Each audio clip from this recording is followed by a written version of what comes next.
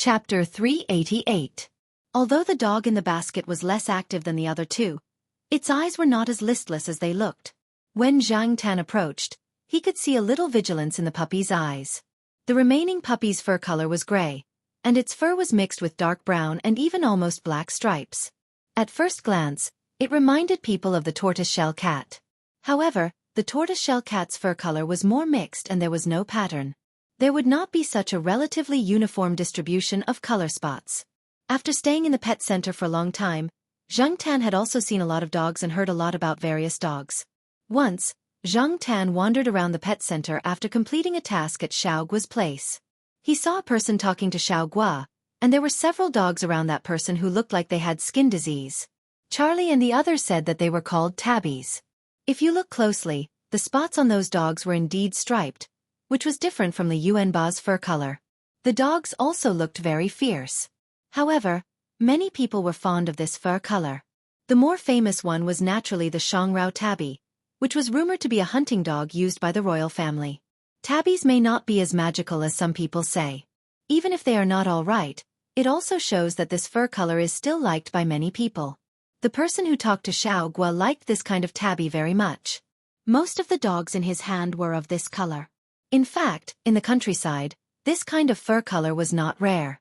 It was just that many dogs in the countryside who were used to watch the house did not care about the color of their fur. In fact, the most important thing was how to raise them. Now, this puppy was the only one left among the three puppies. The fur color was the most important reason. Apart from the fur color, Zhang Tan looked at this puppy and found it quite pleasing to the eye. It was not noisy. In the past, he had heard from Charlie and the others that under normal circumstances, tabby dogs were more stubborn and fierce than other native dogs. They had a good hunting ability and were more flexible than ordinary native dogs. When used for hunting, their performance in small hills was also better. However, because of their impatient and unsteady character, most tabby dogs could rarely be the lead dog in actual combat in large hills. It wasn't absolute, but that was the case in most cases. Tabby looked very cool, unlike many big yellow dogs that looked honest. However, Zhang Tan felt that this little tabby dog was more honest and steady than the little yellow dog that he had bought earlier. Of course, this was just how it looked. As for what it would be like when it grew up, Zhang Tan couldn't say for sure. The surrounding people all disliked the color of the dog's fur, but Zhang Tan felt that it was not bad. The dog that was originally squatting also stood up as Zhang Tan approached. At first, it did not bark much, but after staring at Zhang Tan for a while, it began to whimper, its little tail wagging. The dog seller was puzzled when he saw the black cat running to the dog basket. Since when did the market have such a black cat? It even swaggered around here. Generally speaking, cats and dogs would not be so calm in the market. The murderous aura was too strong, just like the dogs in cages that were about to be sold. In contrast, this black cat was too different. It was not anxious, and it was not afraid of strangers. The stall owner was about to say something, but Old Man Lon had already spoken. "What, black charcoal, have you taken a fancy to this one?" Old Man Lon walked over, squatted down, and looked at the dog carefully. He had not planned to buy it, but after seeing Zhang Tan's behavior, he changed his mind. "Oh, old man, this is your cat. It's so brave." The stall owner laughed. Old Man Lon said, and did not say much. He looked at the dog carefully, and even picked it up to take a look. Seeing that the dog's fur was a little ugly, but it did not seem to be sick, the awkwardness in Old Man Lan's heart eased a little. Looking at the black cat next to him, the balance in Old Man Lan's heart tilted a little. Seeing Old Man Lon hesitate, the stall owner wanted to sell the dog quickly, so he said, "Old man, this is the last dog. If you pass this village, you won't get another one. This dog is a good dog, or else the two bosses would not have bought it. But I see that you don't like the color of its fur. How about this? I'll give you a discount. The two dogs just now were sold for 80, and this one is sold for 60. How about that?" Old Man Lon did not say anything, as if he was still thinking. In fact, he was observing Zhang Tan's reaction. He could not make up his mind about the dog, so he left the choice to Zhang Tan. Seeing that Zhang Tan's gaze was indeed fixed on the dog, Old Man Lon also had the idea of buying the dog. Forget it, it's just the color of its fur. The most important thing when choosing a dog is the dog's inner character. In terms of appearance, There is no need to be too strict, or else it will not be inverted. Old Man Lon comforted himself in his heart. However, Old Man Lan's silence was seen by the stall owner as his dissatisfaction with the price. Looking at the old man in front of him, there was nothing special about his attire, and he did not look like a rich person. Moreover, he knew that old people at this age were very concerned about money and would not be willing to spend more. Therefore, the stall owner thought about whether or not to lower the price. Hearing the barking of a dog, the stall owner looked towards the electric tricycle. Seeing that there was a dog in the cage, he asked Old Man Lon, "Did you just buy the dog on the tricycle?" Old Man Lon, who had already made up his mind, put down the dog and slowly stood up. "Yes, I just bought it. It's 60, and it comes with a cage," Old Man Lon said honestly. However, from the stall owner's point of view, this old man really did have a problem with the price. However, the dog on the other party's tricycle was slightly bigger than his own, and it looked much more energetic. It even came with a cage. If he shouted, 60 again, this deal would probably be off.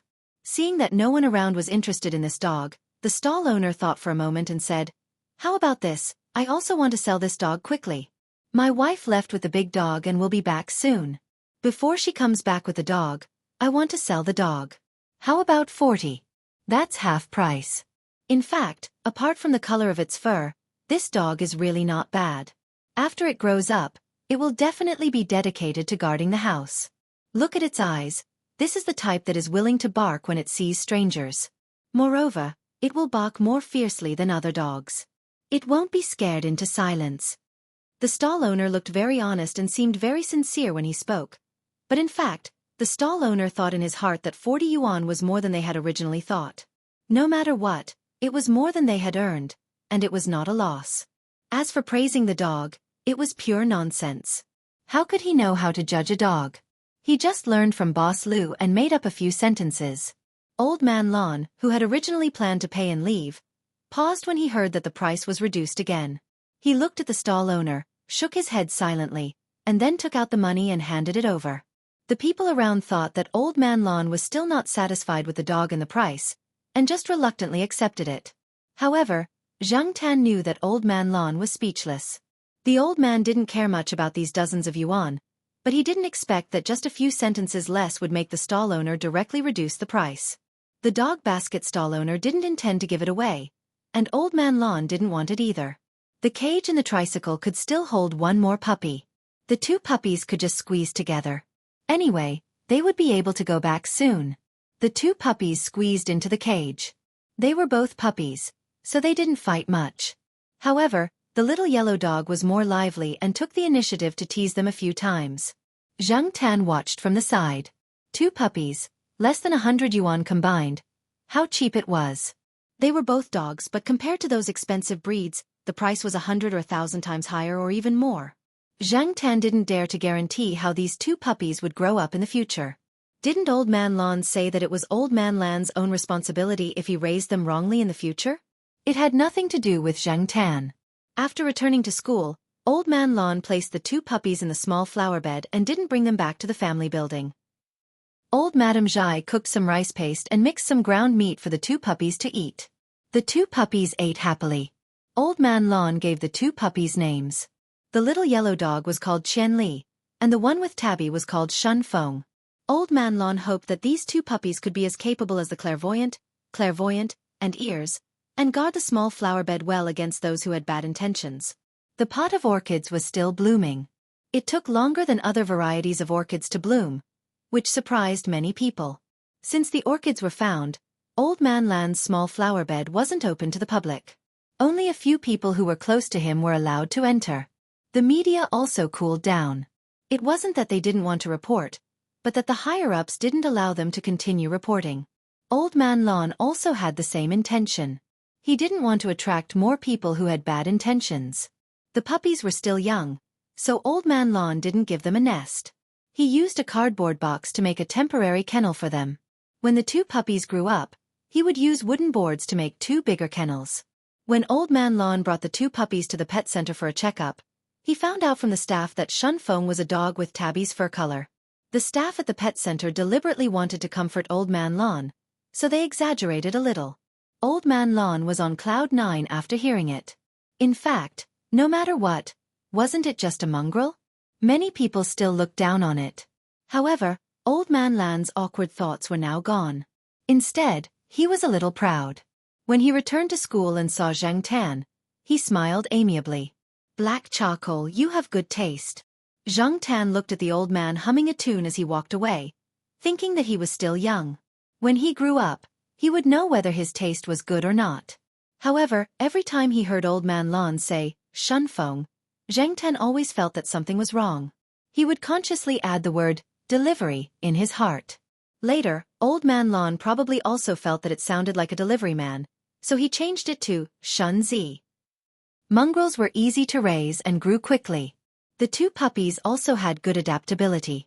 After a few days in the small flower bed, they ran around the yard. Besides Zhang Tan, the first cat the two met was Sheriff.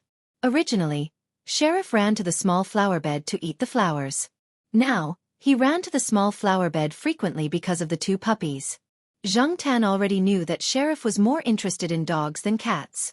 At first, the Sheriff was just curious and didn't go over to play with the two puppies. Instead, he stood on top of the flower shed and looked at the two puppies playing below. He stretched his neck very long, as if he wished he had a giraffe's neck. His gaze followed the two puppies. After discovering the cat squatting on the flower shed, the two puppies came to the bottom of the flower shed.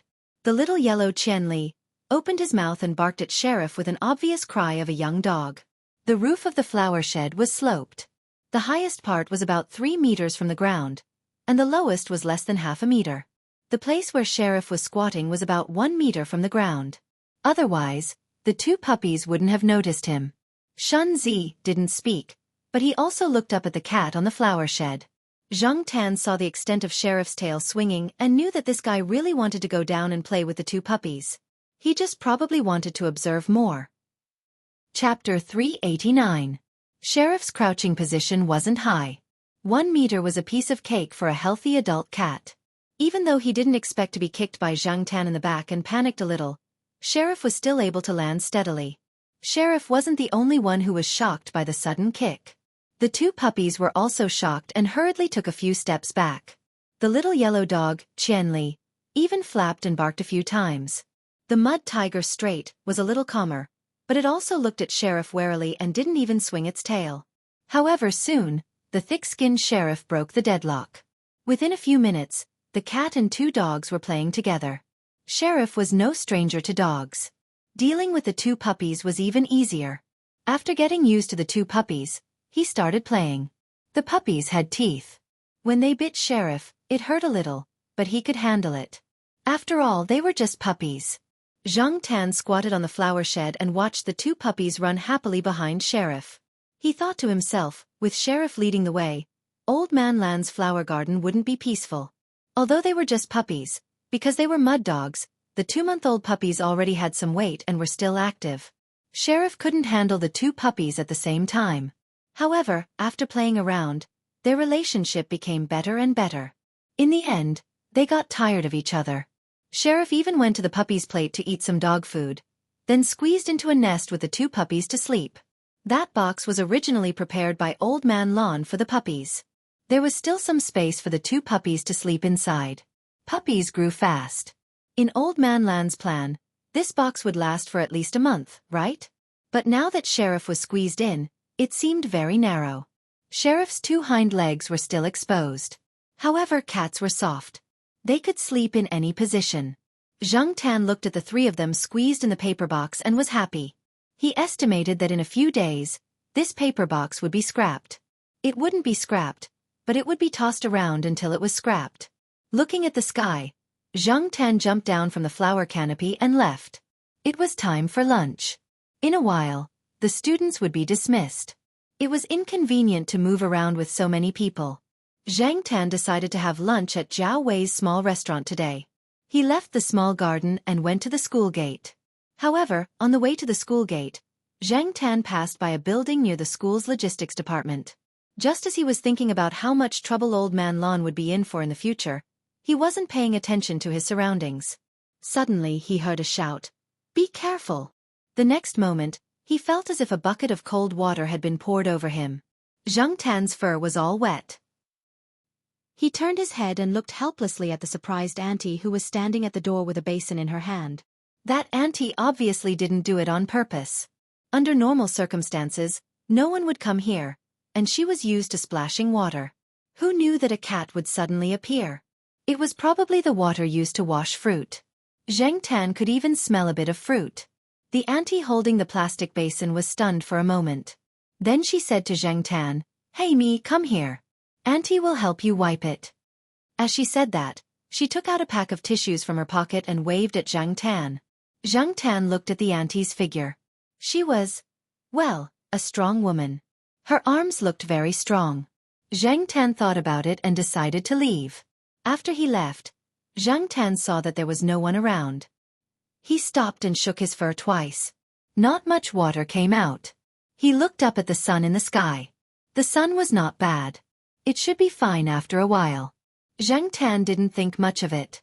He ran out of the school gate with water stains all over his body. However, although there was sun today, it was already December.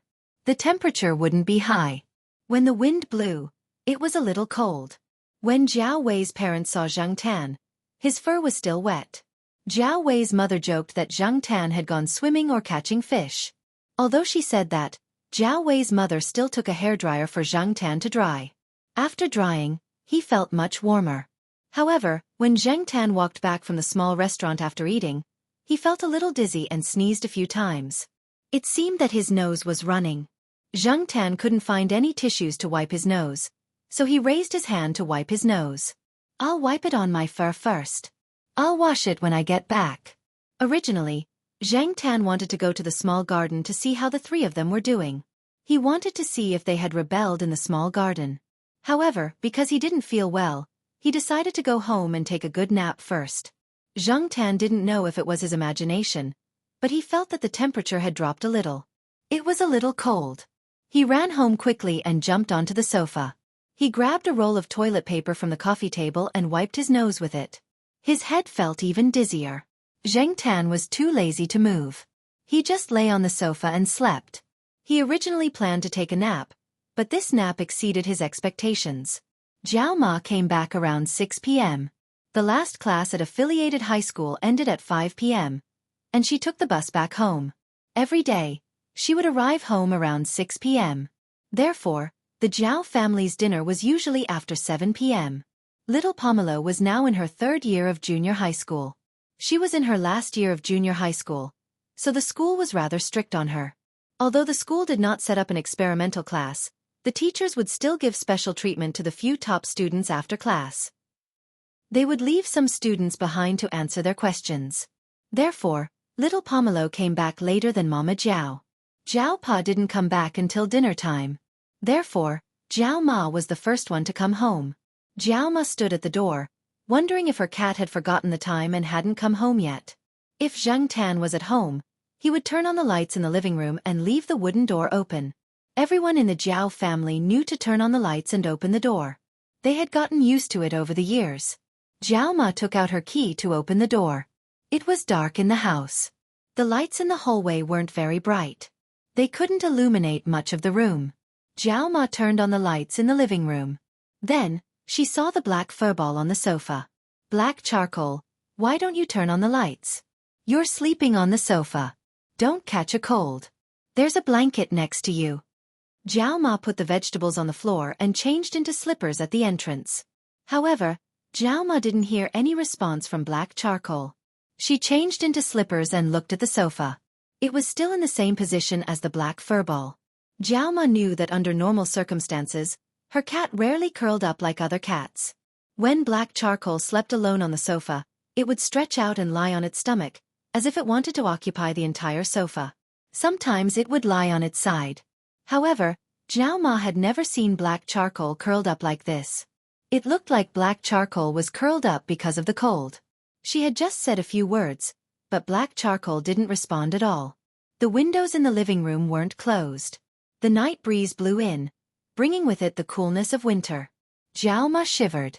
The keys in her hand fell from her trembling hand. She didn't pick them up and quickly walked to the sofa. "Black charcoal. Black charcoal." Jiao Ma shouted a few times, but there was still no response from black charcoal. She reached out her trembling hand and found that black charcoal was still warm and soft. Jiao Ma slowly recovered from the suffocating feeling. Soon, Jiao Ma realized that black charcoal was probably sick. She picked up black charcoal from the sofa and quickly walked out without even changing her slippers. Because she was in such a hurry, the dishes for dinner that were placed on the ground beside her when she changed her shoes were kicked all over the floor. When Mama Jiao went down the stairs, she almost missed her step. Fortunately, she was lucky and steadied herself. After they went downstairs, Jiao Ma took Zhang Tan to the pet center. The pet center was open 24/7. Zhang Tan, who was in a deep sleep, didn't know what was going on around him. He couldn't feel anything. After he fell asleep, it seemed like a long time before he heard a sound. The sound was getting louder and louder. There were all sorts of noises around him. There were people shouting, laughing, chatting, and strong electronic music. He struggled to open his eyes, and in his blurry vision, there were all sorts of lights flashing. He could only see the blurry figures moving around, but he couldn't see them clearly. Even though he couldn't see or hear clearly, Zhang Tan felt strange and familiar at the same time. Aside from the blurred vision, the sounds around Zhang Tan made her already dizzy head hurt even more. It was as if someone was drumming beside her ears, causing her to feel dizzy and dizzy. A figure approached him. Even though it was close, Zhang Tan couldn't see what the person looked like. "Zhang Tan, are you really drunk? You can't hold your liquor at all." His voice sounded indistinct and indistinct. It had been a long time since someone called him Zhang Tan. When he heard it, Zhang Tan didn't react. Even after he reacted, he couldn't remember who the owner of the voice was. Zhang Tan tried to open his eyes wide to see who was in front of him, where he was and what was going on. But it was still in vain. He was so close that he could touch him, but he seemed to be thousands of miles away. This made Zhang Tan feel conflicted. This feeling didn't last long. Zhang Tan found that the world was gradually out of balance and became distorted. His blurry vision was distorted and he couldn't see anything. The people and things around him seemed to be farther and farther away. Zhang Tan wanted to say, "Wait, I haven't seen clearly yet." But the world became quiet again and there was nothing around him. After a long time, Zhang Tan gradually heard a vague sound. The sound gradually became louder and clearer. It wasn't as blurry as before. Zhang Tan felt that he was poked. It wasn't hard, just a light poke, and it was a little itchy. Then, Zhang Tan heard a familiar voice. "Why isn't Brother He awake yet?" Oh, it was Air Yuan from Air Mao's family. Air Yuan was almost 2 years old now. With Air Mao's talkative father around, Air Yuan learned to speak very quickly. "Air Yuan, don't mess around. Brother He is just sick and sleeping. He needs to rest." It was another voice. It was Fatty Wei, Celestine's brat who was getting rounder and rounder. "Sick?" Air Yuan asked. "Yes, my dad said so." His original words were Hey. What's Brother He's name?" Fatty Wei wanted to repeat his dad's words, but he forgot what Hey was. What was his name again? Fatty Wei suddenly couldn't remember. They usually only called him Brother He and had almost forgotten Zhang Tan's cat name. "Air Yuan, what's Brother He's name?" Fatty Wei asked. "It's Hey. Hey." Air Yuan tried hard to remember how his dad called him Brother He. After thinking for a few seconds, he slowly said, "It's Hey. Hey Bun." Chapter 390. When Zhang Tan opened his eyes, he found himself in a small room of about 10 square meters. There was some medical equipment in the room, and there was an unpleasant smell of medicine in the air. The only people in the room were Fatty Wei, Yuan Air, and Yuan Air's mother. When the two children were talking, Yuan Air's mother, Gong Qin, was sitting at the side reading a book about how to take care of sick pets. As for the black steamed bun that Yuan Air mentioned, she had misheard and remembered wrongly. Air Mao kept calling Zhang Tan black coal, and Yuan Air only remembered 3 words. After thinking for a long time, she thought that it was probably black steamed bun. She had eaten steamed buns this morning, so she directly thought of the word steamed bun. Fatty Wei and Yuan Air were arguing about whether Brother He's name was 2 or 3 words. When they saw Zhang Tan open his eyes, the two children were stunned for a moment, then shouted loudly, "Mom, Mom! Brother He woke up! Dad, come in quickly!" Brother He opened his eyes. Celestine and Air Mao were talking outside. When they heard the voices inside, they opened the door and came in. When they looked at the cat bed, the cat on the bed was stretching his limbs and yawning. Yo, Black Coal woke up. Air Mao laughed. After saying that, he called Xiao Gua and informed the Jiao family. It's good that he woke up. He's fine now that he's awake, Celestine said. When Zheng Tan was unconscious, Xiao Gua asked someone to check on Zheng Tan. They suspected that he had caught a cold, but what was strange was that after injections and medicine, his body temperature returned to normal, and his breathing returned to normal. He recovered much faster than other cats, and it seemed that there shouldn't be any major problems. However, Zheng Tan didn't wake up. It was as if he was in a deep sleep, and he maintained this state for a week. This really worried the Jiao family. Xiao Gua also invited a lot of specialists and even asked some famous veterinarians, but none of them could solve the problem. He could only wait. Now, after learning that Zheng Tan had woken up, Xiao Gua brought some people to give Zheng Tan a comprehensive checkup. The result of the checkup was that everything was normal, and its condition was much better than that of other cats of the same age. Whether in terms of bones or muscles, it was much better than other cats of the same age. There was no sign of aging at all. The Jiao family breathed a sigh of relief when they received the diagnosis. However, when they asked if something similar would happen again, the doctor at the pet center could not give a definite answer. Compared to humans, the treatment methods for pet diseases were not as perfect. All kinds of situations were possible. All they could do was record the case and then discuss it. If they couldn't find the answer, there was nothing they could do. So, the best way is to pay more attention to the cat. Don't let the cat get sick, so it can stay in good condition for a longer time, Xiao Gua said to the Jiao Pa, Jiao Ma, and Jiao Ma. Since everything was normal, Zheng Tan didn't want to stay in the pet center anymore. He went straight home with the Jiao Pa, Jiao Ma, and Jiao Ma. Zheng Tan was sick for a week. During this week, Zheng Tan stayed in the pet center. Xiao Gua specially prepared a separate room for Zheng Tan. This was a special treatment. The Jiao family was very worried when they found out that Zheng Tan was sick. They blamed themselves for neglecting Zheng Tan because they were busy with their own things. That was why Zheng Tan caught a cold. It wasn't a big deal for humans to catch a cold, but it was different for animals. A small illness could be dangerous if it wasn't treated properly, let alone Zheng Tan, who was gradually entering his old age in everyone's eyes. During his hospitalization, the Jiao family came to visit him several times a day. Their phones were turned on 24 hours a day in case something happened. Little Pomelo and Jiao Yuan were in their third year of middle school and high school respectively. Both of them had their monthly exams at the end of November. Because of Zheng Tan's illness, their exams were affected, especially little Pomelo. If it weren't for the Jiao Pa's supervision, she would have missed the exam. As for the Jiao Yuan, Jiao Pa, Jiao Ma didn't intend to tell the Jiao Yuan. Unexpectedly, the Jiao Yuan noticed something was wrong from Jiao Ma's condition.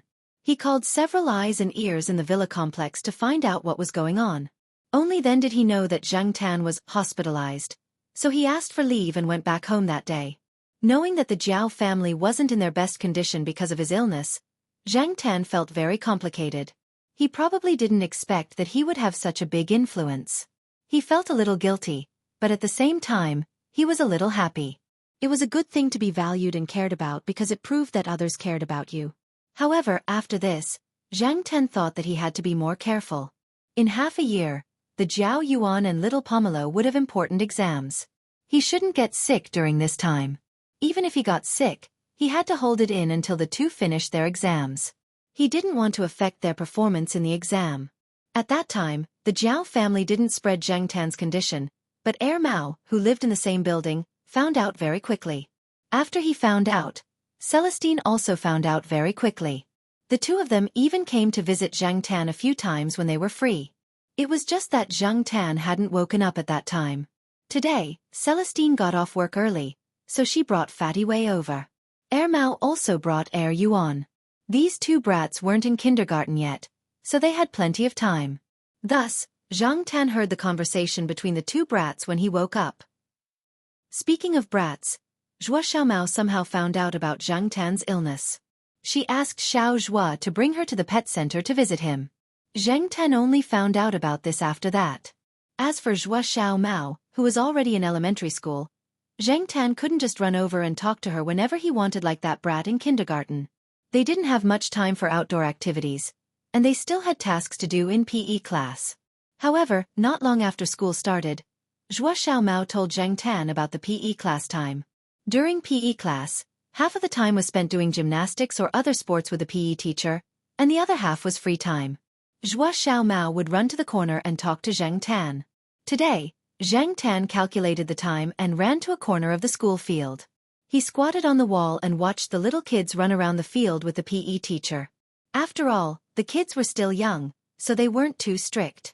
After jogging for a while, they rested for a few minutes. Zhuo Xiaomao ran over and mysteriously told Zhang Tan that in order to celebrate Zhang Tan's recovery and discharge from the hospital, he had prepared a small gift that he made himself. When Zhang Tan heard that this brat had made it himself, his heart skipped a beat. It wasn't that he was thinking too much. Last year, he received 2 gifts from this brat. 2 greeting cards. One was given during the Dragon Boat Festival. When the card was given, it came with a bottle of grape juice. Zhang Tan thought that it was for him to drink, but he didn't think that the bottle of grape juice was for the greeting card. Zhang Tan went home with mixed feelings and poured the grape juice on the opened greeting card. Not long after, he saw a large abstract-style dumpling painting on the greeting card. As for the second greeting card, it was given by Zhuo Xiaomao during the Mid-Autumn Festival. This time, there was no grape juice. Very good, but Zhang Tan used the time when there was no one at home to open the greeting card in his room. Then, according to Zhuo Xiaomao's instructions, he held little Pomelo's hairdryer and blew on the greeting card for a long time. When the greeting card was hot, something appeared on it, an abstract-style painting of a mooncake. Zhang Tan's feelings at that time. Therefore, now that Zhuo Xiaomao said that he wanted to give Zhang Tan a small gift to celebrate his recovery, Zhang Tan's beard trembled. He was afraid that this brat would come up with an especially funny gift. The PE teacher blew the whistle to gather the students. Zhuo Xiaomao quickly said to Zhang Tan, "The gift isn't ready yet. I'll give it to you after Christmas." Then he ran away. Zhang Tan shook his head. Forget it, he didn't want to argue with this brat. Seeing that it was about time, Zhang Tan took a small stroll around the campus. Then, he ran to Zhao Pa's office at the Institute of Biological Sciences.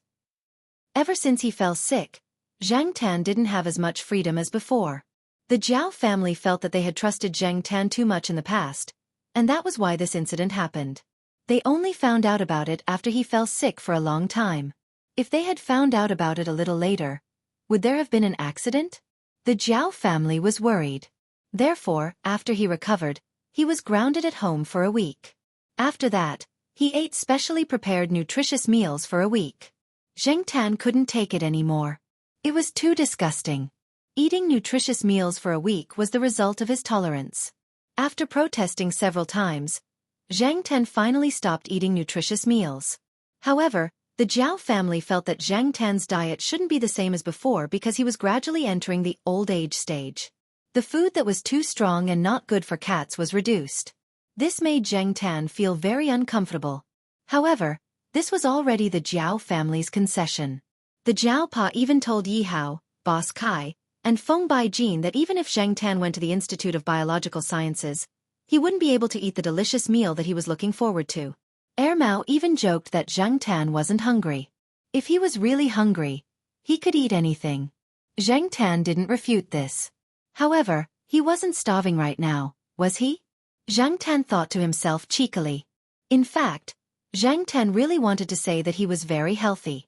He was so strong that he could easily lift the dining table at home. However, he couldn't say that. Moreover, the Zhao family was scared this time. They no longer listened to Zhang Tan's wishes like before. If it was possible, the Zhao family even hoped that Zhang Tan wouldn't go out and stay at home. Unfortunately, this was impossible. The Zhao Pa had already prepared lunch. After heating it in the microwave, it was Zhang Tan's lunch. After eating, Zhang Tan took an afternoon nap in the Zhao Pa's office. After that, he climbed out of the window and wanted to stretch his body. It had been a long time since he went to the small forest at the edge of the neighborhood. Zhang Tan decided to go for a run. He quickly jumped and shuttled through the forest. He was as fast and as familiar as before. He wasn't rusty. I'm not old, Zhang Tan thought. I'm still young. After running for a while, he felt much better from his gloomy mood. Zhang Tan squatted on a tree branch to rest. He looked at the fallen leaves in the forest that had already turned yellow. They swirled and fell as the wind blew. Zhang Tan remembered the dream he had when he was sick. It was strange. He could still remember the dream so clearly after waking up. Moreover, Zhang Tan gradually remembered where that dream had been. It was a place where demons ran wild. It was a place he used to like to pass time. Sometimes, when he was in a bad mood, he wouldn't even go to class. He would call a few of his friends and go there. However, was that really a dream? Zhang Tan lowered his head and looked at his cat paws. He let out a long sigh. After jumping down from the tree, Zhang Tan planned to go home. However, after taking 2 steps, he stepped on something. He pushed aside the leaves to take a look. It was a small piece of pencil. On it, he could see the words, 5B. It was probably lost by a student from the School of Fine Arts who came here to sketch. The higher the H value of a pencil, the harder and lighter it would be. The higher the B value, the softer and thicker it would be. A 5B pencil was suitable for some dark colors. Some students like to use a pen with a high B value to practice their control of the pen. Zhang Tan looked at the pencil under his feet for half a minute. He didn't care about the stains on the pencil. With the pencil in his mouth, he ran to the outer wall of the school that was relatively close to here. He stepped on a branch in a place where there was no one. When he was about 178 meters above the ground, he grabbed the pencil and wrote a line on the wall. Chapter 391. After he finished writing, Zhang Tan hid the pencil in the tree hole where he used to put his phone. He would need it in the future, so he was not in a hurry to throw it away. Although Zhang Tan had not been to the tree hole for a long time, there were no other animals living there, so it was quite clean. Zhang Tan picked up a plastic bag and wrapped the pencil in it. After he put it in the tree hole, he went home. Zhua Kitten said that she would give him a present for Christmas. Zhang Tan could not guess what it was, but he calculated the time and knew that it would be soon. On Xiaogua's side, Zhang Tan also participated in the double-egg program about Christmas and New Year's Day. However, Xiaogua did not let Zhang Tan run and jump vigorously anymore. It was probably because Zhang Tan's illness not long ago had frightened Xiaogua and he had not recovered yet. Because of this, Zhang Tan's Christmas task was not heavy. According to the plan, he just had to make a few poses and take a picture. Xiaogua also did not ask Zhang Tan to work overtime. When it was time, he asked Charlie to send Zhang Tan back safely. If he did not work overtime, he would not get overtime pay. Fortunately, Zhang Tan's savings over the past 6 months were enough to give him some red packet money. It was good to relax now. On the night of the 24th, the Jiao family had just finished dinner. They did not celebrate the Western festival like the students outside.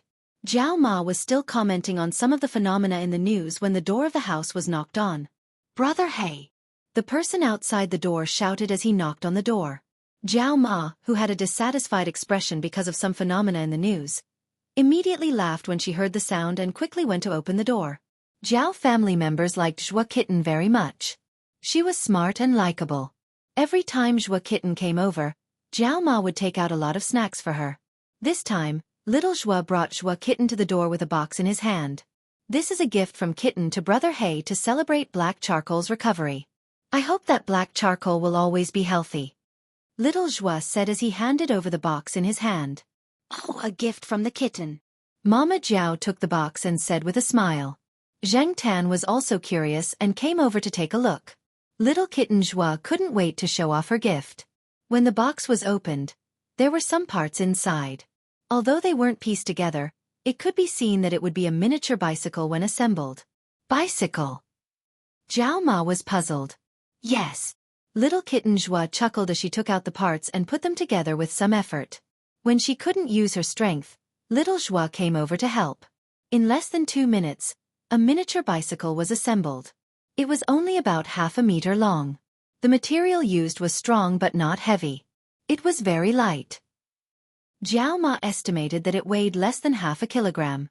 Kitten said that she used to drive a 4-wheeled car with black charcoal, and she missed it a lot. There are still pictures of the past pasted on the bedroom wall.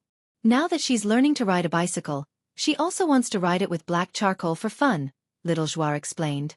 Many students in primary school ride bicycles, but they don't rely on this to go to school.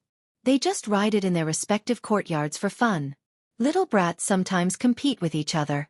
Little kitten Joie would no longer touch the four-wheeled children's car that was completely used to deal with children. Instead, she was learning to ride a bicycle. Therefore, when she was thinking about preparing a gift for Zhang Tan, she thought about riding a bicycle. However, little kitten Joie was still young after all. She didn't consider Zhang Tan's uniqueness.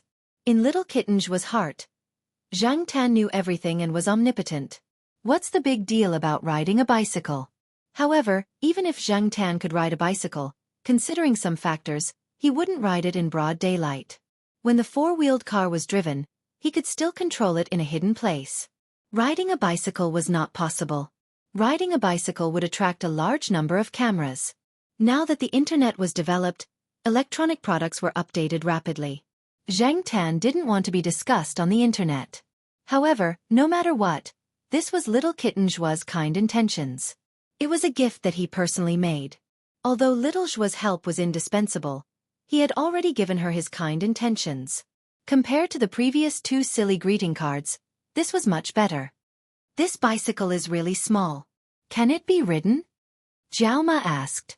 It can be ridden, and this is made according to the size of black charcoal. There are 2 auxiliary wheels. I just don't know if black charcoal can ride it. Little Joie laughed. In little Joie's opinion, this bicycle was not needed, but little kitten Joie wanted to make it, so she helped. She also asked a junior brother to get some strong and light materials. Jiao Ma didn't expect to use it, but this bicycle was the same as Zhang Tan's four-wheeled cat car. It could be used as an ornament at home. In the end, Zhang Tan didn't ride the bicycle in front of these people.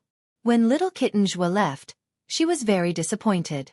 She also advised Zhang Tan to learn how to ride a bicycle early and go out for a walk. Unfortunately, this matter was probably not going to happen. This miniature bicycle was not dismantled for the time being. It was placed in Zhao Yuan's room. Anyway, Zhao Yuan now stayed at home for a short time every week. There was no place to put things, so he put them in his room. Zhang Tan didn't plan to ride the bicycle out, but for this bicycle, Zhang Tan still liked it very much. He had seen little kitten Joie play with a bicycle model toy before. It was a toy model car made of plastic. This bicycle was probably built according to those models. Little kitten Joie's current ability was not enough, so the main contributor was little Joie. There was no one in Zhao Yuan's room. Zhang Tan squatted in front of the bicycle. When no one was looking at the room, he reached out and lifted it. Yes, it was very light. For other cats it was heavy, but for Zhang Tan, it was no problem at all. Zhang Tan planned to ride it when there was no one at home to play. Just as he was thinking, the Jiao Pa who had just answered the phone in the master bedroom, shouted, "Black Charcoal, come here. You have a call." Usually, it was Air Mao or Celestine who called. However, they wouldn't call Zhang Tan directly. Usually, they would call the Jiao Pa to talk about something. Now, it was really hard to think of anyone who would call Zhang Tan directly. Zhang Tan came to the master bedroom and jumped onto the bedside table where the phone was placed. The phone was on speaker mode, and Zhang Tan could hear the sound of laughter on the other end. There were both men and women, and they seemed to be talking in hushed tones. There was laughter in their voices, but Zhang Tan could not recognize them. They were probably strangers. "Okay, Black Charcoal is here," the Jiao Pa said from the side. Then, there were 2 sounds on the other side of the phone, like the sound of flapping wings. Then, Zhang Tan heard a voice that he hadn't heard in a long time. "I didn't forget you forgot me, you even said the wrong name, this proves that you were lying to me, let's see what you say today, Zhang Tan." As soon as he heard this voice, Zhang Tan immediately took a few steps back. F***CK. I'm not answering this guy's call. At the beginning of November, because the temperature in Chuhua City dropped sharply, the B***TCH bird was listless at home all day. However, after its owner took it to the warm south, the bird began to show off again. There was some laughter on the other side of the phone. It was obvious that there were a few people on the other side of the phone. They were probably the family of the B***TCH bird's owner, Professor Tan, who lived in the south. Professor Tan didn't let General Tan show off too much over the phone. Soon, he took the right to speak and started chatting with the Jiao Pa. Professor Tan had been in contact with the Jiao Pa before. Professor Tan had given the keys to his house on the 4th floor to the Jiao Pa. There were some plants in the house that needed to be watered. Although there was an automatic watering machine, he still had to check on them from time to time. Therefore, the Jiao Pa would go to Professor Tan's house on the 4th floor every week and then send him an email to explain the situation. The Jiao Pa talked about Zhang Tan's illness later on when he chatted with Professor Tan. Today's phone call wasn't made by Professor Tan. Instead, General Tan pecked the number with his beak in the name of showing concern for Zhang Tan. In the end, when Zhang Tan arrived, he heard the B*TCH bird singing an old song that it had just learned. He didn't know who taught it in Professor Tan's house. General probably hadn't finished singing on the other side. Professor Tan was still complaining that General was pecking the phone line to vent his anger. Apart from General Tan, Professor Tan had originally planned to call the Jiao Pa in the next 2 days. I heard that you were selected as this year's Provincial Person of the Year? Congratulations, congratulations, said Professor Tan. Zhang Tan was just about to leave when he heard the voice coming from the phone. He stopped in his tracks and decided to listen a little longer. Person of the Year? It sounded so awesome. However, when did Jiao Pa get selected as the Provincial Person of the Year? The Jiao Pa held the phone and caught a glimpse of Zhang Tan's movements from the corner of his eye. He glanced over and then looked away. Then he started chatting with Professor Tan. Only then did Zhang Tan know that the so-called Person of the Year was actually an annual event held in the province to select outstanding people who had made outstanding contributions to the province, achieved impressive results, and embodied the spirit of the times. There were people from academia, finance, sports, entertainment, and other circles. Jiao Pa was one of the top 10 outstanding young teachers. In the eyes of some people, it was just an empty title. However, it was not easy to get this title. Not only did one have to be strong, but one also had to have a good relationship with others. Listening to the conversation between Jiao Pa and Professor Tan, it seemed like the two of them did not care much about this title. Generally speaking, people who did not care about this title were either jealous or sour grapes. Otherwise, they were people like Jiao Pa and Professor Tan who had already received better titles. Actually, if it were not for the previous accolades, the honor of this kind of annual awards would not have been given to Jiao Pa. Speaking of which, Jiao Pa had worked very hard for the past 2 years. He was so busy that he was rarely seen. His influence in the Institute of Biological Sciences was also getting bigger and bigger. Once, Zhang Tan even overheard the Institute of Biological Sciences students talking about who would be the next person to carry the banner of the institute. Among the candidates, Jiao Pa's popularity was very high. The leaders of the institute also gave face to Jiao Pa. Even without talking about his ability, that red mouse was still jumping around in the laboratory. When the bosses of the related research teams voted, they had to consider Jiao Pa's contributions to the institute, right? The institute was planning to use this opportunity to do more public relations. This time it was not only to the academic circle, but also to the general public. The award ceremony would also be broadcasted on the provincial TV station. Because it involved a wide range of people, including big entrepreneurs and CEOs of big companies, as well as more well-known sports and entertainment celebrities, the program's viewership ratings would also be higher. With this opportunity, how could the institute let go of this opportunity to make its presence known? Professor Tan had experience with this before, so this time, he called Jiao Pa to teach him some techniques. After all, it was not just about attending an award ceremony. He would also have to come into contact with famous people from all walks of life, including political figures. He could not afford to make any mistakes. Don't think that you can ignore people from other walks of life just because you are in the academic field. Otherwise you will suffer. Chapter 392. In fact, another teacher had almost squeezed Jiao Pa out of the running for the Young Teacher of the Year award. After all, the quota was limited. There were so many schools in the province, and the selection was not only limited to universities but also primary and secondary schools. Even if some people did not care for this award, the competition was still quite fierce. After all, this was an honor with a certificate. As for why that teacher was squeezed out, Zhang Tan later found out when he was on his way to Jiao Pa's office. He overheard a few students from the Institute of Biological Sciences talking about it. That young teacher had a strong background. One of his parents was a well-known professor, and the other was a successful businessman. His family also had people who were active in the political system.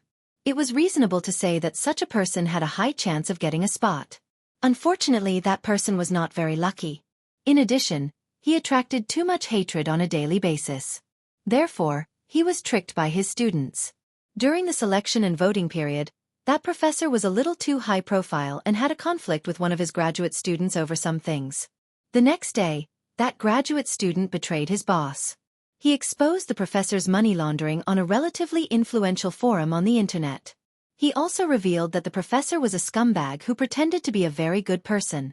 That postgraduate student was probably an expert at writing papers in the liberal arts field. His words revealed a strong sense of grievance and resentment, causing others to sympathize with him. Others could understand this as well. After all, no one would be happy to be stuck at graduation, let alone for 2 years. In fact, the graduate students under each supervisor knew very well what kind of person each supervisor was. Whether it was a master's student or a doctoral student, there would always be some accounting and money flow involved. They would also have some understanding of the supervisor's background. Just like how Xianxia and her juniors would gossip about Professor Zhao when they were together, the students under each supervisor would also gossip about their own supervisor. Do not underestimate the ability of the students. Once they were active, they would be in big trouble. This time, that young professor was stabbed in the back by his own student. If his family did not find someone to suppress this matter, the whole country would have known about it. However, even if the matter was suppressed, his quota was revoked. Therefore, Zhao Pa had the opportunity to replace him. Otherwise, in terms of background, achievements and political influence, Zhao Pa would not be able to compete with Zhao Pa.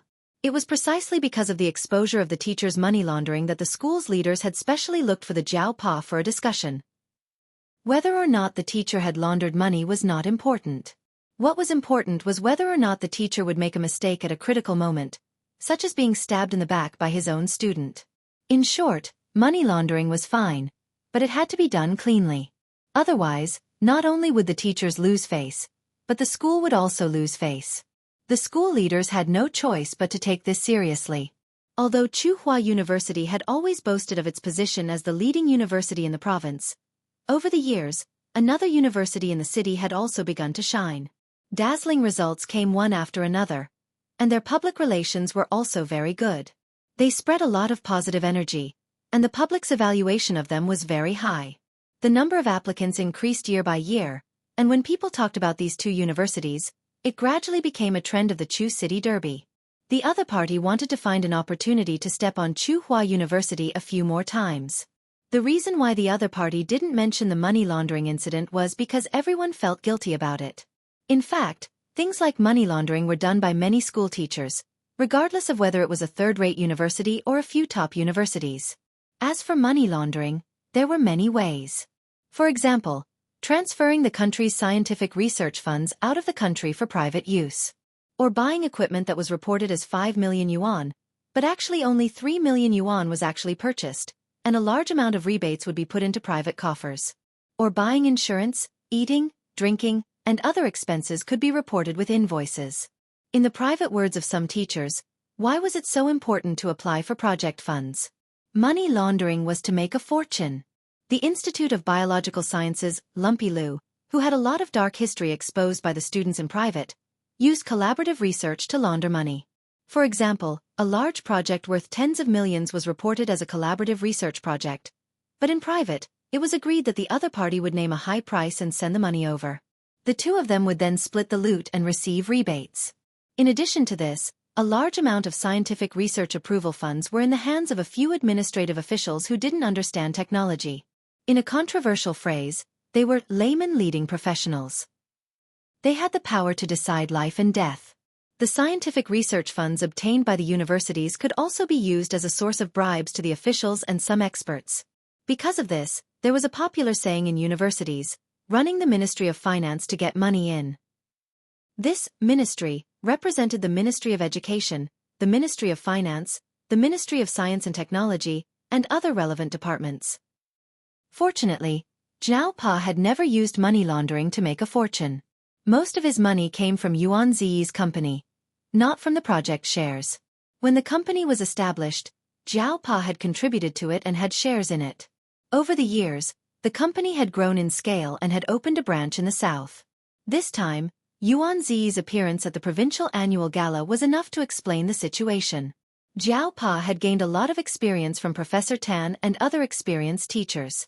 Jiao Ma had specially bought a suit for Jiao Pa to wear to receive the award. As for the suit, Jiao Pa couldn't buy something too extravagant.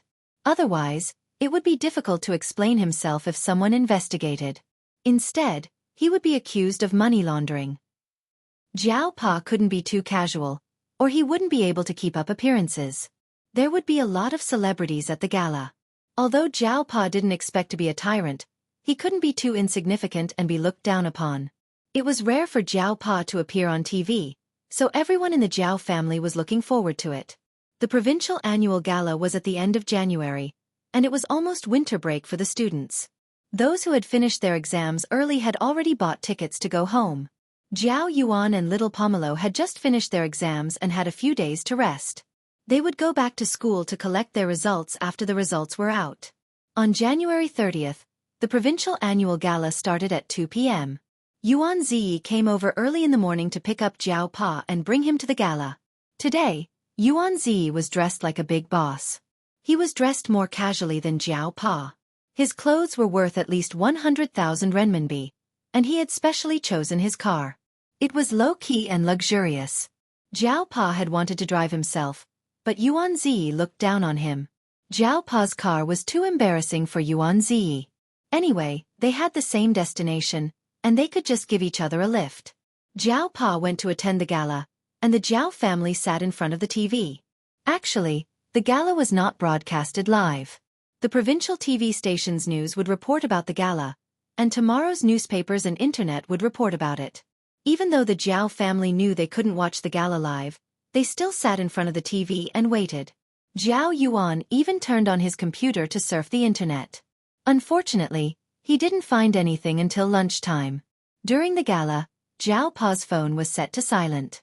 It was not convenient for him to answer the call while he was sitting in the hall. Dinner will be served in the afternoon, and Jiao Pa called home at 6 p.m. He said he would not be home for dinner and would be home later. Jiao Ma didn't want to ask too much over the phone. She was relieved to know everything was going well. Jiao Yuan, little Pomelo, and Zheng Tan listened to Jiao Ma while she was on the phone. Jiao Yuan still wanted to ask Jiao Pa to ask those celebrities for autographs, but Jiao Ma had already hung up. At 7:30 p.m., CCTV's news ended, and the provincial TV station's news followed suit. This time, the Jiao family's 3 people and 1 cat were all watching the news attentively. They didn't want to miss a single detail. "It's out! It's out!" Jiao Yuan said excitedly. On the TV, the provincial TV station's news was talking about the annual gala that was going to be held today. The venue was huge, and it looked very grand. There were several special shots of the provincial leaders. Zheng Tan saw Mao's father. He looked quite similar to Mao, but he looked more serious. He looked more like Mao's older brother. Well, to be a leader one had to look mature. For someone like Mao, who often made silly mistakes, it was better for him to be a freelancer. Most of the shots were focused on the provincial leaders. Zheng Tan also saw a few familiar faces, such as Mr. Liu. However, Feng Xiaokong was more familiar with Mr. Liu. Zheng Tan was more familiar with Mr. Liu's son, Liu Yao. He used to race cars with Mr. Liu. Now that Mr. Liu had grown up, he didn't play with remote control cars anymore. Instead, he played with the small sports car his father had custom-made for him. The rest of the people were mostly shown for a short time. A few celebrities could be seen. Jiao Pa was not very conspicuous in that short time, but he was still found out by the Jiao family. Yuan Zi was also found out. Among the top 10 outstanding young teachers, the one who was shown the most was a woman in her 30s who was teaching in a mountainous area. Everyone could understand this. Therefore, everyone was relieved that Jiao Pa was only shown for a short time. When Jiao Pa came back in the evening, Yuan Zi came up to talk with him. Compared to Jiao Pa's calmness, Yuan Zi was in a good mood. It was not because of the award ceremony, but because of what he had seen and heard during the gala. Jiao Pa knew that children in their teens like to chase after celebrities. Without Jiao Yuan telling him, Jiao Pa brought a book to the celebrities to ask for their autographs. When the celebrities arrived, Jiao Pa gave each of them an autograph. Jiao Yuan and little Pomelo looked at the autographs while listening to Yuan Zi talk about the award ceremony and what happened at the buffet after the ceremony. When they heard that Jiao Pa had asked for an autograph, one of the celebrities was very cold and impatient, Zhao Yuan, Little Pomelo, and Zheng Tan stopped what they were doing. Which celebrity? Zhao Yuan asked. That one. Yuan Zi thought for a long time before he finally remembered the name of the celebrity. After Yuan Zi left, when Jiao Pa and Jiao Ma were not paying attention, Zheng Tan saw Zhao Yuan tear the page with the cold celebrity's autograph from the book and throw it into the wastebasket in the toilet. TSK this kid. Well done. The next day, there were indeed a lot of discussions about yesterday's ceremony in the newspapers and online forums. In the more political pages of the newspapers, the ones who were mentioned most were the typical ones who had been selected by the provincial government. The others were just names, and there were only 1 or 2 sentences at most. However, in the entertainment section, there was a huge report. There were also many large photos of the celebrities sitting in the seats at the venue. There were also many articles that touched on many topics, such as which brand the celebrities were wearing at the venue, whether they had plastic surgery, what their hairstyles were like, how their breasts were, whether there were any family conflicts, whether the recent scandals were true, and so on. It was fine if it was in the newspapers. After all, it was in the entertainment section. But what about online? If one did not look at the entertainment section, one would look at the large community forums. On some of the more active public communication platforms, the majority of the articles were still about the celebrities. From their clothes, family conflicts, and their recent movies, everything was mentioned. Although there were some studios and promoters involved, there were too many articles. Some of the photos taken by the reporters at the gala were mostly celebrities. In the photos, there were many famous celebrities. Compared to the celebrities who were being chased by the reporters and getting autographs, interviews, and photos taken with them, the rest of the people seemed to be reduced to the background. There were more photos of the financial figures. People like Jiao Pa, who was a young teacher, were not paid much attention to. Zhao Yuan found a photo. The majority of the photo was of a celebrity with exquisite makeup. The people next to her and diagonally behind her were not mentioned in the article. They were reduced to mere passers-by. Many people replied to the post with words like, "Awesome." The reason why Zhao Yuan saved this photo was because it was the only photo of Jiao Pa that he could find. Although in the photo, Jiao Pa was only a passerby. This was a very common phenomenon. Many people who saw it felt that it was natural. Zhao Yuan had an argument with the people on the forum. He had just replied, "The fame and attention of a celebrity is already high enough. Why don't you share it with others?" And was attacked by the fans. Now, he was arguing with the people in a fit of pique. At the same time, he summoned his friends from the courtyard, Xianxia, Suen, Lan Tianzhu, and the others to join in the fight. Zheng Tan was also unhappy. Zheng Tan also wanted to join in the fight. Unfortunately, there were people at home and Zhao Yuan had his computer. He could not hit anyone or touch the keyboard. His claws were itchy and he wanted to do something to vent his anger. After thinking for a while, Zheng Tan went out and went to the old tile-roofed housing area.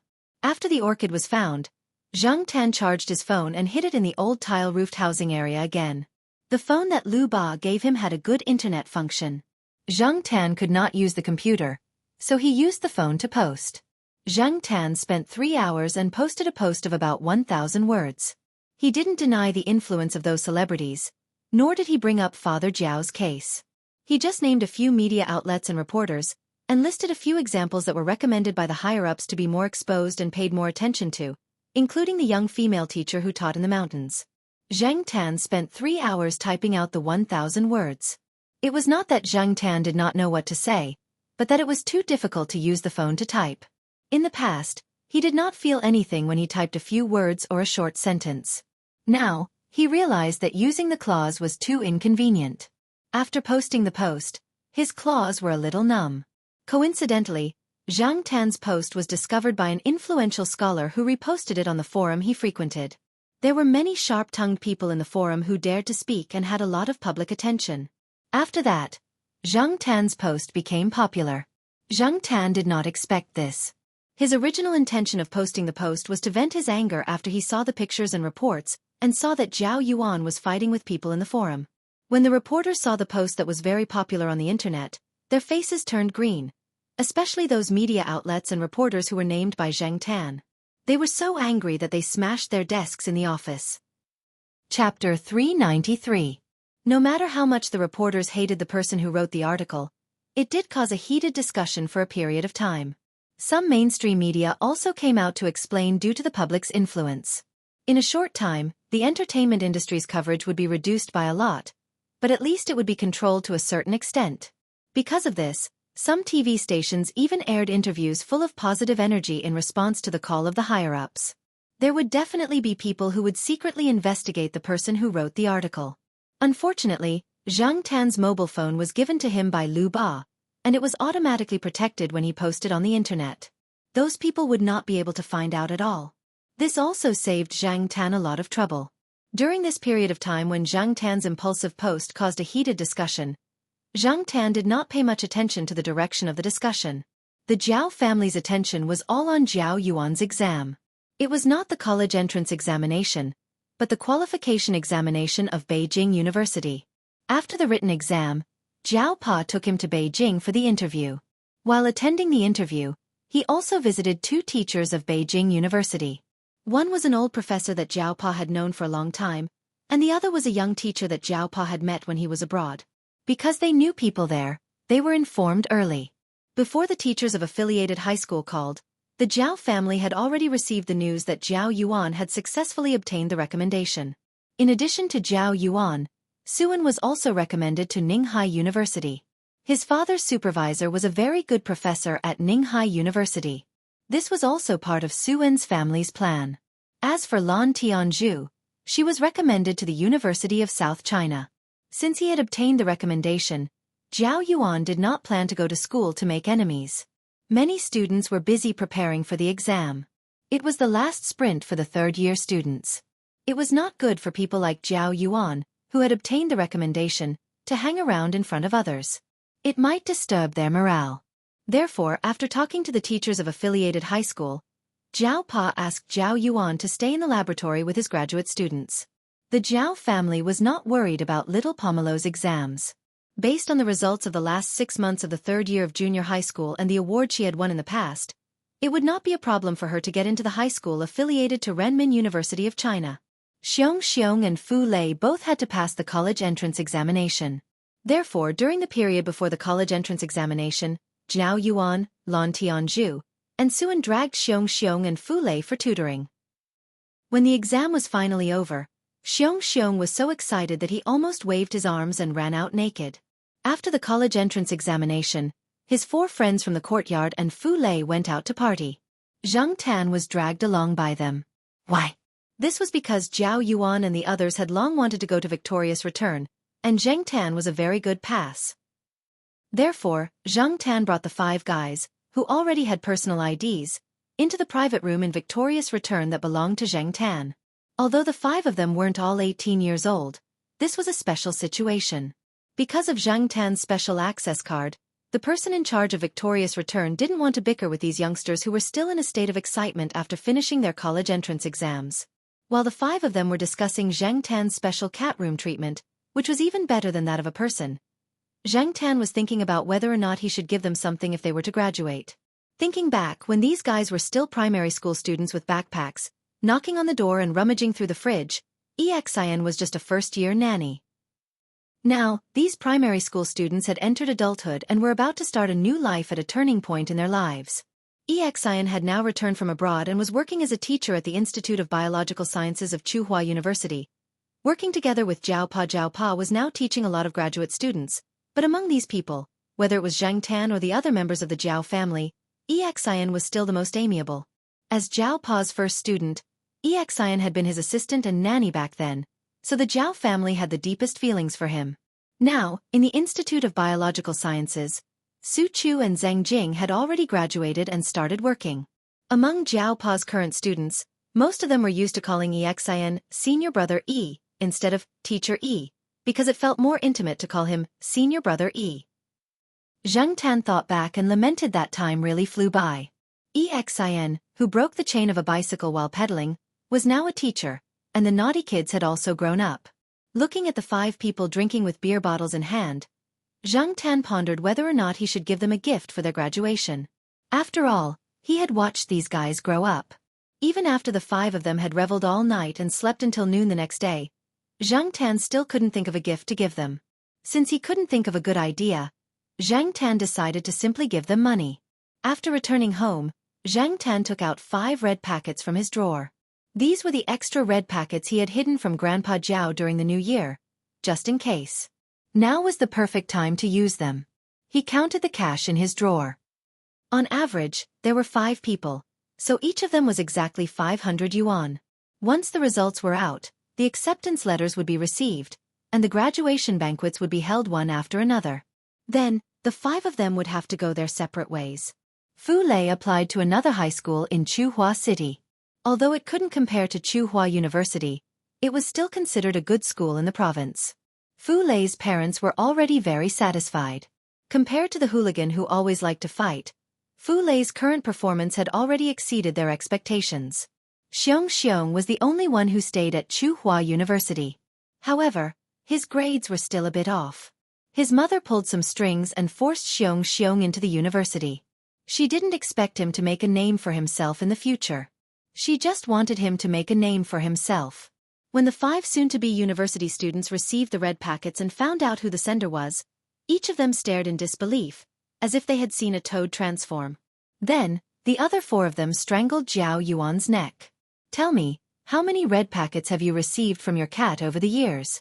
We'll split them in half." At first, they couldn't believe it, but they slowly accepted it. Then they interrogated Jiao Yuan. They had already formed a tacit understanding. They knew that jokes were jokes, but they still understood what to say and what not to say. They accepted the red packets and promised Jiao Yuan that they wouldn't tell anyone about it. After the event, they secretly thought about how to give something back. The next day, Zhang Tan looked at Jiao Yuan's helpless face as he carried 4 boxes of cat food. He lifted his foot and kicked the boxes away. "Those 4 little bastards can eat it themselves." In the end, the 4 boxes of cat food were distributed to Huang and the sheriff. As for Depang, he only ate his grandmother's cooking. He didn't eat cat food. In August, Jiao Pa arranged everything in the hospital. He brought his family and Zhang Tan to Beijing to send Jiao Yuan to school. At the same time, they were preparing for a family trip. They booked a hotel in advance and rested for the night after arriving. The next day, the family took photos at various scenic spots in Beijing. Zhang Tan couldn't go to places openly, so he hid in his backpack and secretly brought the Jiao family there. Anyway, he was there for the photos. There were 4 people and 1 cat in the group photos, so no one was missing. Coincidentally, when they were hiking, Zhang Tan bumped into Fang Xiaokong, who brought his daughter out to play. Fang Xiaokong rarely had time these 2 days. Since they bumped into each other, he invited the Jiao family to his house for dinner. "Is that Demi?" Jiao Yuan and little Pomelo both looked at the cat sitting next to Fang Mengmeng. It was slightly bigger than a normal cat. At this moment, Demi was squatting next to Fang Mengmeng. It was too lazy to care about the people and things around it. Its eyes were half open, and it looked a little lazy. However, when you looked into its eyes, you would find a sense of sharpness that made people stop in their tracks. Of course, Demi's coldness had always been for outsiders. It was still kind to its own people. Demi remembered Zhang Tan, but it might not remember the rest of the Jiao family. Therefore, when Jiao Yuan wanted to touch it, Demi avoided him. To it, Jiao Yuan was a stranger. Seeing Demi like this, Jiao Yuan and little Pomelo didn't force it. It was a cat. If you force it, it will serve you with its paws. When I saw Demi and Xiaomi, they were still so small. Jiao Yuan gestured with his hands and said, "Yeah, Demi is so big now." Jiaoma looked at Demi, then asked Fang Xiaokong, "Oh right, have you seen Demi's uncle?" "Demi's uncle?" Fang Mengmeng was curious. It's Demi's father, Peanut Candy's younger brother." Jiaoma said. "What does Demi's uncle look like?" Fang Mengmeng was curious. She had only seen the photos of Peanut Candy and Black Rice taken by her father. She had never seen anything else. However, Jiao Pa and Jiao Ma had never taken any photos. Jiao Yuan and little Pomelo had only seen him once or twice. Fortunately, Sesame left a deep impression on them. They could talk about it without any photos. Demi's uncle is a spotted cat. Yeah, it's similar to a spotted dog. It's white with black spots, but its fur is slightly longer. It's a very mischievous fellow. Speaking of cats, Jiao Yuan, little Pomelo, and Fang Mengmeng started chatting. On the other side, the adults' conversation was also in progress.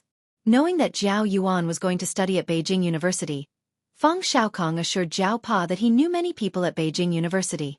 When the time came, he would ask someone to take care of him.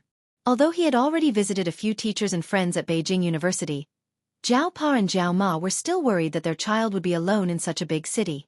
Now, with Feng Xiaokong's words, they felt more at ease. The situation in Beijing was too complicated. If anything happened, Zhao Pa could not take care of it in Chuhua City. Distant water could not put out a nearby fire. Third Master Feng, who was familiar with Beijing, was more reliable. This was the second time Zhang Tan had come to Feng Xiaokong's house. The first time was when he came to Beijing to film a documentary and stayed for a few days. This time, Zhang Tan was coming, so Feng Mengmeng also informed her friends. Especially Hou Junyi. When he saw Zhang Tan, the first thing he said was, "How's my treasure chest?" Zhang Tan thought about it. The treasure chest that Hou Junyi had given him, he had not opened it after going through it. It was still under little Pomelo's bed. Although Hou Junyi was still a little confused, he knew that what he had done back then was a little stupid. Giving a cat a treasure chest? Wasn't that nonsense? However, Hou Junyi would not ask for it back. Firstly, he was really grateful for Zhang Tan's help back then. Secondly, there was no reason for him to ask for something that he had given away back. Furthermore, in the past 2 years, he had obtained new treasure chests and collected more tools. He had upgraded some of the items and did not need the old ones anymore. Although he did not expect Zhang Tan to understand, Hou Junyi could not help but talk about the treasure chests. Zhang Tan did not have much to do, so he squatted by the side and listened to Hou Junyi's analysis of the items in the treasure chests and their uses. Zhang Tan thought about opening the treasure chests one by one when he had nothing to do. After dinner, Feng Mengmeng brought Dami out for a walk. She also brought Zhao Yuan and little Pomelo to walk around. The greenery in their residential area was quite good. When he heard that there were some celebrities living around, Zhao Yuan asked curiously. However, Feng Mengmeng was not very enthusiastic. Zhang Tan thought that it was probably because the incident back then had a greater impact on Feng Mengmeng's 3 children. Therefore, they were no longer enthusiastic about the topic of celebrities. Although there was a sense of overturning a group of people, children were like that. Past experiences would affect their thinking in the future. As they were talking, Zhao Yuan suddenly poked little Pomelo, who was beside him. "Hey Pomelo, it's Wei Kala." Wei Kala was a celebrity who had acted in many television dramas and movies. When Zhao Yuan and the others were still in primary school, they had watched many television dramas where Wei Kala acted. Now, Wei Kala acted less in television dramas and more in movies. Zhao Yuan and the others liked Wei Kala because, firstly, Wei Kala was really beautiful, had a good figure, was popular, and had little negative news. Secondly, Wei Kala was born in Chuhua City. However, she was now working abroad and did not stay in Chuhua City much. However, she had contributed a lot to her hometown. In January of this year, she was invited back to Chuhua City to participate in the annual provincial festival. Zhao Pa had asked for Wei Kala's autograph. Zhao Yuan had even bragged about it to his classmates. Compared to the person who was very cold and impatient towards Zhao Pa at the event, Wei Kala's attitude towards Zhao Pa was much better. Whether she was good on the surface or really kind, at least she did not embarrass him. Little Pomelo looked over. She also had a good impression of this celebrity. Wei Kala had acted in 2 of her favorite Chinese movies. Zhang Tan watched as Zhao Yuan and little Pomelo ran over to Wei Kala, who was walking her dog, to ask for an autograph. Feng Mengmeng sighed and said, "Actually, if they want an autograph, they can go directly to Uncle Yang's company." Uncle Yang? That guy Yang Yi? Wei Kala was at Yixing Culture now? Thinking that it was rare for him to come to Beijing, Zhang Tan wondered if he should go to Yang Yi's place and get some autographs for Zhao Yuan and little Pomelo. He was also a hero. That movie not only brought Yang Yi a lot of profits, but also increased the exposure of Yang Yi's company and his popularity. Yang Yi would not have any objections to asking for a celebrity's autograph, right? While Zhang Tan was thinking, Zhao Pa also received a call from Yang Yi. Yang Yi had been resting at home today and did not go out. The one who saw Zhao Pa and Wei Kala was the director, Kong Han, who was now a little famous. Today, Kong Han sent a friend to a hotel and happened to see the Zhao family and Zhang Tan. However, He was entertaining his friend at that time and the Jiao family left quickly. Kong Han did not have time to say hello. After returning home in the afternoon, he called Yang Yi and told him about it. He also advised Yang Yi to think of a way to make Zhang Tan stay. When he heard that Zhang Tan was coming to Beijing, Yang Yi, who was planning to take a nap, was suddenly energized. He immediately called Jiao Pa. Chapter 394. After making an appointment, Jiao Pa drove his family to the location Yang Yi mentioned. After all, children of this age were influenced by their upbringing and were inevitably curious about celebrities. Although Zhao Yuan, Suen, and the others usually looked serious in front of the elders, they actually had a lot of thoughts. In private, they would also talk about Ming Xing, especially sports stars and female movie stars. As for little Pomelo, although she wasn't a fan of celebrities, she often watched TV and had her favorite TV series. Naturally, she would have her favorite celebrities.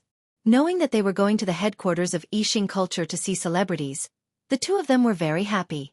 Jiao Pa and Jiao Ma were thinking about how to reject Yang Yi's request for their cats to act in TV shows or movies. Zhang Tan had already decided not to get involved in those things. One movie was enough. He wasn't a professional in this field, so there was no need for him to work in that direction. Yang Yi asked one of his assistants to pick them up. After showing their identification, they went to the underground parking lot to park their car and took the elevator up. The elevator was a dedicated one. One had to swipe a card and enter a password. Usually, only Yang Yi and a few other core members used it. When they were in the parking lot, they saw a few familiar faces from TV. Jiao Ma and Jiao Yuan even glanced at them a few times. After the Jiao family was led into the elevator, the few people who had parked their cars walked to the other elevator. However, they were not in a hurry to go in. Instead, they gossiped. They were not in a hurry for the time being. Is that Boss Yang's relative? Maybe. Otherwise, he wouldn't have asked Sarah to pick them up, said another. The Sarah they were talking about was the assistant sent by Yang Yi. There was a cat there just now. It was black.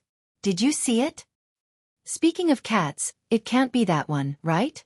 You mean the movie that caused a lot of discussion last year? What's the name of the cat? Z. I heard from Xue Ding that it was called Z. At that time, Boss Yang and Kong Han treasured it so much that they didn't leak any information about it. He was very interested in talking about the cat that had caused a heated discussion on the internet last year. How about we go up and take a look later? Last year, Xue Ding and Tao Qi became famous, as well as Shi Xiaotian and Wei Wen. Yang Yi's name had also spread far and wide. However, there were still many questionable points that no one could uncover. None of the actors or actresses, including Ronald, were willing to answer. To be exact, they did not dare to. After a year, no one brought up the biggest question. The entertainment industry was turbulent and turbulent. No one brought up the storm that had already passed. It was just that now that they had encountered it, they couldn't help but feel a little curious. What are you guys talking about? The person asked as the sound of high heels approached. Hello, Sister Wei. A younger person among them smiled and said. It was Wei Kala and her manager. Kala, I heard that you're going to act in Totem? A man in his 30s asked. Totem was a big-budget movie. Being selected to act in it was considered an acknowledgement of the status of a celebrity. However, he was a singer and was not very interested in acting in movies. Most of his friends were singers and there were very few actors. Hence, he did not have much competition with Wei Kala. Hence, he did not sound jealous. It hasn't been confirmed yet. Wei Kala did not want to say much. Instead, she asked, Brother Wang, what were you guys talking about just now? Brother Wang did not hide anything and gave her a brief explanation. Wei Kala's heart skipped a beat. She thought of the people she met at the residential area yesterday and the black cat. After they entered the elevator, Brother Wang suddenly said, Kala, your hometown friend is doing very well recently. In the elevator, Wei Kala frowned and said calmly, Oh, she's quite talented. There are plenty of talented people. Brother Wang did not say much and left with his two friends after the elevator arrived. When only Wei Kala and her manager were left in the elevator, the manager standing beside her looked at the changing numbers and said, Stay away from your hometown friend.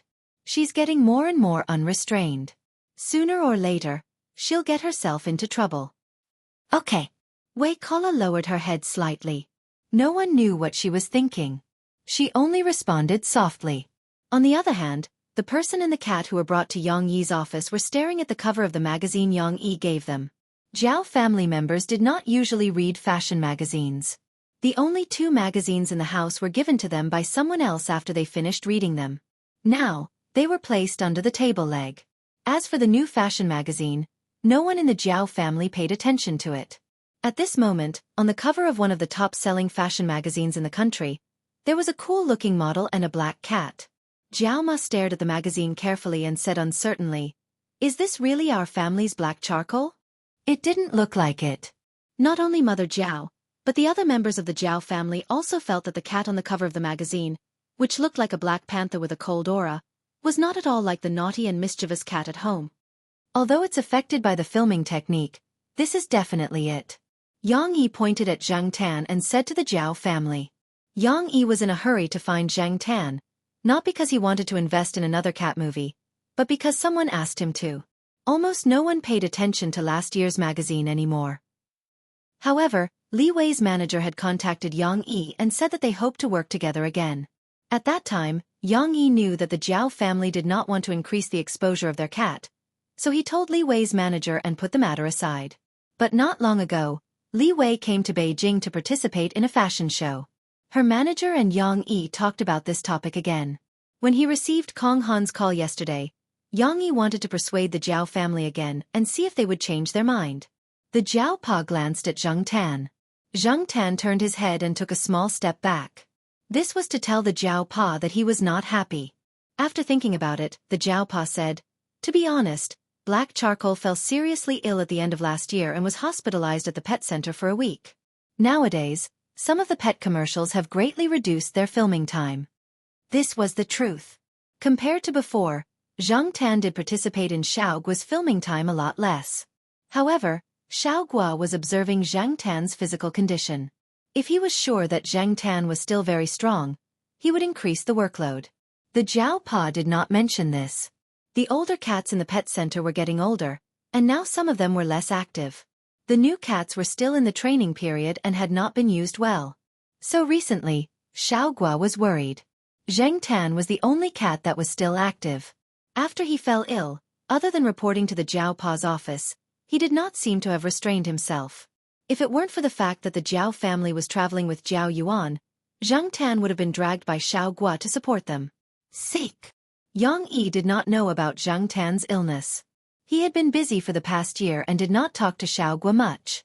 The Zhao family did not take the initiative to talk about it, so Yang Yi naturally did not know about it. When Zhang Tan's illness was mentioned, the 4 members of the Zhao family were not happy. Zhao Ma did not want to recall the situation at that time. Looking at the expressions on the Zhao family's faces, Yang Yi knew that they could not talk about it anymore. Otherwise they would be hated. He thought that it would be better to investigate it thoroughly. After that, Yang Yi did not mention the matter of Zhang Tan's acting or other filming. Instead, they talked about something more relaxing. "Don't worry. If Zhao Yuan is bored, he can come over and play. There are not many things here, but there are many stars," Yang Yi said jokingly. Zhao Ma did not want Zhao Yuan to meet more stars. Although she had a few stars that she liked, letting Zhao Yuan meet more female stars? Forget it. She would rather Zhao Yuan never come over again. Yang Yi even planned to treat the Zhao family to a meal, but Zhao Pa politely declined. Yang Yi did not force it. Instead, he gave the Zhao family some albums and DVDs signed by the stars. He also handed over a magazine with Zhang Tan and Li Wei's picture on the cover. Zhao Ma was happy to accept the gift. Compared to celebrities' autographs, she would rather read a magazine with her cat on it. After thanking them, the Zhao family left. Yang Yi asked Sarah to show them around the company. Yang Yi could tell that Zhao Yuan and little Pomelo were curious about the company. It was rare for them to come over, so Yang Yi was happy to do them a favor. One reason was because of Zhang Tan, and the other was because of Feng Xiaokong. Knowing that the Zhao family had a good relationship with Feng Xiaokong, Yang Yi would think more about it. When Sarah showed them around the company, they met many familiar faces. They were also curious about the Zhao family, but they knew that they should not ask too much. When they left, the Zhao family met Wei Kala again.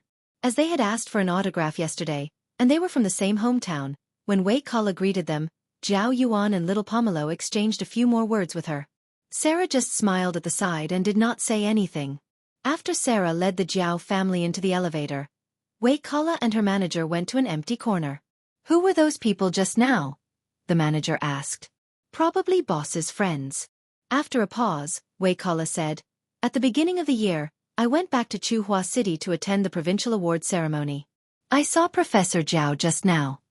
Wei Kala had a good memory.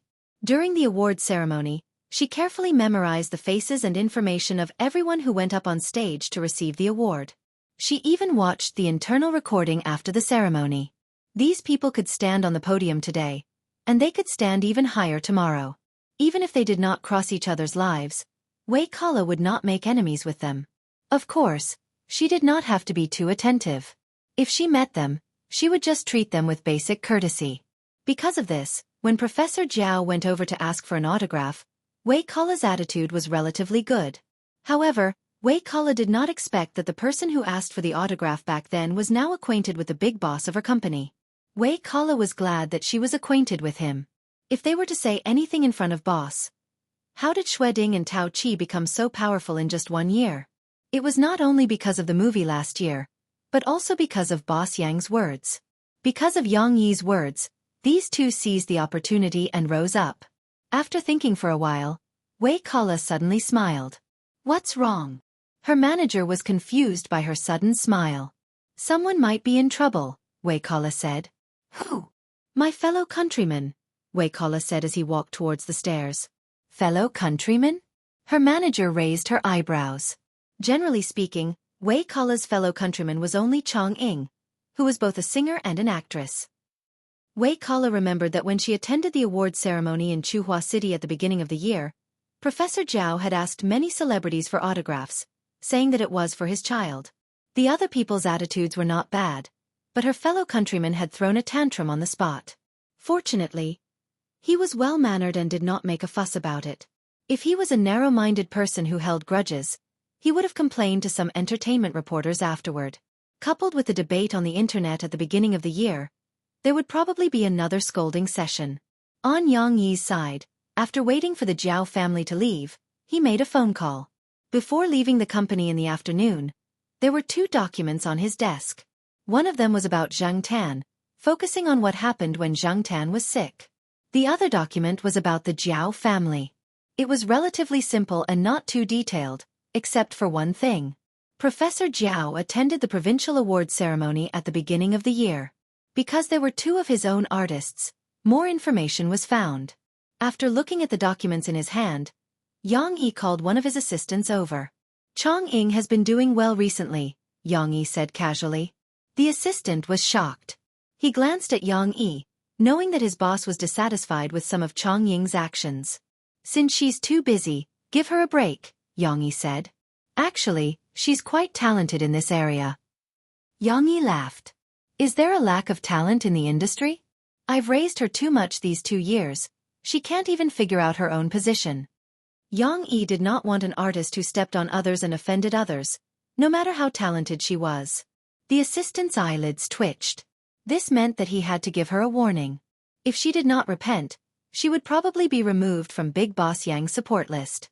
The assistant silently lit a candle for Chang Ying in his heart. For the next few days, the Zhao family gathered around Capital University.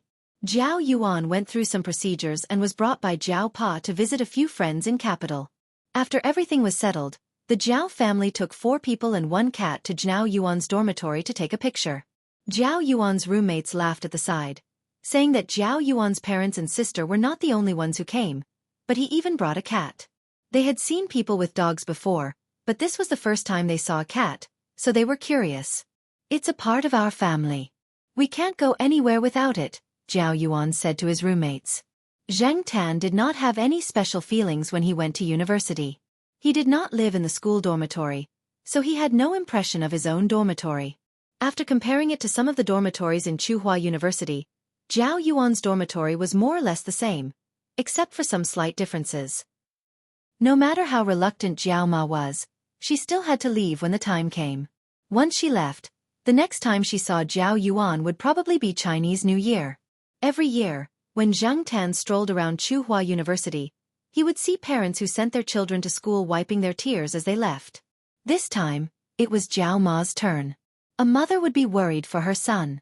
Zhao Yuan stood at the entrance of Capital University, watching Zhao Pa's car leave. Beside him, many confident and ambitious young students walked in and out. Among these people, Zhao Yuan did not stand out. After the car disappeared from his sight, Zhao Yuan stood there for another minute. He looked back at the 4 big words above the school gate, took a deep breath, clenched his fists, and walked into the school gate. Although Zhao Yuan had been smiling when Zhao Ma said goodbye to Zhao Ma at the school gate, her eyes turned red after she got into the car. She did not even look back when she left. On the way back to Tsinghua from Capital University, Zhao Ma cried her eyes out. Little Pomelo also cried. Zhao Pa comforted them for a long time, but to no avail. He continued to look ahead as he drove. Zhao Pa did not know if he was talking to Zhao Ma or himself. Chapter 395. Zhao Ma was in a bad mood when she thought about the fact that her son, whom she had kept by her side for more than 10 years, was suddenly separated, and that she would only be able to see him again in half a year. When it was time to eat, Mama Jiao's appetite decreased because there was one less person. What will you do if Pomelo leaves in 3 years? Zhao Pa asked. Zhao Ma was speechless. She put down her chopsticks and stopped eating. How could she still have the appetite to eat? Zhao Ma felt sad when she thought about how empty the house would be in the future. I'm not leaving, little Pomelo said.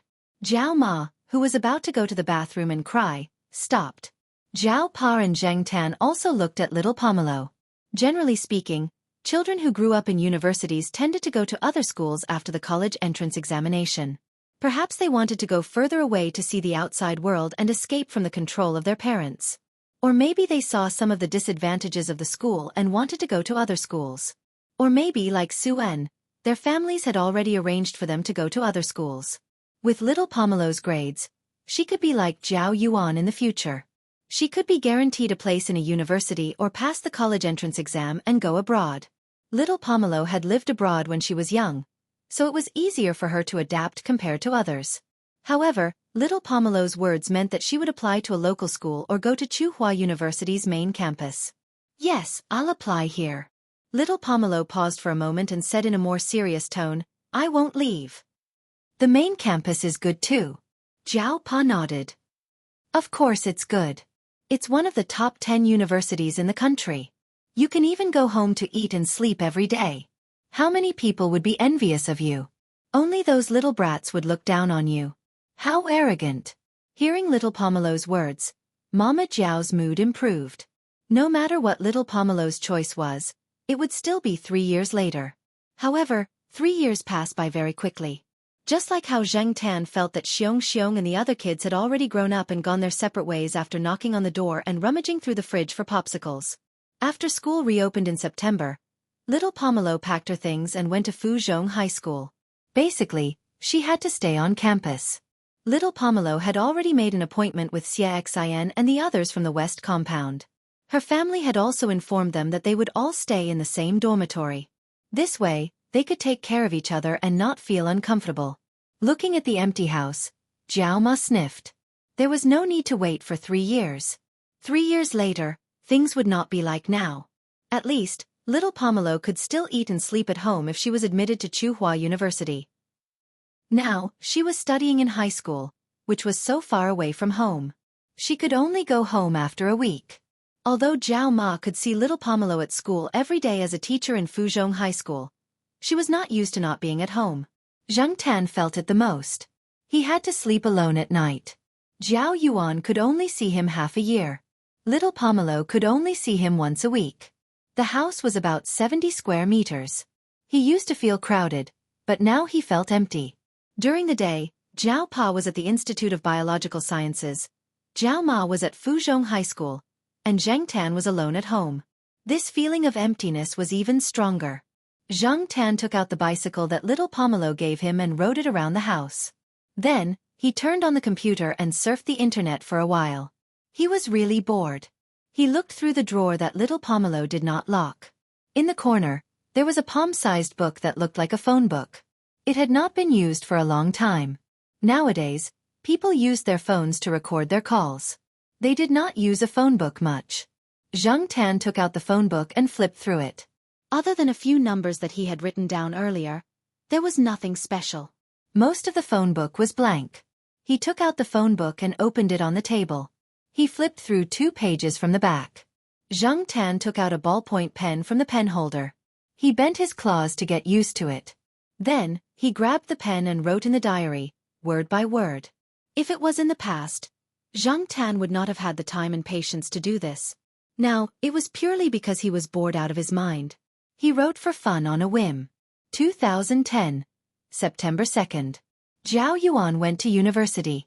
Little Pomelo was not at home for a week. I am not happy. After he finished writing, Zhang Tan looked at the short diary. Tiske. The words were F*King ugly. Zhang Tan put the pen back into the pen holder. He wondered if he would have to write with a pen in his hand in the future. It was troublesome to operate and the words were ugly. After putting the book back, Zhang Tan went to the master bedroom. He turned on the computer again and registered a Weibo account with the name Zhang Tan. Zhang Tan looked through the settings for his profile picture. He remembered that there was a folder with many of his photos. Jiao Pa, Jiao Ma, and even the fashion magazine that he had brought back were scanned and stored in the folder. Zhang Tan picked the one that he thought was the most handsome and set it as his profile picture. After he was done, Zhang Tan posted his first Weibo post since he became a cat. Of course, when he posted, Zhang Tan did not mention Zhao Yuan and Little Pomelo. Instead, he simply typed, I am not happy being at home alone. After he posted, Zhang Tan turned off his phone and did not go on the internet. Thinking about the treasure chest that Ho Junyi had mentioned, Zhang Tan crawled under the bed and pulled out the box. It was not covered with a thick layer of dust as he had imagined. It was still clean. It was probably because Little Pomelo had helped him wipe it. After recalling the password, Zhang Tan opened the box and began to study the little things inside. When it was about time, he went to eat, wandered around, and then came back to continue his research. A week later, Zhang Tan was almost done studying the things inside the treasure chest. In the morning, he went out and wandered around.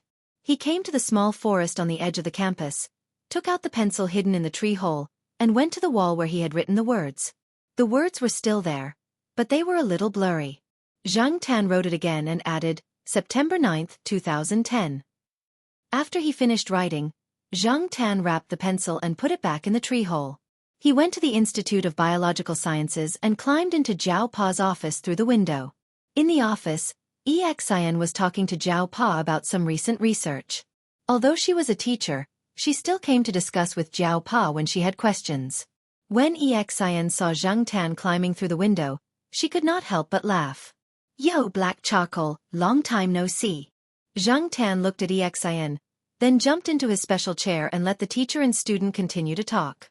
Zhang Tan decided to catch up on sleep here first. He did not sleep well last night and dreamed of some familiar scenes. When he woke up in the middle of the night, he was still in a daze. Then, he was in a daze until dawn. Now, he was not in a good mood. When Zhang Tan woke up again, it was already noon. Xian had already left, and Zhao Wei brought a lunchbox over. Zhao Wei was now studying for a master's degree. Now, his family was well off. The small restaurant made some money, so he did not have to worry about his life. Zhao Wei's parents did not go to school much before, especially his father. He always hoped that in the future, Zhao Wei would become a university teacher like Professor Zhao. University teachers, especially those in famous universities, had very high requirements, so Zhao Wei had to continue to study. Most of the graduate students in China did not get much subsidies. Some of the students who had graduated would always talk about how much money they made by buying houses and cars. This inevitably put a lot of pressure on those who were still in school, especially those whose family conditions were not very good. It was inevitable that they would be swayed by some of the comments. In addition, many people found that the postgraduate life was not what they imagined. Many people gave up halfway through their studies. Zhao Wei's father said to Zhao Wei, "Don't worry about anything else. You don't have to worry about anything else. Your mother and I can still hold on for a few more years. When we really can't work anymore, you will have already made a name for yourself. At that time, we can just wait to enjoy life." Society had become complicated, but many people of the older generation still believed in the famous saying, "Everything is inferior, and only education is superior." Regardless of whether this was absolutely true, and regardless of whether the scholars, farmers, businessmen had changed, the deep-rooted ideas brought about by some of their past experiences were difficult to change. However, from what Zhang Tan saw, Jiao Wei was not a stubborn person. If he did not want to, no matter how much his father wanted him to, he would not study. Everyone had their own path. Since he had chosen it, he had to walk it seriously. Zhang Tan just wanted to see how far they could go. The food in the lunchbox was prepared by Jiao Wei's mother. After lunch, Jiao Wei brought it over for Jiao Pa and Zhang Tan. After lunch, Zhang Tan wanted to go out for a walk, but Jiao Pa stopped him. "Black charcoal. I have something to tell you."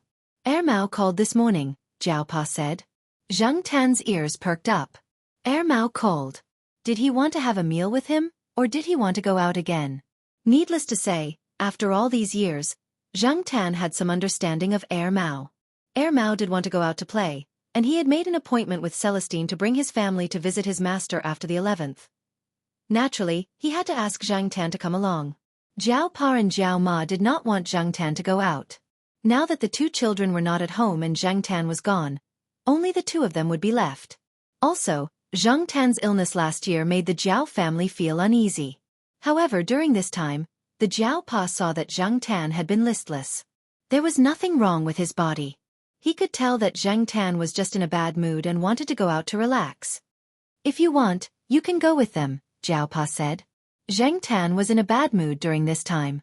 When he heard that he could go out to play, he was tempted. "As I said, don't cause trouble." There was still some time before Mao said. The Jiao Pa asked someone to make a cat tag and got it during the holidays. The cat tag had a positioning function and could also check the wearer's health status. Zhang Tan did not have a problem with it. After all, he had worn a similar tag before. Because it was already planned, Celestine arranged for a holiday. He would work overtime during the holidays and then rest after that. They usually chose to avoid the holidays when they went out. Celestine's family of 3, Mao's family of 3, and Zhang Tan's family of 3. Black Rice was not very willing to go out and was not kept in the pet center. Mao asked his mother to take care of it. When the Jiao Ma was packing Zhang Tan's luggage, Zhang Tan dragged out the treasure box. His phone and money were hidden inside. Because the box was locked, the Jiao Ma did not open it. She just asked a few questions out of curiosity. She did not expect to get an answer. After packing, she asked the Jiao Pa to carry the luggage downstairs and put it in the trunk of Mao's car. "Why are you carrying it?" "It's so heavy," Mao said casually as he lifted the big bag. He did not open it. The Jiao Ma told Zhang Tan a few words and asked Mao to remember to call. Mao promised repeatedly. Gong Qin and Yuan sat in the back seat. Zhang Tan sat in the front passenger seat.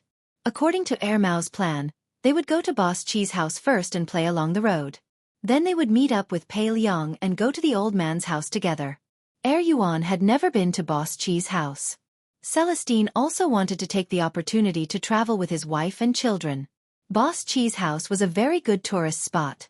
Zhang Tan did some calculations and estimated that this journey would take at least half a month to a month, or even longer. No wonder the Jiao Ma was reluctant when she was at home. Chapter 396. After 4 years, he came back to Qi Dada's hometown again. Looking at the scenery and buildings outside the car window, Zhang Tan compared it to the images in his memory and found that the village seemed to have expanded a lot. Even though the holidays had passed, there were still many people here. There were also more vendors around than 4 years ago. The planning was done, the advertisements were out, and there were more tourists. There were obviously many people like Celestine and Mao who went out after the peak hours.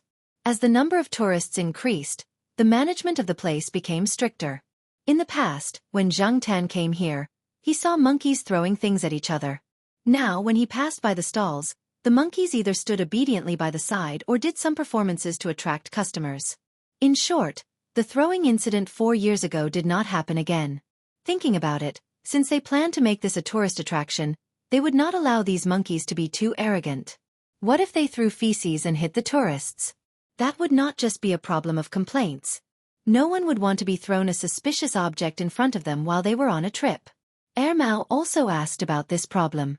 Pei Liang said proudly, "The monkeys that went down the mountain now have turned over a new leaf.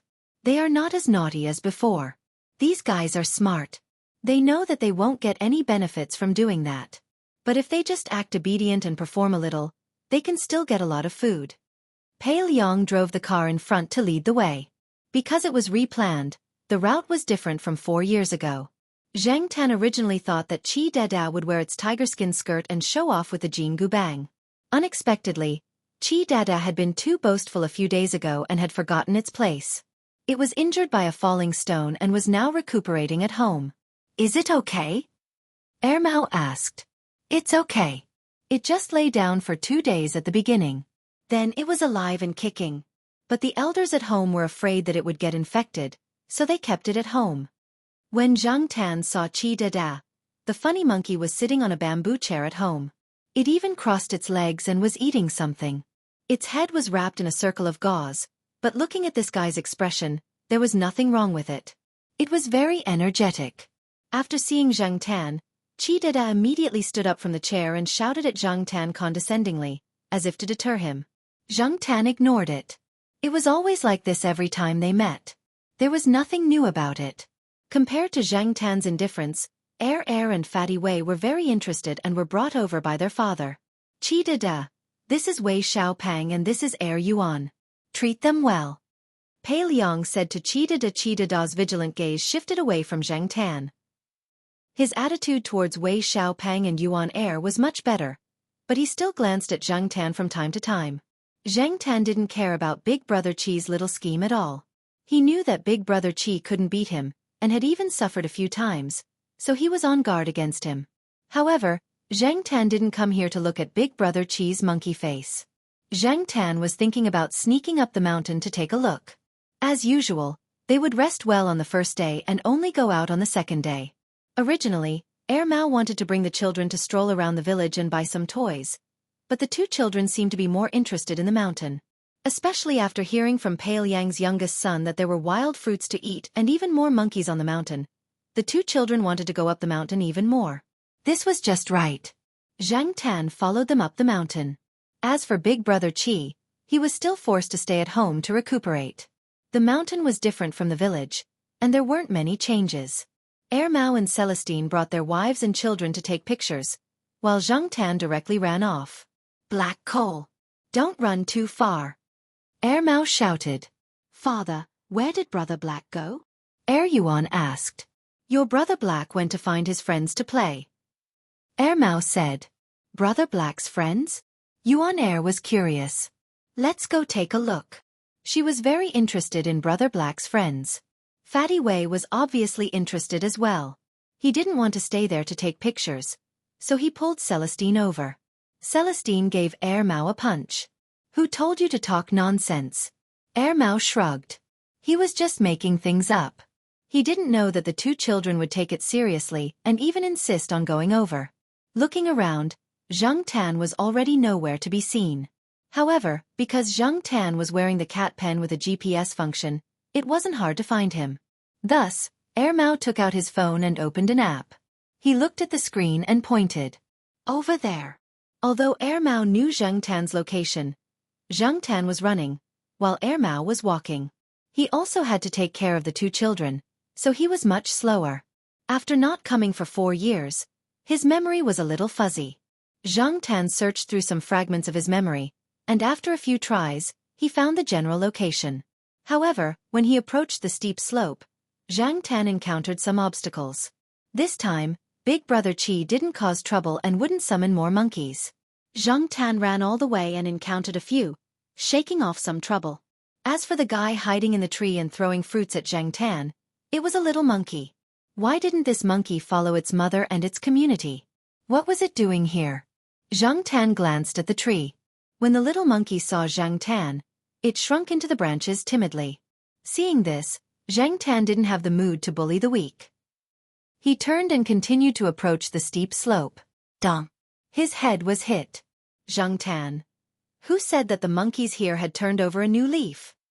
Zhang Tan turned and glared at the tree. When the little monkey saw Zhang Tan looking at it, it shrunk back into the branches. Zhang Tan. F*ck monkey children were as annoying as naughty children.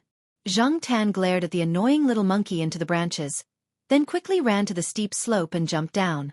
Xianxia didn't notice it before, but when he came down the steep slope, he realized that this place was completely different from 4 years ago. 4 years ago, although there was garbage here, there were also many plants, including that large cluster of orchids. But now there was less garbage, but there were traces of burning everywhere. Although it seemed that the disaster had happened a long time ago, and some weeds had grown, the black color on the stone wall next to it was still there. As for the original plants, those flowers, they had probably been destroyed in the fire long ago. He thought that if he came over at the same time, he would see large clusters of orchids and more jade cat fairy. He didn't expect it to be like this. No wonder he didn't smell it when he came. Not only were the flowers that were rare and once sensational, but they also burned money. A pot of jade cat fairy was valued at tens of millions. The more orchids that were originally here were even more valuable. If Old Man Law knew about this, he would probably be so excited that he would be hospitalized again.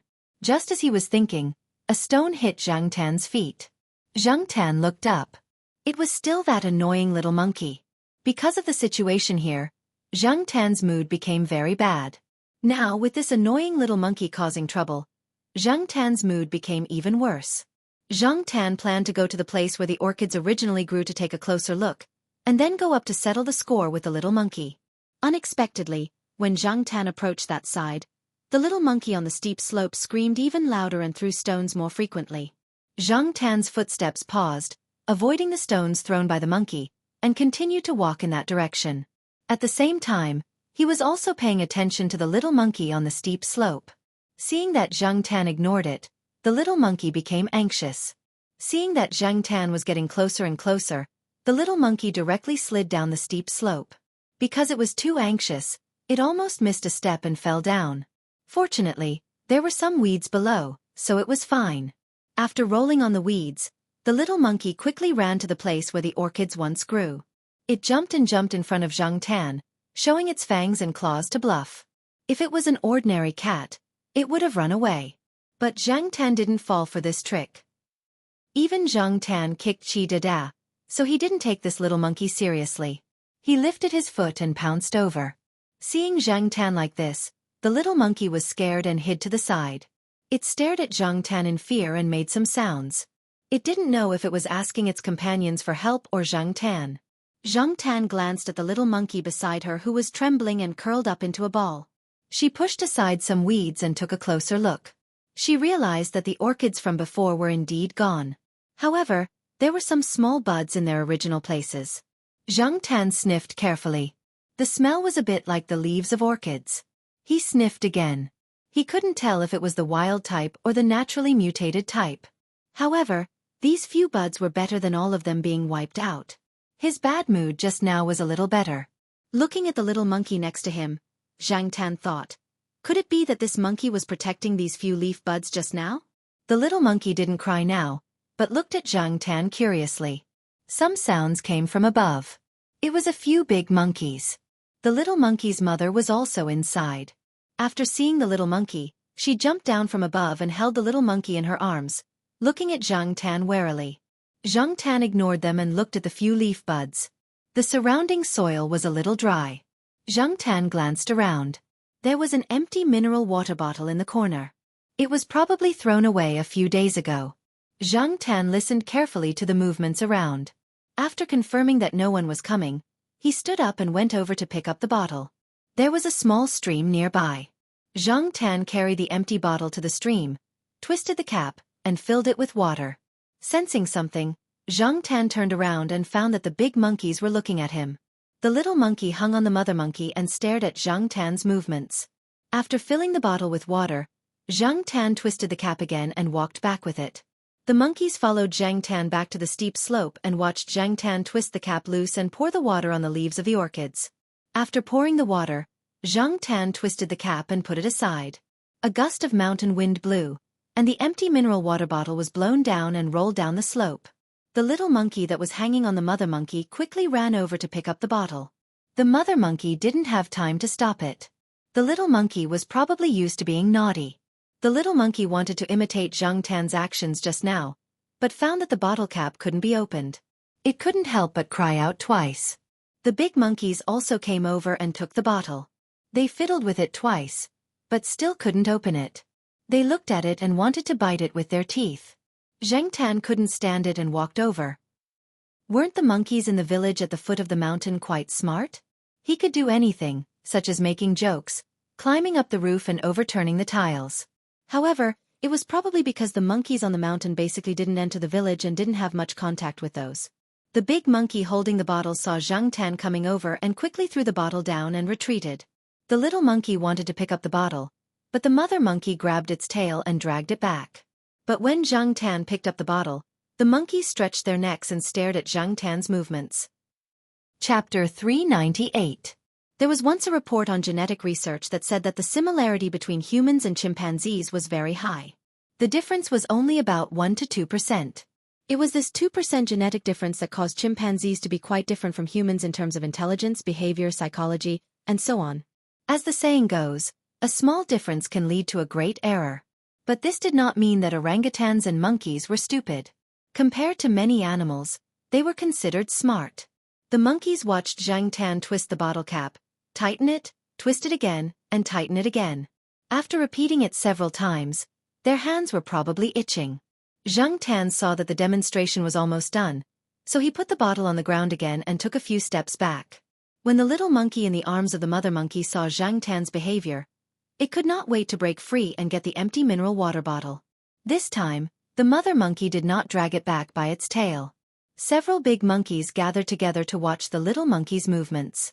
Xianxia did not tighten the bottle cap when he twisted it just now, so the little monkey tried twice according to Xianxia's movements just now and twisted the bottle cap open. Seeing that it succeeded, the little monkey was so excited that it danced and screamed, as if it was showing off. A big monkey took the bottle and put the twisted bottle cap on the mouth of the bottle. When it moved, the bottle cap fell, put it on, and fell again. Another big monkey next to it could not stand it and snatched the bottle cap, then took the bottle cap and carefully put it on top. Its fingers pinched the bottle cap and twisted it again, but it was not right. It stared at the bottle a few times and twisted it in another direction. This time it was right. After waving the plastic bottle twice, it did not see the bottle cap fall down. The big monkey cried out happily. Xianxia watched the monkeys play around with the bottle. The little monkey could not snatch it this time, so it looked around and ran away. When the mother monkey looked back, the little monkey had already run far away and could not be called back. Now Xianxia finally knew why the little monkey was alone before. Among human children, it was the type that would not listen to anything. Not long after, the little monkey picked up a slightly smaller bottle from somewhere. The bottle cap was not twisted tightly, so the little monkey twisted it open and then tightened the cap again. Seeing the monkeys play with the bottle cap, Xianxia sighed. They were so happy playing with a mineral water bottle like a toy. Just as he was thinking, Xianxia's ears twitched. He heard voices. It was Mao and the others. Soon, the monkeys noticed the people coming over and were a little vigilant. The little monkey was called over by the mother monkey. When it hung on the mother monkey, the little monkey did not throw away the bottle in its hand. When Mao and the others arrived at the steep slope, Xianxia had already climbed up and was waiting. Black Coal, what are you doing here? Asked. Actually, Mao had his own questions. He was reminded of the orchid sprout that was taken out by this cat 4 years ago. Taking a step forward, Mao glanced down the steep slope. Hey, Senior Pei, was there a fire here? Mao pointed down and asked. Pei Liang said helplessly, yes, actually, not many people come to this place. Because of this, some of the people patrolling the mountain didn't pay attention to this place. In addition, some people neglected their duties and neglected this area. A lot of trash has accumulated here. On the 1st of May, someone threw something down here and it caught fire. Almost all the plants at the bottom of the slope were burned. The surrounding stone walls are still black. Even if many tourist attractions had signs, there would still be some people who did not care. They would casually throw, spit, and even throw away dangerous things. It was probably for fun. If the person who threw the fire knew how much money he had burned, how would he feel? After that, a few more trash cans were placed around here. Pei Liang pointed at something that looked like a wooden stake. In order to match the surrounding environment of the tourist attraction, The trash cans were made to be closer to nature. Zhang Tan looked at the trash can. There should be many places nearby where such trash cans were placed. However, even if there were trash cans, Zhang Tan still saw plastic bottles being thrown down. Although they were not thrown everywhere like 4 years ago, they were still there. The phenomenon of littering still exists.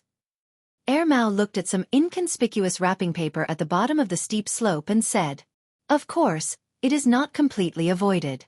However, there is also the credit of the monkeys." Pei Liang said, "What credit?" "The monkeys on the mountain are very vigilant. They stay away from strangers, so they rarely go down the mountain to interact with people in the village. However, at the same time they are very curious. I saw monkeys rummaging through the trash cans several times when I went up the mountain. It is impossible for the cleaners to keep an eye on the trash cans all the time. There are hundreds of trash cans in such a large area. How can it be possible to clean them all at once? Even if there are many cleaners, they cannot always keep an eye on the trash cans. Heh, those monkeys have such a hobby? Yuan, my good daughter, let's not learn from those bad monkeys," Mao said to Yuan. It was not good to stay on the mountain for too long with the children. The children did not have that much energy, so they only stayed on the mountain for half a day. In the afternoon, they went down the mountain and returned to the village. The next day, Mao and Celestine did not go up the mountain. Instead, they took the 2 children to visit the stalls. Zhang Tan followed Pei Liang up the mountain. Pei Liang wanted to go to the hotel on the mountain, and Zhang Tan went to the steep slope. When Zhang Tan went over, he saw the little monkey holding a bottle of water to the place where the long leaf buds were. It followed Zhang Tan's actions yesterday and poured the water there. The technique was a bit clumsy. It was still not so smooth when twisting the bottle cap, but it was much better than yesterday when it did not know anything. Originally, Zhang Tan was worried that the orchids there would wither because they were too dry. Now, he was worried that he would water too much. Moderate watering could not be taught to the monkey in a short time. Zhang Tan could only think positively. No matter what, the orchids there would not wither because of a lack of water, right? The weather here had indeed been relatively dry recently. The little monkey also discovered Zhang Tan. Perhaps because it was too young, it was not as vigilant as the older monkeys on the mountain. Furthermore, yesterday's incident also made the little monkey less wary of Zhang Tan and not so timid. After climbing up the steep slope, the little monkey waved the empty drink bottle in its hand at Zhang Tan. Was it asking for credit? Regardless of whether it was or not, Zhang Tan walked over. Seeing that the little monkey did not dodge, he raised a hand and patted the monkey's head gently. Good child. However, it was not good to always sneak out alone. This was still a minor among the monkeys. Could it be that monkeys also had a rebellious period?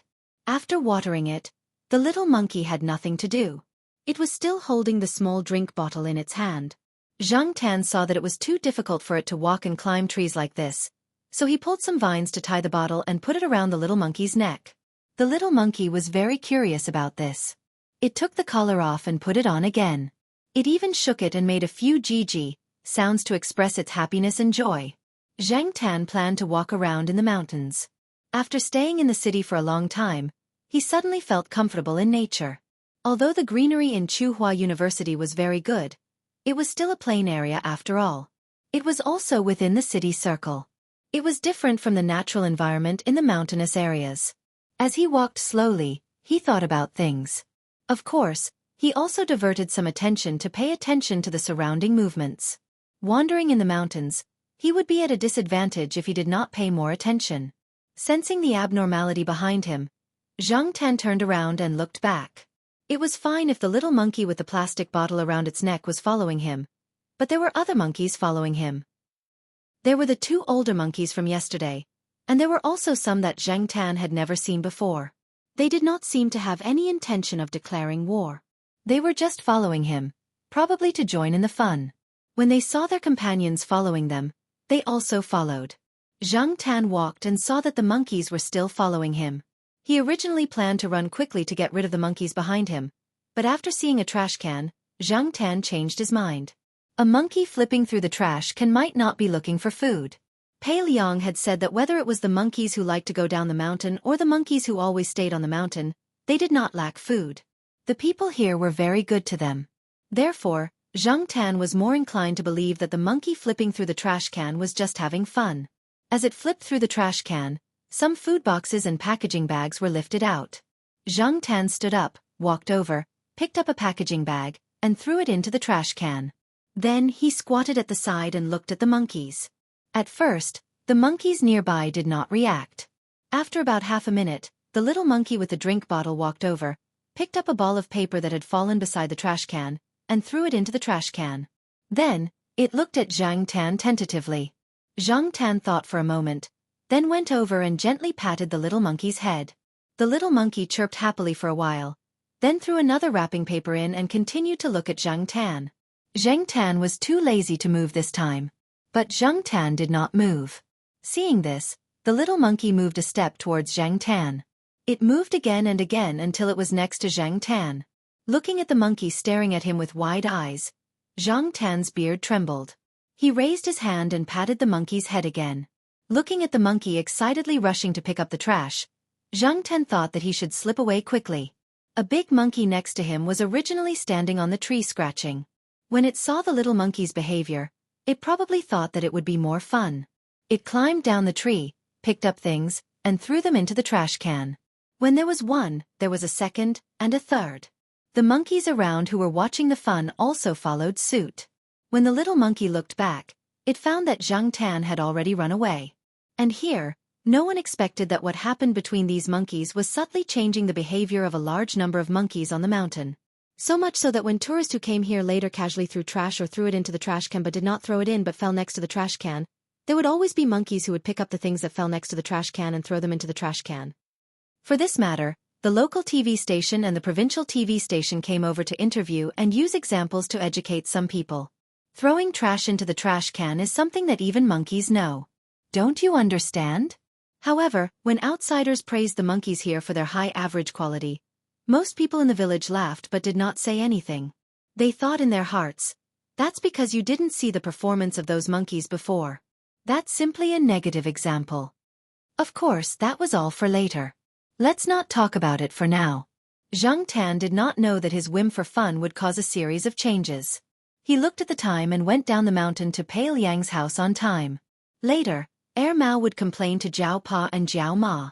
At night, the two children were taken to sleep by their respective mothers, leaving Celestine, Mao, and Pale Yang, the three senior brothers, drinking there. Most people tend to get drunk when they're happy or sad. Pale Yang was even more so. After drinking too much, he and Chi Dada performed a set of strange monkey boxing together. Then, one man and one monkey held the Jianghu bang, and pretended to be Great Sage Sunday. They even quarreled over who was better at acting. Yes, Pale Yang and Chi Dada, one man and one monkey, spoke different languages, but they quarreled fiercely. Mao looked at the man and monkey whose faces were red from quarreling and rolled on the ground laughing. Celestine was slightly sober and took a few photos. Pale Yang's eldest son could not stand it and closed the door. He did not want people outside to see his father's embarrassing appearance. Chapter 399.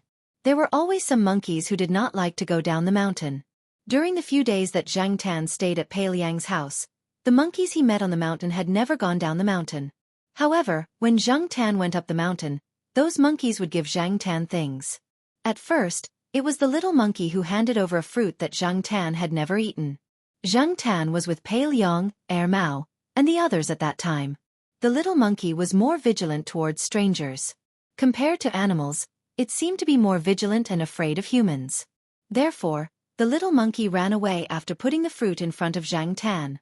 This kind of fruit is edible. I've eaten it once, Pale Yang said as he walked over to take a look. He had also eaten it from Chi Dada in the past. It was not poisonous. However, he did not like the taste very much. Perhaps it was only delicious in the eyes of monkeys. Black coal. I'll keep this for you first. I'll give it to you when we get back. Mao came over and picked up the fruit. After looking at it, he put it into his bag. Then he said to Pale Yang, "Why did that little monkey like to hang an empty drink bottle around its neck? Do the monkeys here in the mountains have such a hobby?" Pale Yang shook his head. "I don't know." Pale Yang had never seen it on the mountain before. Whether it was on the mountain or at the foot of the mountain, the monkeys were very curious about many things and were very eager to learn. However, He had never seen a monkey with an empty plastic bottle around its neck before. Mao and Pei Liang had seen this little monkey with a plastic bottle when they went to look for Zhang Tan last time. However, Pei Liang thought that some tourist had hung the bottle for the monkey on a whim. When the monkey lost interest, it would throw the bottle away. However, these few days on the mountain, every time they saw the little monkey, the empty plastic bottle was still hanging around its neck. It could only be said that the little monkey liked to do this and was not tired of playing with it. However, I think black coal should have helped that little monkey. Monkeys were also sentient creatures. When I was chatting with some students at the university base, I heard them say that if Monkey A helped Monkey B, the latter would reward him with delicious food, thus establishing a tolerant and cooperative society. In addition, if there were two people, for example, A and B, the probability that the monkeys would take food from them was almost equal. It was hard to tell who they liked more. However, if B refused to cooperate with A and appeared selfish, many of the monkeys would choose to avoid the food provided by B. Some people said that this was because they had developed feelings of disgust towards B, and from an emotional point of view, they evaluated B's character and ability and felt that B might not be easy to get along with. Our family's dada Chi is like that. He has a lot of emotions and is very cunning. With that said, Pei Liang pointed at Zhang Tan and continued, since that little monkey chose to provide food to black coal, one possibility is that black coal helped it. Another possibility is that based on the little monkey's behavior just now, it probably thinks that black coal is easier to get along with, so it's showing goodwill. Mao looked at Zhang Tan, who had a blank look on his face, and said, black coal seems to get along well with a lot of animals. Meanwhile, Zhang Tan was thinking about what he had helped those monkeys with. Other than twisting a bottle cap, there was nothing else, let alone providing food to the monkeys. Zhang Tan never brought food up the mountain. For many animals in the wild, wasn't food the most important thing? Without continuing to dwell on this question, the group continued to walk up the mountain. Mao and Celestine went up the mountain today to help Pei Liang deal with some matters on the mountain, so they did not bring their wives and children. They walked faster, so the earlier they finished, the earlier they could go down the mountain and have a good night's sleep. They planned to leave tomorrow. When they went down the mountain, they met the little monkey again, as well as a few other big monkeys. When they saw Zhang Tan, they called out to Zhang Tan. A few of them also came over to give him things. They were all fruits and the like. Some were the same kind of fruits that the little monkey had given him before, and some were wild fruits that grew on the mountain during this season. What are they chirping about? Mao asked Pei Liang. Greetings. To be precise, they are greeting black coal, Pei Liang explained. Black coal's animal affinity is really good. After a pause, Mao smiled and shouted at Zhang Tan, Black coal, these monkeys are so nice to you. Why don't you stay here to guard the fort? Zhang Tan ignored Mao. He gathered the fruits together and waited for Mao to collect them. There were a few fruits that he had not eaten before. He would go back and try them later. Mao also helped Zhang Tan take a few photos with the monkeys. One of the monkeys was probably used to taking photos with tourists and was familiar with the camera. When it saw Mao taking photos, it went over to Zhang Tan, posed, and flirted with him. Then, it hugged Zhang Tan's neck as if they were brothers. Zhang Tan kicked the monkey away. By the way, Senior Pei, what did you bring the last time you went to Master's place? Mao asked. It's nothing. Just some home-brewed wine, some local snacks, and some photos. I can't bring too many things. Besides, Master doesn't lack anything. He won't like ordinary things. Pei Liang said. Then what should I do? Continue to give him tables? Mao asked. You're the one who gave the most tables out of all the seniors and juniors. His habit of slamming the tables is all because of you. Wei Ling grumbled. It's changed now. After all, he's getting old. How can he split the table every time? If he couldn't split it, he would feel embarrassed, so he stopped slamming it. Mao, you should give him something else. If you really give him tables, you'll be scolded again. This time, it's different. In the past you were alone. It didn't matter if you were beaten or scolded. But this time, you have your wife and children. Do you want to be scolded in front of them? Pei Liang said. Unlike Celestine and Mao, Pei Liang took Chi Dada to Master's place several times before. Once, Chi Dada was filming a TV show nearby. This time, Mao and Celestine were both there. He had nothing to do, so he went with them. This time, Chi Dada had to recuperate at home. Pei Liang's wife had to stay at home to take care of the elderly, children, and monkeys. Pei Liang's eldest son and daughter were busy with their studies. In addition, Pei Liang had taken them to Master's place several times. This time, Pei Liang didn't plan to take them. Pei Liang's youngest son, Pei Jie, was only about 10 years old. He was naughty now. He played with the children and monkeys in the village all day long. When Pei Liang wasn't at home, Pei Jie was like a little devil. He didn't listen to anyone except Pei Liang. Knowing that his father would take him out to play, Pei Jie immediately took a big travel bag and started packing. Because he was too young, he went out with Pei Liang much less than his brothers and sisters. So when Pei Liang said that he would take him out, Pei Jie was so happy that he howled at the monkeys on the roof for nearly half an hour. He only stopped when Pei Liang pulled him down. What made Pei Jie the happiest was that going out meant that he didn't have to go to school. That was a good thing.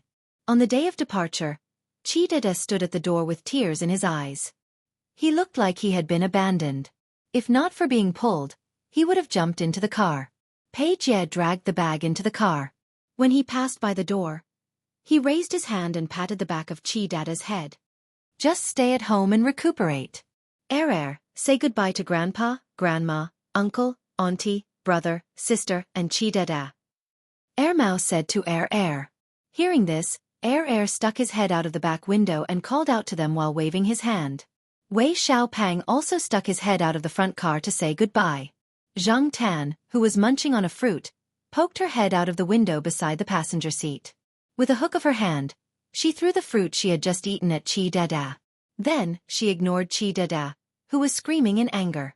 As the car drove off, Zhang Tan looked at the mountains that were getting further and further away. He wondered when he would be able to come again. The last time he came was 4 years ago. Would it be another 4 years before he could come again? Or even longer? Or maybe he would never come again. As for the pitiful orchid on the mountain, he could only place his hopes on the little monkey. After the car left the village and entered a road with not many people, Mao put on his Bluetooth headset and called his master. Master, your beloved disciple is coming to see you. Mao affectionately shouted. The other side of the phone paused for a moment before slowly replying, Who is it? It's me, Senior Brother Pei and Senior Brother Wei. Did you bring the kid? Yes, I brought him. What about your wife? I also brought her. She's sitting in the back. Senior Brother Wei and I came as a family of 3. Senior Brother Pei brought Pei Jie. What about the cat? I brought black coal. I'll leave the black rice with my mom for now. Oh, that's good. After the other side said these words, Mao heard the beeping sound of the phone being hung up. Mao took off his headset and said to Celestine and Pei Liang through the walkie-talkie, We're being resented again. It's not the first time. Celestine said through the walkie-talkie, All right, how old is Dashan now?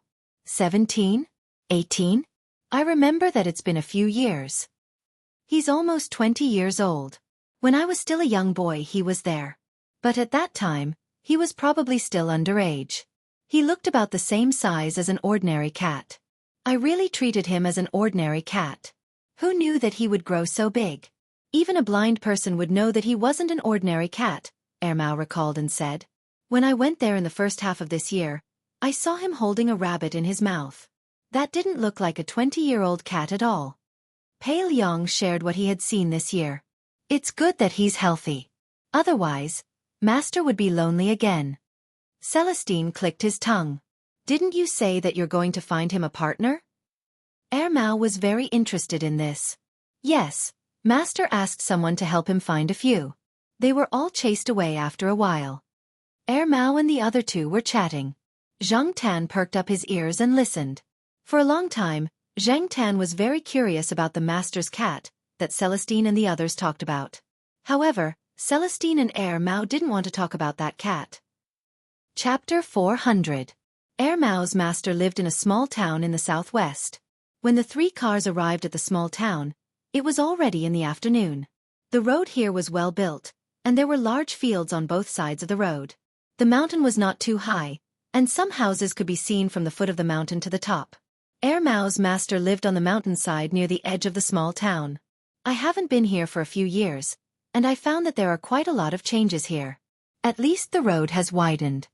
Air Mao looked at the scenery and buildings outside the car and said, "There are more houses, and they are built well." Celestine also said, because Pei Liang had been here many times, he was not so emotional. "Do you still remember the road?" Pei Liang asked. Of course. Even though this place had changed a lot compared to what he remembered, he still remembered the road. Air Mao and Wei Lung didn't need Pei Liang to remind them as they drove along the road. After passing a fork in the road, there were fewer houses. Along the road, the car drove up the mountain. Zhang Tan, like Air Mao in the back seat, also looked out of the window. He could see more clearly from the front seat, and after standing up, he could see the front and the side. While he was looking, Zhang Tan saw something squatting on a stone block next to the cement road about 100 meters away. It was a brownish-yellow lump. As the car drove, the stone block gradually approached, and Air Mao, who was driving, opened the window and excitedly shouted in that direction. "Gidge! Look here! Look here!" The lump squatting on the stone block moved, stood up and looked at the car. It shook its long black ears, yawned, jumped off the stone block, and ran after the car. Just as Zhang Tan was wondering who this so-called Gidge was, Celestine's voice came from the walkie-talkie in the car behind. "Dashan is still waiting here." "Dashan?" Zhang Tan poked his head out of the car and carefully looked at the big cat running outside the car again. F***CK.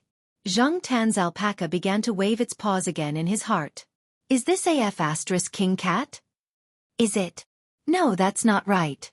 Caracals are also part of the cat subfamily." "Are they cats?" Zhang Tan had always thought that the mountain that Air Mao and the others were talking about was a super cat like Huzi's mother. He did not expect it to be such a huge ferocious cat. To Air Mao and the rest, weren't caracals, lynx, wild cats, and house cats all cats? Even though it was different from ordinary house cats, it still looked like a cat. For the sake of convenience, they always called it a cat when they were outside. Air Mao slowed down the car. Since they were not far from their destination, there was no need to rush. The car slowed down to match Big Mountain's speed. After all, Big Mountain was not young anymore. Even if he could run, jump, and catch rabbits, he could not ignore the fact that he was 20 years old. "Yuan, that's your Uncle Dashan." Originally, Air Mao Gang had wanted Yuan Air to call him Big Brother Shan, but when he thought about Dashan's age, he changed it to Uncle. If it was calculated according to the age of a cat, it would probably have to call him Grandpa. Why is he called Big Mountain and Gidge? Does he have two names like Hey Bro and Black Charcoal? Yuan Air was puzzled. In fact, Air Mao was the only one here who called Big Mountain Gidge. Air Mao patiently explained the reason to Yuan Air. At first, Air Mao called Big Mountain like the others. Later on, when Air Mao saw the two strands of hair on Big Mountain's ears being blown down by the wind, he suddenly remembered a character's head in a Qing dynasty drama that the villagers often watched. Hence after that, Air Mao often jokingly called Big Mountain Gidge, regardless of gender. Soon, a big courtyard appeared in front of them. At the entrance of the courtyard, an old man stood there waiting. It was the old man that Zhang Tan had met once before, the master that Air Mao and the others called Master. After Big Mountain ran home, he squatted beside the old man with his eyes half open. He looked a little cold, but those who were familiar with him knew that this was just his appearance. Just like the old man standing at the entrance of the courtyard, who looked calm on the surface, but was actually very happy on the inside. His appearance was not the same. After seeing the children get out of the car, the old man could not stand still and hurried over. The big cat, who was walking with the old man, glanced at Air Mao and the others, and its gaze finally fell on Zhang Tan. Zhang Tan's heart suddenly tightened. This big cat's gaze made Zhang Tan feel a sense of pressure. There was no malice, but Zhang Tan felt very nervous. "Gidge, come hug me." When Air Mao left, because of Big Mountain, he always felt that cats were full of tricks, difficult to please, and neurotic. After raising Black Rice, his view gradually changed. No matter how many times Big Mountain had teased them, after not seeing him for a few years, Air Mao still missed him. Big Mountain stood there with a cold look on his face when Air Mao hugged him. He did not move, nor did he struggle, nor did he seem to reject Air Mao's hug. Celestine and Pei Liang also had feelings for this big cat, but they would not hug it like Air Mao did. Celestine had been scratched in the past, and he was afraid that if he went over to hug it now, He would be scratched and lose face in front of his wife and children. As for Pale Yang, although he did not bring Big Brother Qi, he still had the smell of a monkey on him. Big Mountain would dislike him, so he would not go over to tease him. I want a hug too. Air Mao ran over while holding her fluffy skirt. Under Air Mao's guidance, she hugged Big Mountain's neck slightly and was quickly brought away by Air Mao. Fatty Wei also felt itchy and ran over with a round face. Celestine wanted to stop him, but the old master said, "It's okay, Big Mountain will not hurt children." Celestine, who was about to take a step forward, could only stop, but he reminded his son to just hug it a little. Little Fatty Wei answered and went over to hug Big Mountain with open arms. Probably because it was his first time coming into contact with such a big cat, little Fatty Wei was very happy and forgot about his father's words of, "Just a little hug is enough." He even tightened his arms and rubbed his face against Big Mountain's. In Fatty Wei's impression, cats should be friendly like Black Rice and Brother Hay from Air Mao's family. Air Mao hugged Air Mao and took a step back without anyone noticing. Celestine wanted to go over and bring his son back, but he was blocked by a walking stick. He could only feel anxious in his heart. The old man had a faint smile on his face as he looked over there. Luckily, Fatty Wei did not continue hugging. He let go of his arms, turned around and said to Celestine, "Dad, let's take a picture." Air Mao hugged Air Mao and took a step back. Celestine did not move, but his wife moved first. She took out a camera, and it was clear that she was very interested in Big Mountain's special big cat. "Come, Fatty Wei, smile. 3, 2, 1.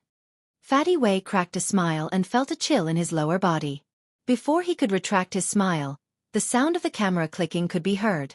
Jianghu, that big cat, under everyone's gaze, pulled off Fatty Wei's pants right before the picture was taken. Air Mao had already covered Air Mao's eyes. The old man's smile deepened. "Ha, Celestine, this has to do with you." Pale Yang could not help but laugh. Cough. Celestine swept a threatening glance at Pale Yang, stopping him from continuing. He went over to help Fatty Wei pull up his pants. When they were here in the past, because they could not understand the cat's temperament, they would always suffer some losses and make a fool of themselves. However, this cat had their master as its backer. Even if their master was not at home, it would be hard to find it when it wanted to hide. They really could not do anything to it. Celestine had been scratched before, his pants pulled off, and his shoes taken away to store bird eggs. Pale Yang had also been teased before. Small insects had been put in his cup, and grasshoppers had been stuffed into his bed. Because of his profession, Senior Brother Walnut was especially sensitive to his own gaze. Every time Senior Brother Walnut came to visit the old man, Big Mountain would squat outside his window and do nothing but stare inside. Senior Brother Walnut could not sleep peacefully for the entire night. Even pulling the curtains was of no use. He was still drenched in cold sweat and had nightmares. Whenever he closed his eyes, he would feel a pair of beastly eyes with a strange smile in the darkness. There were too many things like this, so many that Celestine and the others did not want to recall them. The old man did not have any children, but with this cat, it could be compared to a few naughty children. However, the naughty children were only naughty for a few years, but this cat had been tormenting them for 20 years. If everything went well, it would continue tormenting them in the future. Not only did it love to torment them, it had also developed a strange temperament just like the old man. Originally, in the eyes of Air Mao and the others, many felines had strange temperaments. If they learned from the old man, it would be even stranger. Don't be fooled by its decent appearance and arrogant attitude. In the blink of an eye, it would be naughty in the next moment. Although the others were curious, Pale Yang did not say anything. Who didn't have embarrassing things here? If he exposed Celestine, Celestine would also expose him. Why bother? He was already a father. It was fine to talk about it in private, but not in front of adults and children. Air Mao said to Air Yuan, "Your Uncle Big Mountain does not like to be hugged by others. He is different from Black Rice. Do you remember?" Air Yuan nodded seriously. Jianghu looked at Fatty Wei's red face and then looked at Air Mao and the others' complicated expressions. He seemed to have understood something. While they were talking in the yard, a person walked in. Oh, guests! The person was in his 50s. He was wearing faded green clothes and carried a box in. After seeing the person, Air Mao, Celestine, and Pale Yang all smiled. "Uncle Lin, you are here." Mao, Celestine, and Pei Liang are back. They even brought their wives and children. No wonder the yard was filled with joy even before I came in, Uncle Lin said. Let's talk inside. The old man stepped into the house first and greeted the others. They first moved the things out of the car and cleaned up the room. They let Uncle Lin chat with the old man in the hall. While they were cleaning up, Gong Qin asked Mao about Uncle Lin's identity. Him? He is a healthcare worker. Oh, this is one of the healthcare workers of Master Big Mountain? Gong Qin said. No, he is not one of Master Big Mountain's healthcare workers. Big Mountain? Gong Qin wasn't the only one who was surprised. Even Zhang Tan, who was eavesdropping on a nearby stool, was shocked. A cat actually had a healthcare worker. The year I left here, he started to help Big Mountain with acupuncture, Mao said calmly. Acupuncture? Yes. Do you think Big Mountain has a special body? That is because of Uncle Lin's help. Chapter 401. Uncle Lin is a famous veterinarian here. I heard that he's been a veterinarian for generations. He's just not that famous outside, but his skills are still very good. He often comes over to give Big Mountain massages and acupuncture. If Big Mountain is sick and needs to take medicine, he'll specially prescribe medicine for Big Mountain. After all, Big Mountain is different from the ordinary cats here. Also, Uncle Lin often comes over to accompany Master, play chess, and chat with him, Mao said. Gong Qin was very interested in veterinarians. However, she had been exposed to Western medicine in the past. She had never thought that acupuncture could be used on animals. When is Uncle Lin going to give Big Mountain acupuncture? Can I watch from the side? Gong Qin asked. Sure, that's not a problem. We used to watch him give Big Mountain acupuncture. Other than Master, Uncle Lin is the second person who can make Big Mountain behave. However, Uncle Lin usually comes over in the morning. He's probably here to chat with Master and give Big Mountain a massage. Massage. Gong Qin threw the things in her hands aside and went to learn. Mao tidied up the rest of the things and complained to Yuan. Whenever your mother hears about this, she'll be in a daze. Look at her now, she's so energetic. As he spoke, Mao's gaze fell on Zhang Tan, who was squatting at the side with his head lowered. No one knew what he was thinking. He said, Black Coal, let Uncle Lin bandage you too. It's all thanks to Uncle Lin that Dashan was able to stay healthy until now. You're getting old. You were hospitalized at the end of last year and scared your cat parents. Let Uncle Lin take a look at you. If there's any illness, it'll be treated as soon as possible. We can all guarantee Uncle Lin's skills. I've seen a family's cat go into shock before. Other methods were useless. It was Uncle Lin who went over to give him a massage. Zhang Tan didn't doubt Mao's words. Although Mao was sometimes unreliable, it wouldn't make up stories like this. Moreover, Big Mountain's condition was probably due to Uncle Lin's help. Should he ask Uncle Lin to give him a massage? Even though she was just a cat, Zhang Tan still cherished her cat life. After the room was tidied up, Mao brought Yuan out. Zhang Tan followed. Mao and Wei Ling's rooms were all on the second floor. There were quite a few rooms here. Mao was currently staying in the room that he had stayed in before. When they entered, Zhang Tan even noticed that there was a small bed that had just been made. It was even padded with a thick layer of cotton so that it wouldn't bump into anything. Therefore, although the old man looked indifferent on the surface, he had already prepared a lot of things and was very meticulous. When Zhang Tan followed Mao downstairs, Uncle Lin was massaging Dashan in the hall on the first floor. As he massaged, he explained some massage techniques and acupuncture to Gong Qin. Gong Qin listened attentively. Our country's animal acupuncture originated in the primitive society and developed in the slave society. It formed a unique academic system in the feudal society. Starting from the northern and southern dynasties, it spread across the country. As for the acupuncture prescription you mentioned just now, the acupuncture points are usually made up of the Jun, Chen, Zhua, and Shi. Suan Zhenjin de Luan says, the main point of the disease is the Jun, Zhua is the Chen, and Chen is the Shi. The Jun point is the main point in the prescription. It is mainly used to treat the main symptoms of the disease. The Chen point is used to strengthen the Jun point. The Zhua point is used to assist the main point in treating some secondary symptoms. The Shi point is used to coordinate the effects of the other points. Let me give you an example. The prescription for treating the symptoms of spleen deficiency and diarrhea you mentioned just now is made up of the spleen shu, jiao, zhigan, and ho sanli. These 4 points are the jun, chen, zhua, and shi points.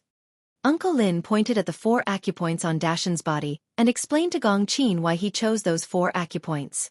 The jun point, spleen shu, is the back shu point of the spleen. It is the point where the spleen is infused into the back of the spleen. It is the main point for strengthening the spleen and stomach and regulating qi to stop diarrhea. One of them was talking excitedly while the other was listening attentively. They completely forgot about the old man sitting in the main seat. However, the old man was sitting next to them and drinking tea. He didn't care at all and seemed to be in a good mood. Big Mountain, on the other hand, was squinting his eyes and lying there with a satisfied look on his face. He was enjoying himself very much.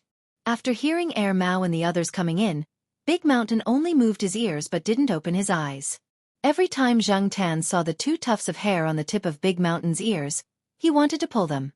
Of course, it was just a thought. He wouldn't really pull them. Otherwise, they would definitely fight. Seeing Zhang Tan following Air Mao into the hall, Uncle Lin's eyes lit up. He didn't pay much attention to Zhang Tan when he came in. Now that he took a closer look, he found that something was wrong. "This cat is a little special," Uncle Lin said. "What's special? Tell me." Air Mao held Air Mao's hand and found a chair to sit down. At this time, Celestine's family had also packed up and came downstairs. When they heard Uncle Lin's words, they also wanted to know what Uncle Lin meant. "This cat is a little old, right?" Uncle Lin said. Although it was a question, his words were full of certainty. Air Mao nodded. "Yes, at least 7 or 8 years old." Uncle Lin nodded. "Among cats, it is indeed entering old age. But from what I see, this cat is very healthy." Uncle Lin used the word healthy, and not just healthy. Air Mao gave Uncle Lin a thumbs up.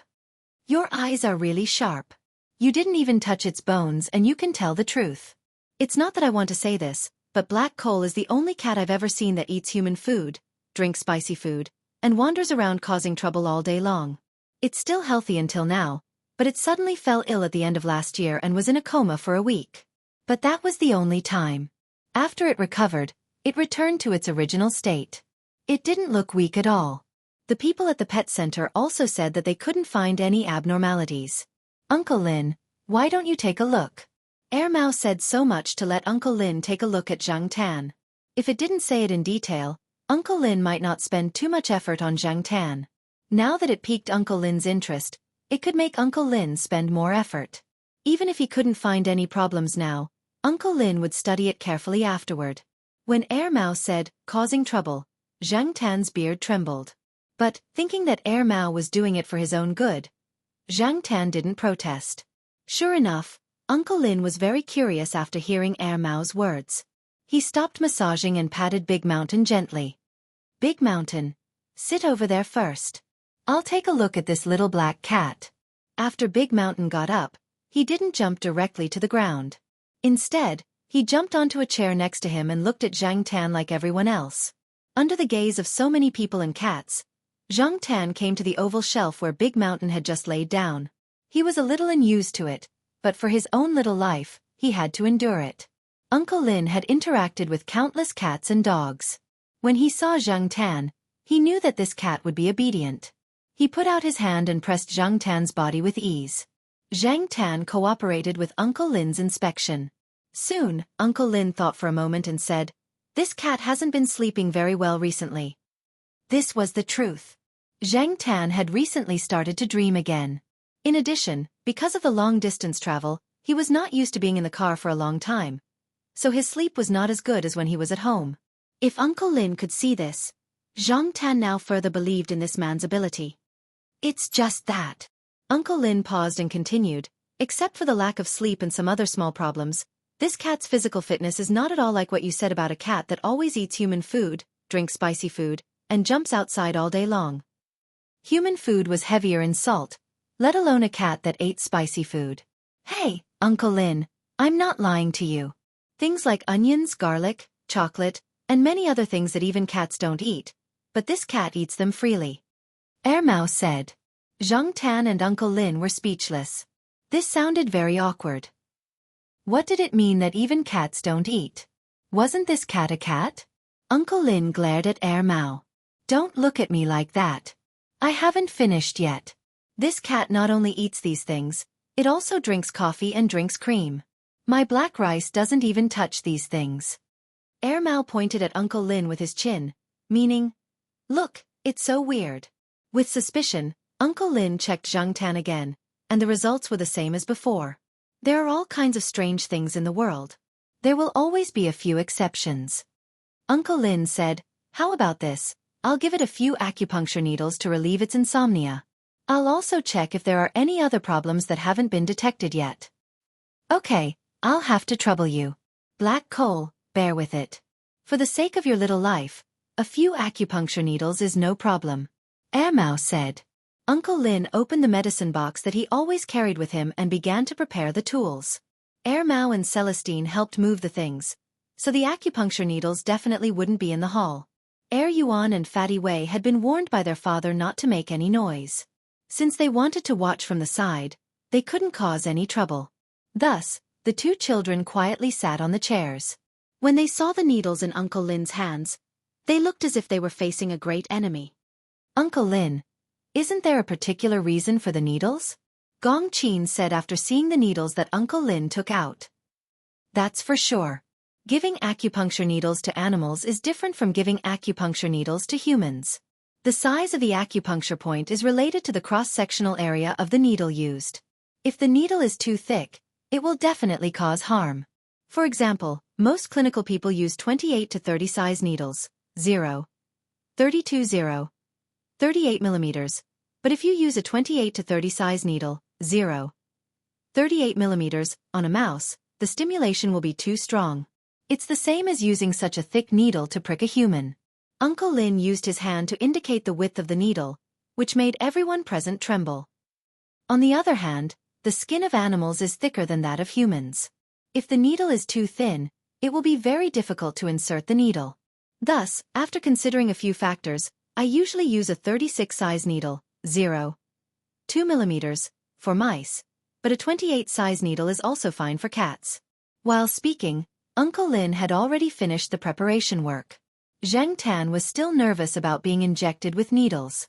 He didn't like being injected with needles in the first place, but now, just like what Mao said, if it was for his life, what harm would it do? At first, he was nervous, but when the needles were really injected, Zheng Tan didn't feel anything special, so he gradually relaxed. While Uncle Lin was injecting Zheng Tan with needles, Mao had already taken out his phone to take a picture. After taking the picture, he sent it to the Jiao family and his wife. He definitely had to tell them that he was giving acupuncture to a cat. At the same time, in a laboratory of the Institute of Biological Sciences of Tsinghua University, Zhao Pa had a postgraduate student who needed to take samples today. The workload was heavy, and there weren't enough people to help. He happened to have time, so he wore a lab coat and went to help. When Mao sent the picture, Zhao Pa's phone vibrated. At this time, Zhao Pa happened to be almost done with his work. He took off one of his gloves and reached into his pocket to take out his phone. In his other hand, he was holding a gun, a kind of micro-pipette device commonly used in laboratories, commonly known as a gun. When he saw the picture of the cat with many small needles in its body, Zhao Pa directly threw the gun in his hand with a click. The few students of Zhao Pa next to him glanced at each other. Their boss usually paid attention to the regulations of the laboratory. The used gun head would be directly thrown into the box that was specially used to store the discarded gun heads. But now, Professor Zhao actually threw the gun head out. What on earth did Professor Zhao see that made him so excited? On the other hand, Zhao Ma, who was in the corridor being dragged by a few students to practice their oral English, also received the picture. Therefore, the few students heard their usually gentle English teacher suddenly exclaim in shock. Oh, my cat. Chapter 402. As Mao had expected, as soon as the photos were sent, a call came in. Father Zhao and Mother Zhao took turns. Mao explained for a long time and took several photos to send. Only then did the other side feel a little relieved. Mao could understand. No one would be able to calm down when their precious cat was pricked with needles all over its body. Also, when Mao took the photos, He adjusted the lighting so that the needles on Zhang Tan's body would be more obvious. That way, the Jiao Pa and Jiao Ma would be more shocked. No wonder the two of them had such a big reaction. Mao called the Jiao family and explained that Zhang Tan, who was pricked with needles, was actually fine. There wasn't much pain, and it wasn't as comfortable as Mao had expected. Mao wasn't sick, so needles shouldn't cause too much of a reaction. What did Uncle Lin say before he pricked Zhang Zian? First, he said he would relieve Zhang Tan's sleeping condition, then use acupuncture to check if there were any hidden diseases. Now, it seemed that his judgment was the same as before. "He's not sick?" Celestine asked. Now that the needles had been pricked, Uncle Lin should be able to tell if there were any problems. Uncle Lin shook his head in silence. After a while he said, "Looking at his body, I really can't believe that this is a cat that is about to be classified as old. He's unbelievably strong." "He's really not sick?" "He was really sick at the time. He slept for a week. The veterinarians at the pet center couldn't do anything about it." Mao had already finished the phone call. He had also told the Jiao family about Uncle Lin's diagnosis, but after hanging up, he still asked his question. Uncle Lin continued to shake his head. Only Zhang Tan knew that this probably had something to do with his biggest secret. It was just like how no normal cat had the strength of an adult. Also, Zhang Tan could feel his own body. Except for sleep problems and dreams, he didn't feel any other health problems. Mao exaggerated a little when he commented on Zhang Tan, but most of what he said was correct. Zhang Tan could eat, drink, run, and jump. It had been 7 years, but he still felt the same as when he had just turned into a cat. The so-called old could only be compared to a cat's age. Other than that, it couldn't be explained. After putting away the needles, Uncle Lin said, "I'll do some research when I get back." "Mao, how long will you stay here?" 1 or 2 weeks, said "Okay, I'll use this time to think about it." Although Uncle Lin had always been confident in himself, he was really confused this time. He had treated all kinds of animals for so many years, but this was the first time he had encountered such a situation. He originally thought that this black cat's condition would be similar to Dashan's, but he didn't expect. After Zhang Tan finished the treatment, the master asked Uncle Lin to play chess with him. He also asked about Dashan's condition. As for the food preparation, the master didn't usually have to worry about it. There were professional staff in charge of it. But today, Mao and Celestine were here, so the food preparation was done by their wives. Seeing that Zhang Tan really ate the same food as a human, the old lady and Uncle Lin were convinced. They had even specially prepared a plate of scrambled eggs with onions and 2 relatively spicy dishes to go with wine. These were things that Big Mountain would never touch, but Zhang Tan still ate them all. Moreover, nothing happened to him after eating them. At that time, Uncle Lin didn't care about the unfinished wine in his glass. He put down the glass and took Zhang Tan for examination. The conclusion was still the same as before, which made Uncle Lin, who had been in contact with veterinarians since childhood, amazed. Several men at the table were also talking. When Zhang Tan heard them mention Dashan, he realized why they didn't usually talk about Dashan outside. One was because of some of their experiences in the past, and they didn't want to recall the embarrassing past caused by Dashan. The other reason was that Dashan's species was more special in China. After all, it was not abroad, and they couldn't openly raise it as a pet. It was enough to keep it as a secret. It was also a kind of protection for Dashan. Therefore they only occasionally mentioned the master's cat outside, but they rarely talked about what kind of cat Dashan was. Originally, they thought that the master would scold them. Unexpectedly, the master was quite considerate and didn't scold them in front of the women and children. After the meal, Uncle Lin took his leave. The old man chatted with Mao and the others about the current state of the 3 of them, how their families were doing, whether there were any troubles, how their children were, and other topics.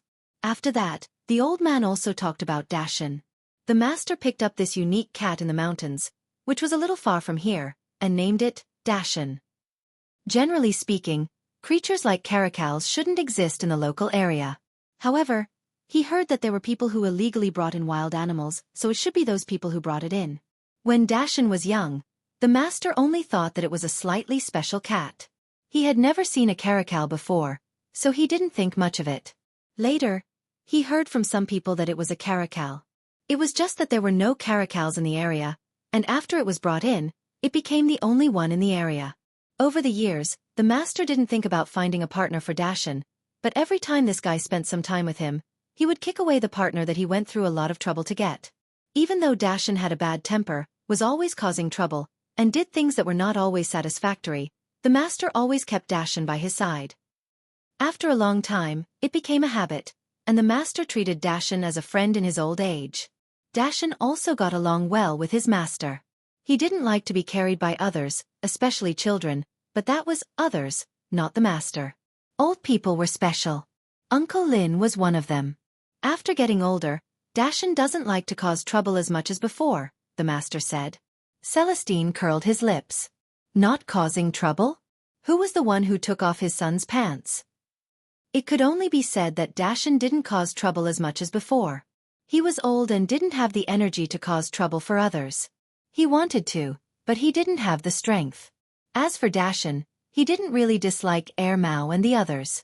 He usually paid attention to hiding outside. Dashan wasn't a pure family pet. He was in a semi-wild state and kept many wild habits. Yesterday, because he wanted to welcome Mao and the others, he squatted at a conspicuous stone block by the roadside. Otherwise, passers-by wouldn't have noticed him so easily. According to Mao and the others, Dashan used to often welcome them there. This seemed to have become a habit. From these words and Dashan's behavior, this cat was still very humane. On the first night here, Xianxia slept in a foldable tent. This was a small tent that would be propped up after it was opened. This was a gift from Xiaogua, but Xianxia didn't use it much at home. This time he brought it out. Some soft cushions prepared by Jiao Ma were placed in the tent as a mattress. Xianxia slept in it at night.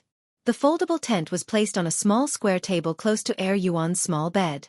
Maybe it was the acupuncture treatment during the day, or maybe it was the relaxation after the long journey. But Xianxia slept very well that night and didn't feel uncomfortable in an unfamiliar environment. Early the next morning, the ear-piercing sound of something being scratched on a hard board rang out. It gave people goosebumps just by listening to it. Moreover, it was quite rhythmic, as if someone was shouting slogans, 1, 2, 1, 2. Xianxia's hearing was good. This sound made Xianxia unable to sleep anymore. After being awakened by the sound, Xianxia came out of the small tent. Mao had already sat up, his hand on his forehead. He looked at Gong Qin, who was still a little confused, and Yuan, who was sleeping on the small bed, and said, I almost forgot. Dashan's alarm clock rings on time every day. Xianxia climbed out of the window, jumped onto the railing on the second floor, and looked down. In the yard, Dashan was scratching a hardboard. The sound was made by it. At this moment, Dashan's two front paws were rhythmically scratching the board that was leaning against the wall. Looking at the board, there were already countless scratches. It was conceivable that this situation didn't just happen today. Just like Mao said, this was a Dashan's alarm clock. In an open space outside the yard, the old man was practicing boxing. The speed wasn't fast, but it wasn't Tai Chi either. It might be a set of fitness boxing that the old man practiced himself. After the three families on the second floor woke up, Mao and his two brothers went to practice boxing with the old man. They had learned this set of fitness boxing a long time ago. It was just that they didn't practice it much after leaving this place, but they were still familiar with it. On the other side, a master and three disciples were practicing boxing. On the other side, the two mothers took out their cameras to take pictures. Mao, Fatty Wei, and Pei Jie were all curious. Pei Jie had seen it before, so he went over to practice. The other two just thought it was fun and went over to join in the fun. What was more interesting was that after waking up the three families, Dashan also came over to the old man's side. While the others were practicing boxing, Dashan was rolling. The rhythm of his rolling was quite similar to the rhythm of these people's boxing. Even the movement of his arms and legs could sometimes match that of Mao and the others. Dashan's rolling style was not uncommon. Even the place where Dashan was rolling should be the place where Dashan usually stayed. There were no traces of grass there. Compared to the ground in other places, the surface had been rubbed off a lot, and the color was obviously different. Cats seemed to be unable to get rid of their carefree appearance. Even when they were sharpening their claws, they sometimes looked absent-minded. Uncle Lin said that other than the treatment and maintenance he gave Dashan, the reason why Dashan could live for so long and be so healthy might be related to his own personality. In other words, it might be related to some of the feline's habits. It was always difficult to determine who was better in a battle between cats and dogs, but in a battle of life expectancy, cats were better. This might be related to their hidden unruliness, which was more leisurely compared to dogs, and their way of coping with domestic life. Take domestic cats as an example. Although most cats died of old age in their teens, there were many cats in their 20s and 30s. It was said that there were experts who estimated that their theoretical value could reach up to 40 years old. With Dashin here, even if Mao and the others weren't here, this yard wouldn't feel lethargic, Gongqin said. The sun hadn't risen yet, and the air was slightly cold. An old man and an old cat. One was practicing boxing, and the other was rolling. Chapter 403. Zhang Tan realized that there was something wrong with the big cat for the past 2 days. Or perhaps it had always been like this? In short, other than the first day, Zhang Tan felt that the big cat had been looking at him strangely for the next few days. Every time Zhang Tan turned around to look at it, the big cat didn't choose to look away. It just looked at him and wasn't afraid of looking at him face to face. Something was wrong. Something was very wrong. Although Mao and the others thought that Big Mountain was just curious about Zhang Tan, who was a half of the same species as him, Zhang Tan didn't think so. Maybe the cats here weren't as bold as Zhang Tan. Uncle Lin said that in this area, Big Mountain was the overlord. The surrounding cats and dogs, regardless of whether they were domesticated or wild, wouldn't come face to face with Big Mountain. Some would run away as soon as they saw Big Mountain. Only Zhang Tan wasn't afraid of Big Mountain and didn't care. To put it bluntly, it was as if he didn't care about Big Mountain at all. It wasn't that Zhang Tan didn't care about Big Mountain. It was just that he was more inclined towards the perspective of a human. To a special cat, other than the initial novelty, there was nothing else. Mao and the others, as well as the old master, definitely hoped that Zhang Tan and Big Mountain could get along well. From Zhang Tan's point of view, both of them were males. It was already a good thing that they didn't bare their claws and fight for territory. Why ask for more? Could it be that he really wanted cats to be united like children and help each other equally? But Zhang Tan looked diagonally ahead. The big cat was lying on a chair and looking in Zhang Tan's direction. It still had that look that made Zhang Tan feel that it was scheming something. Zhang Tan had been waiting for this guy to make a move. If it was like what Zhang Tan thought, and Big Mountain did have a purpose, he should have some corresponding actions. Cats were always very patient in order to achieve their goals. For 4 consecutive days, Big Mountain maintained his previous attitude and stared at Zhang Tan, but didn't do anything else. Turning his head back, Zhang Tan continued to stare at Yuan and Fatty Wei, who were drawing beside the short table, but he was already pondering. Judging from Big Mountain's expression, he should be taking action soon. Sure enough, half an hour later, Big Mountain jumped down from the wooden chair and walked to Zhang Tan's side. Just like Zhang Tan, he squatted down and watched Yuan and Fatty Wei draw. Fatty Wei Xiao Tian immediately stood up when he saw Mountain approaching. He pulled up his pants and took a few steps back, looking at Mountain with vigilance. Yuan looked at Big Mountain and then at little Fatty Wei. He didn't move, but he didn't draw either. Zhang Tan glanced sideways at Big Mountain. Big Mountain did not seem to mind that he was guarded against by the 2 children. He looked at the paper on the short table and was not interested. Then, he looked at Zhang Tan and raised his paw to attack Zhang Tan. Slapping was a very sissy action for a human, but for a cat, it was as normal as licking its paw. You can't expect a cat to attack with a fist, right? Moreover, there were many different ways to slap a cat. How to slap, whether to retract or release the paw, how many paws to release, from which angle to slap, etc. These were all different depending on the situation. Just like now, Big Mountain didn't have any hostility towards Zhang Tan. He only gave Zhang Tan a slap as a joke or as a test. When he slapped, he retracted his paw and didn't use much strength. Because Big Mountain didn't have any ill intentions, Zhang Tan didn't dodge. After taking a hit on the head, Zhang Tan didn't immediately retaliate. Instead, he looked at Big Mountain and carefully observed this big cat that Mao and Celestine thought was extremely smart and strange. It really seemed like he was just testing him. Zhang Tan took a hit from Big Mountain and didn't immediately retaliate. However, Yuan and Fatty Wei were still young. One was almost 3 years old, while the other was 3.5 years old. They didn't have enough ability to distinguish. When they saw Big Mountain slap Zhang Tan, They thought that Zhang Tan was being bullied. Wei Xiaopang remembered that his father had told him that if Dashan and Zhang Tan were to fight, he should inform his father. Thus, Wei Xiaopang pulled up his pants and ran out of the courtyard, shouting as he ran, "Daddy, Daddy! Uncle Sean and Brother He are fighting."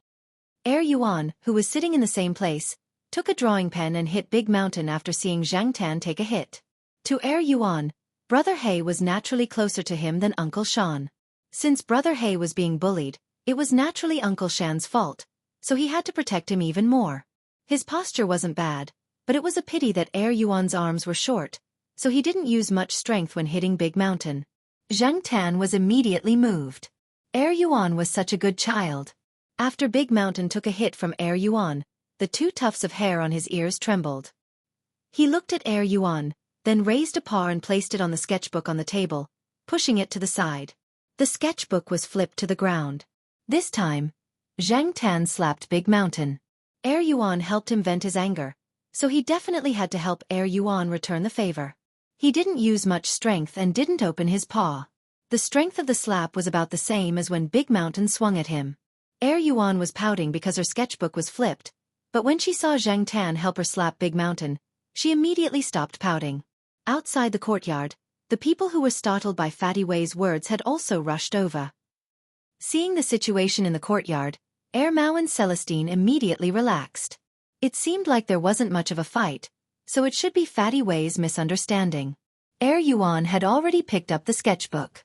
Seeing Mao come over, he ran over to complain. "Father, Uncle Sean is bad." After listening to Yuan explain the situation, although Yuan's ability to express himself was limited, they could still roughly guess what had happened. "Yuan, be good. Your Uncle Sean and Brother Black were just playing around," Mao explained. "Really?" Yuan was curious. "Of course it's true. You see, Uncle Sean and Brother Black aren't angry, right?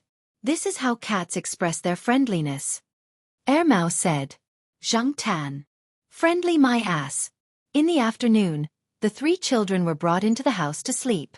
Mao and the others strolled around, revisiting old places to search for memories of the past. They also went to visit a few families that they hadn't visited yesterday. These were the people they had met when they lived here. When they heard that Mao and Celestine had returned, many of them brought food and drinks over. Mao and the others naturally had to express their feelings. Expressing their relationship was mutual, and it wasn't something that could be maintained by just one party. Moreover, the old man still had to live here for a long time. Maintaining his relationship with the others was also a help to the old man. Although the other villagers might not be able to help the old man much, they could at least take care of him, so that he wouldn't be too lonely. In the yard, Zhang Tan lay on a chair in the shade and slept. Compared to the inside of the house, he preferred the outdoor environment that was closer to nature. It was probably because he had the body of a cat, so he had some of the habits of a cat. A cat would spend most of its time sleeping every day. Of course, this kind of sleep wasn't the kind that would cause death. Most of the time, it would just lie there quietly with its eyes closed, as if it didn't want to communicate with the outside world and didn't want to be disturbed. However, its ears were perked up, and it was always paying attention to the movements around it. His ears twitched, and Zhang Tan opened his eyes to look. What was near him was still Big Mountain. Usually, at this time, Big Mountain would hide in a leafy tree around the yard to sleep. It was hard to find him if one wasn't careful. Otherwise, Zhang Tan wouldn't be resting in the yard. Now, the big cat that was supposed to be on the tree outside the yard was in front of Zhang Tan. This time, Big Mountain didn't move his paws. After looking at Zhang Tan, he walked towards the door of the yard. After taking 2 steps, he looked back at Zhang Tan and called out softly. Was he asking him to follow him?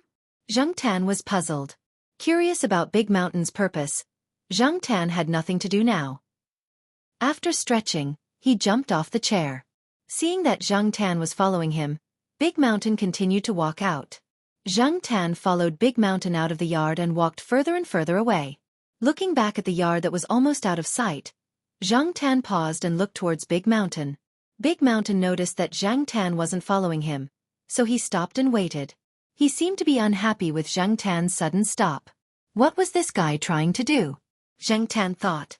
After hesitating for a while, Zhang Tan continued to follow. Mao could find Zhang Tan's location based on the cat tag.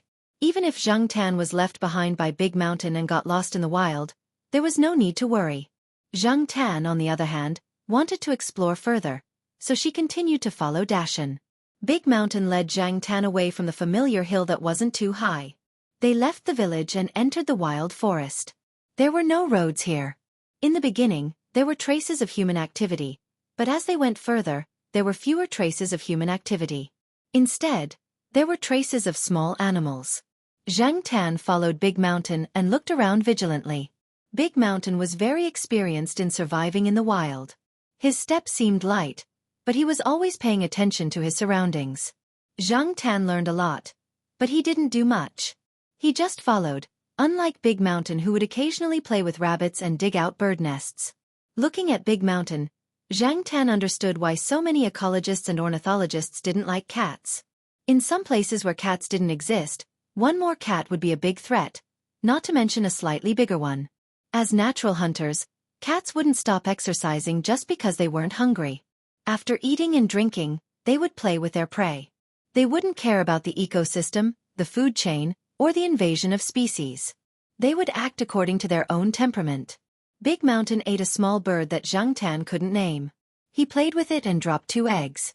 When it was about time, he caught a rabbit on his way back. Big Mountain's experience in surviving in the wild and his understanding of this area allowed him to always find prey and kill it easily. Zhang Tan followed Big Mountain and walked around outside and back again. He started to think. Zhang Tan didn't know much about Big Mountain's behavior when he went out. He only knew that Big Mountain would go out into the wild once or twice a week. The old man didn't mean to keep Big Mountain at home, and Big Mountain could always come back on time. The old man was used to it and wasn't worried anymore. This big cat was very smart. He had been with the old man for 20 years, and the old man had taught Big Mountain like a child for 20 years. He would always learn something. Compared to other cats, Big Mountain was smarter. This had been proven by Air Mao and the others. Zhang Tan also felt it. And because of this, Zhang Tan was curious about what Big Mountain wanted to do. Zhang Tan felt that this afternoon's trip was also a test by Big Mountain. He didn't think that Big Mountain was simply taking him for a walk in the wild. Chapter 404. When Zhang Tan followed Big Mountain into the distance, Air Mao's phone began to beep. Because of the special device on Zhang Tan's cat tag, as long as Zhang Tan was a certain distance away, Air Mao's phone would sound the alarm. Therefore, Air Mao knew that Zhang Tan was going out, but Master Deshan said that it would be fine with Big Mountain around, so Air Mao did not move. Air Mao and Celestine were only relieved when Big Mountain and Zhang Tan returned in the afternoon. Others did not know, but they knew very well that this black cat was not a well-behaved cat. It was very capable of causing trouble. Moreover, they had promised the Jiao family that they would not be able to explain themselves if anything happened. Therefore, after Zhang Tan returned to the yard, he listened to Air Mao's opinion for about 20 minutes. Big Mountain only went out once or twice a week. Even if he went out twice, it was rarely 2 days in a row. Therefore, even Master Deshan did not expect that Big Mountain would bring Zhang Tan out again the next day. This time, compared to the previous day, it was much further, and they left in the morning. Zhang Tan followed behind Big Mountain. With yesterday's experience, Zhang Tan was a little more used to it now. Today's route was mostly the same as yesterday's, except that Big Mountain chose to take a more difficult route for humans in the latter part of the journey. Whether it was a narrow and steep mountain path or a dense forest that was difficult for humans to walk through, it was not too difficult for a cat. What Zhang Tan needed to do was to be vigilant of the possible dangers that might exist around it. Zhang Tan would not put all his hopes on Big Mountain. Even though Big Mountain was an experienced wild predator, he might not be able to detect all the potential threats around him. Therefore, Zhang Tan still had to be vigilant of his surroundings. Zhang Tan had once followed the Jiao family to the wild for an internship. When he found the red mouse, Zhang Tan had survived in the wild for a period of time. After a few years, he felt as if his nerves were stretched taut again. This was the life of the wild. There was no mercy, only survival. The slightest negligence could lead to fatal consequences. Zhang Tan's nerves were tense as he followed Dashan. He knew that there was danger here, but he wanted to know what Dashan's motive was. Without knowing, Zhang Tan felt that something was hanging in his heart. Although it was already late October, if they were in Chuhua City, there would definitely be obvious signs of autumn.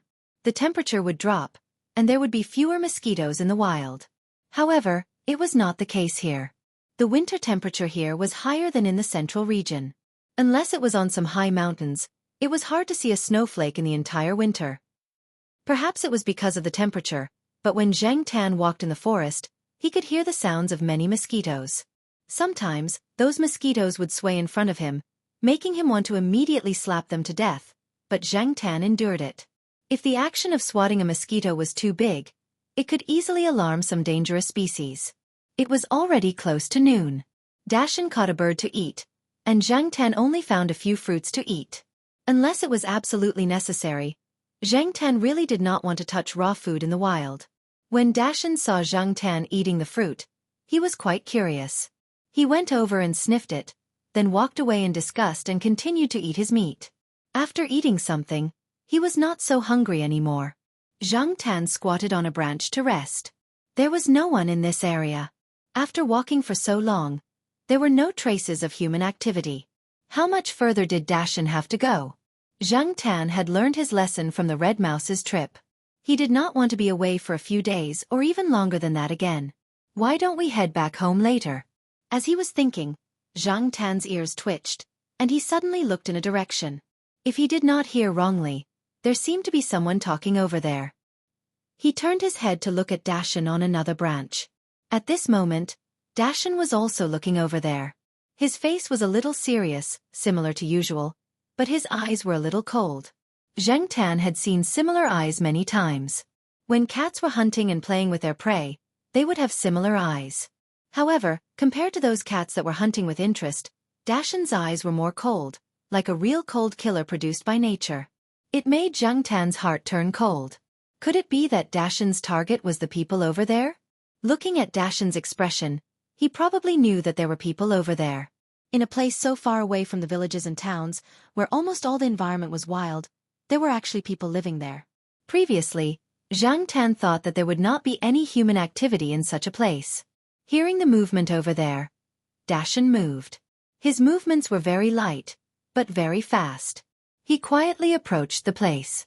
Zhang Tan followed behind, and from the sounds he heard, he could tell what might be happening over there. From the sounds, there was more than one person over there, and they seemed to be looking for something. Looking at the big cat in front of him, Zhang Tan thought, could they be looking for this guy? That didn't seem right. Dashan usually stayed in the yard. Even if he came here, he did not come often. He did not come here yesterday either. These people were probably looking for something that had just been lost. But what were these people doing? Dashan did not get too close. When there was still a certain distance between them, he stopped and hid in a big tree. The dense branches covered his figure. Zhang Tan also hid and looked at the people who were getting closer and closer. Those people spoke with a dialect. Zhang Tan did not quite understand, but from their movements, he knew that they were looking for something. Moreover, Zhang Tan felt that these people had the smell of blood on them. These people were very dangerous and belonged to the type that should be avoided. That was Zhang Tan's intuition. There were 3 people on the other side, and they looked to be in their 30s. They were probably active outside, and their skin was dark. They spoke softly, and their eyes swept over the surrounding bushes and grass from time to time. Zhang Tan hid behind the bushes. As the 3 people got closer and closer, Zhang Tan became nervous and his breathing became careful. Fortunately, when they were about 10 meters away, they probably felt that there were too many bushes here and did not find any suspicious tracks, so they changed direction and left. When they were far away, Zhang Tan took a deep breath. Dashan jumped down from the tree.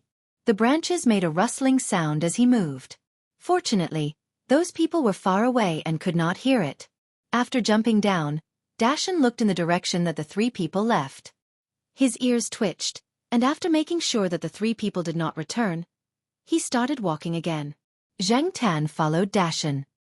He did not know what Dashan wanted to do, but he was sure that it was related to these people who were active in the depths of the forest.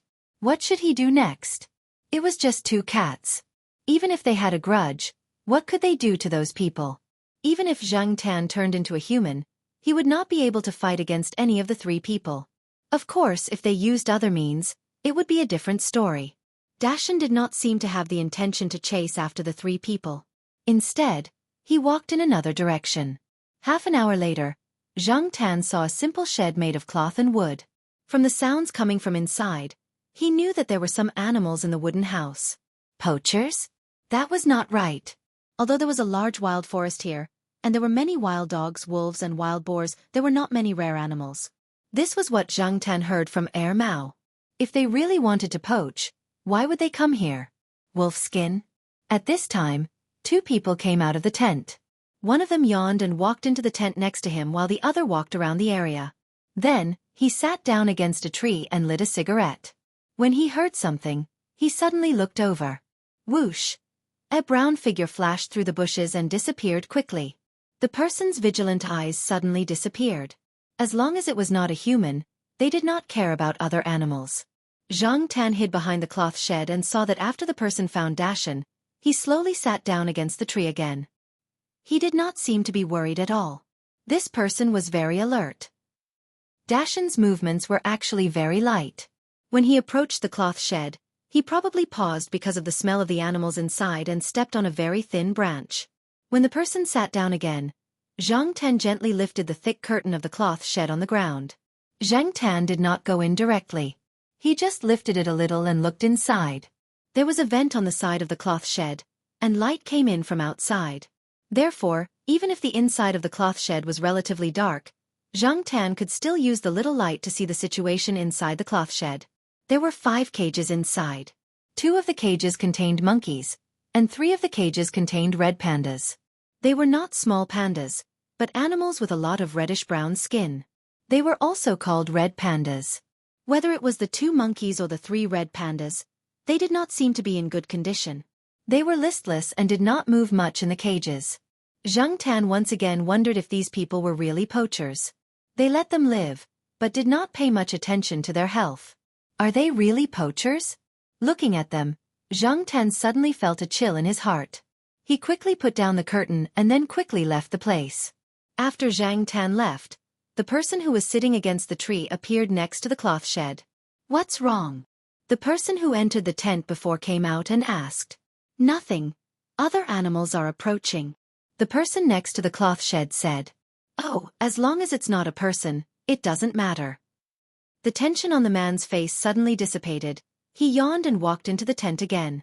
I'm going to sleep for a while. I'll take over when I wake up. Zhang Tan, who was hiding behind a tree not far away, looked at the 2 people over there. Compared to the 3 people he met before, Zhang Tan could still hear a few words in the words of these 2 people and guess the meaning of their words. Zhang Tan did not go over to inquire again, and Dashan seemed to know that he could not get close to that place, so he planned to go back. However, Zhang Tan felt that this guy was still a little unwilling to give up. Even if he was unwilling, there was nothing he could do. Zhang Tan did not want to provoke those people. As he walked back, Zhang Tan was also thinking about the 2 people just now, as well as the monkeys and red pandas in the cages in the cloth shed. He only paid attention to whether there was any danger around him, but he did not pay attention to his feet. Suddenly, he felt that he stepped on something. Zhang Tan paused and looked down. Chapter 405. Zhang Tan couldn't tell what the slimy substance under his feet was. It might have the smell of some animal, but Zhang Tan's experience was limited, so he couldn't guess. He could only tell from Mountain's fearful eyes that it wasn't a good thing. Even those who Zhang Tan thought were dangerous, Mountain didn't show such an expression. If it was an animal that could make Mountain so fearful, then this animal must be at the top of the food chain in this forest, much higher than Mountain. As long as it wasn't animal feces or snot, Zhang Tan lifted his foot and wiped the slimy substance on the grass beside him. At the same time, he looked around. The slimy substance didn't only exist here. When Zhang Tan stood up and looked around, he saw that there were more slimy substances not far from his left.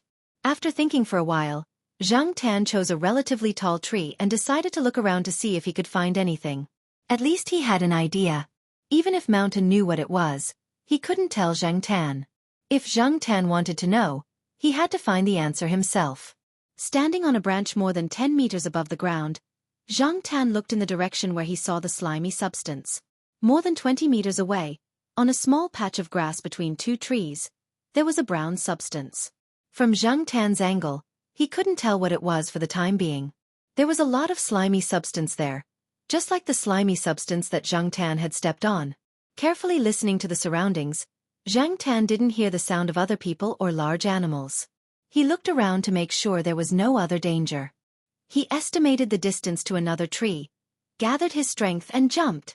Mountain was still anxiously pacing around below, looking at the slimy substance after every 2 steps. He was very careful when he sniffed it, and quickly retreated after a few sniffs, as if he would be in danger if he sniffed too much. While Big Mountain was carefully sniffing around the traces of mucus, the commotion above scared the anxious and nervous Big Mountain away.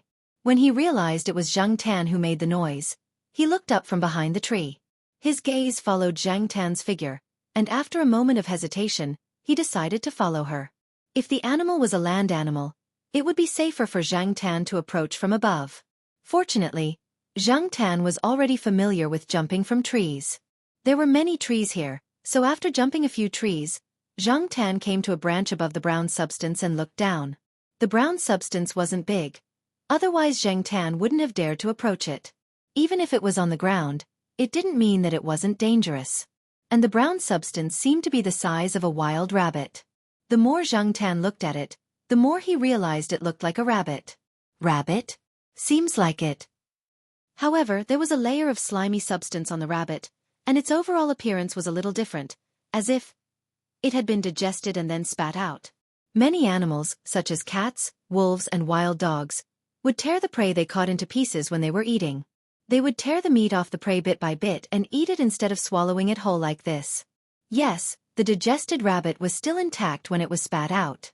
There were no signs of being torn apart, and Zhang Tan didn't see any obvious wounds on it. An animal that could swallow its prey whole and eat in this way. Zhang Tan thought of a cold-blooded, creepy creature, a snake. And, according to the current situation, it was a big snake. If it could swallow a rabbit, it could definitely swallow Zhang Tan. That wild rabbit was quite big, much bigger and fatter than the rabbit caught by Big Mountain yesterday. If such a rabbit could be swallowed easily, Zhang Tan's cat-like body wouldn't be able to. Now, Zhang Tan was only so big, so he didn't have much of an advantage in terms of size. If the slimy substance was something like the stomach acid of a big snake, it must be big to be able to spit out so much gastric acid and make Big Mountain so afraid. Thinking about the slimy substance he had just stepped on, and then looking at the slimy traces left behind, Zhang Tan could speculate that the snake must have spat out more than one rabbit. It must have spat out before, and then the snake crawled here, leaving some traces along the way. After arriving here, it spat out again, and then Zhang Tan looked at the big tree he was on. The tree was old and very tall. Zhang Tan climbed up a little and looked ahead. The trees in front were not so dense, and there were only some weeds and various short shrubs. Because of this, Zhang Tan could see what was there. Zhang Tan just thought that it would be a python as thick as an adult's calf that spat out the rabbit, but now it seems that Zhang Tan still underestimated it. It wasn't a calf, but a thigh. Moreover, 2 meters away from the snake, there was some vomit. It spat out about 6 or 7 rabbits, and the digestion level was similar to the previous one. Zhang Tan thought that the probability of a wild python eating so many rabbits of the same size at one time was not high, unless it was specially raised by someone who threw rabbits to the snake as food. Such a fat rabbit didn't seem to live in the wild often. It was very likely that the rabbit was specially raised by someone. And what was the purpose of raising such a big snake?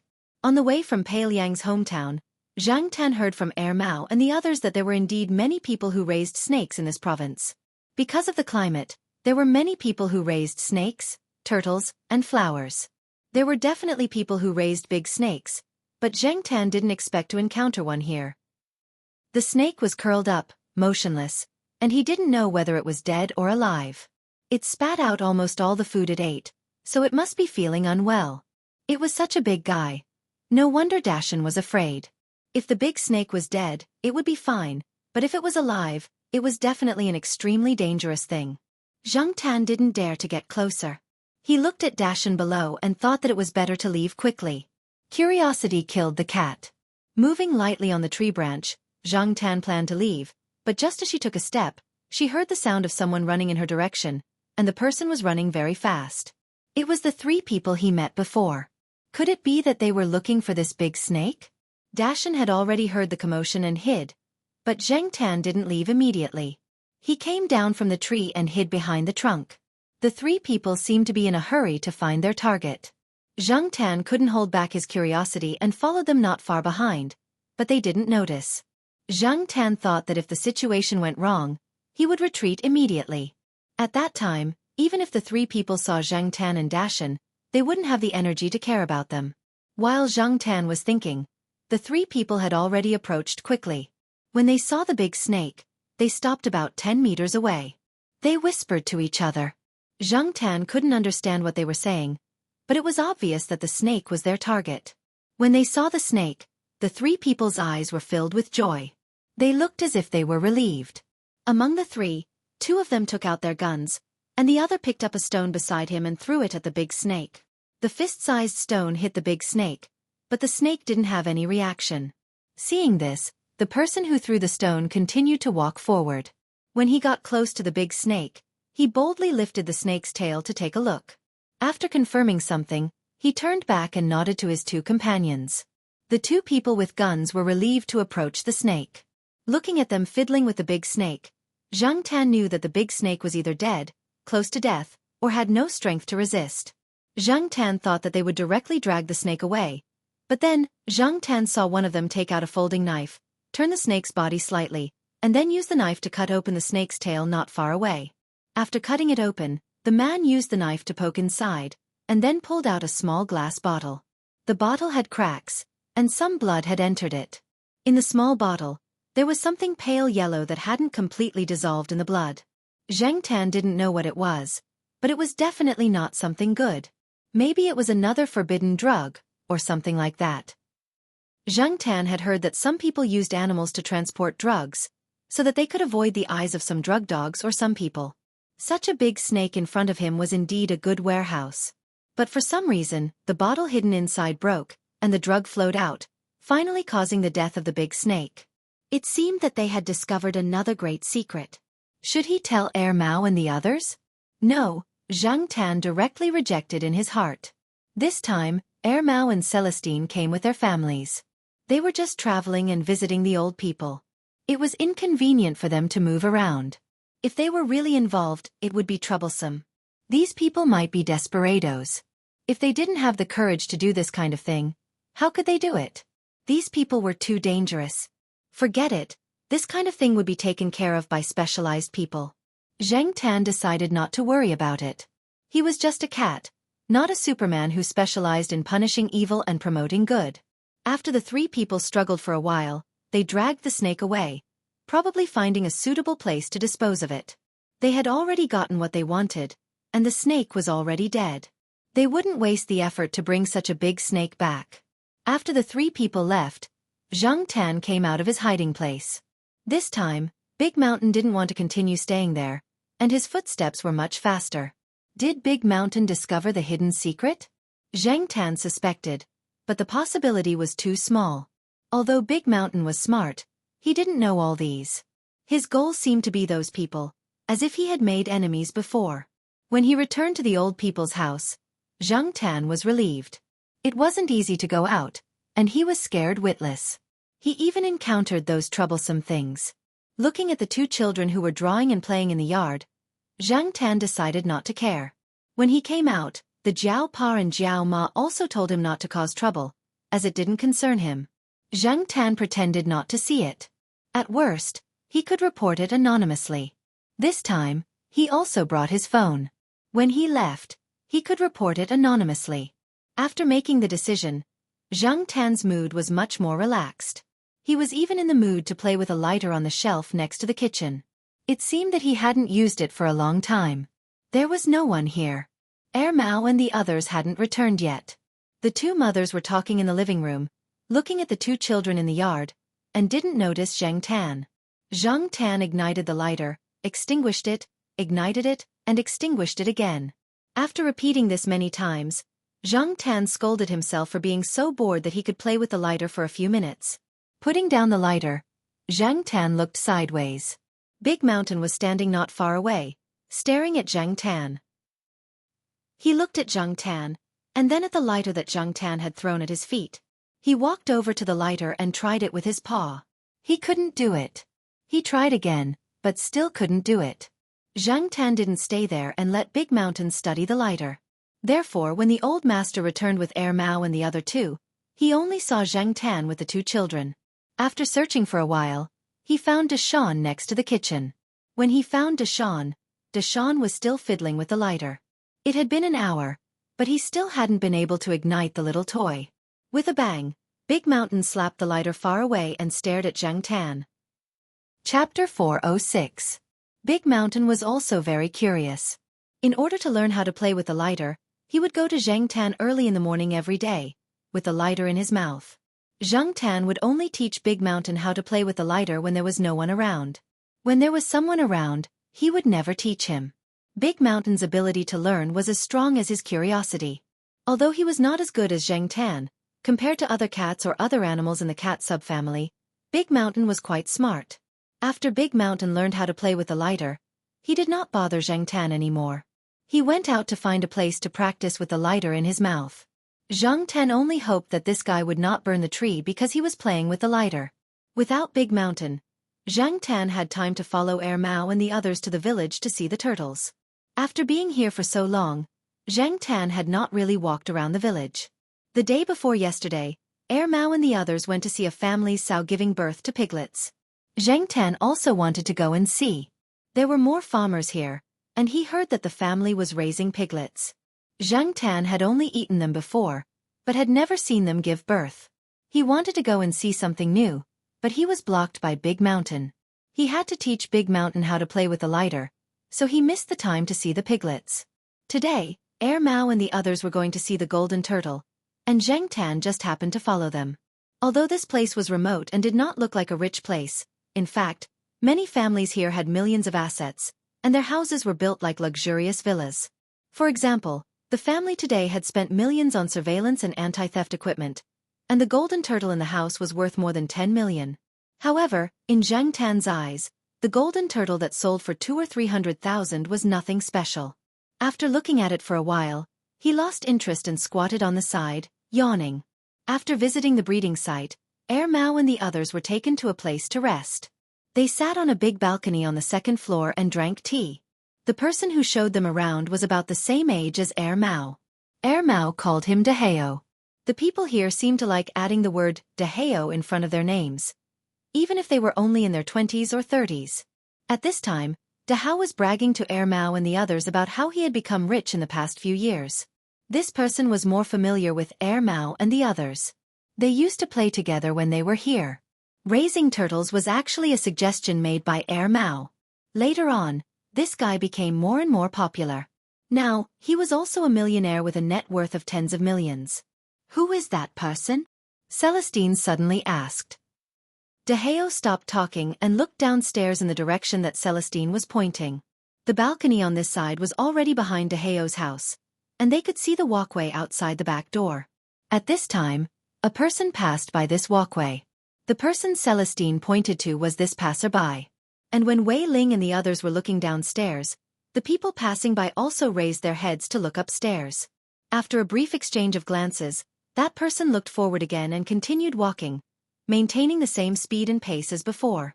Xianxia inexplicably felt that the person's gaze was a little strange. Deheo looked at the person when he looked up, then shook his head. I don't know him.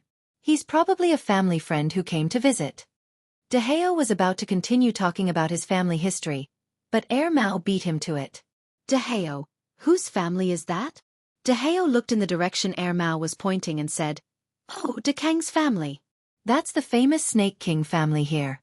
The two brothers, Deji and Dekang, raise snakes. Deji was once invited to the zoo, but Dekang has been raising snakes. However, something happened to Deji a few years ago. I heard that the zoo didn't take good care of him, and several big snakes died. After that, I didn't see Deji much. I heard that after he left the zoo, he was hired with a high salary to raise snakes for people. I guess he's making a fortune there now. Look at his house. It's so beautiful now. Mao and the other two brothers looked at each other, then Mao said, Deheo, are you familiar with Dekang? I'm quite interested in snakes. Does his family have that kind of big snake? Something like a big python. Deheo said sneakily, Yes.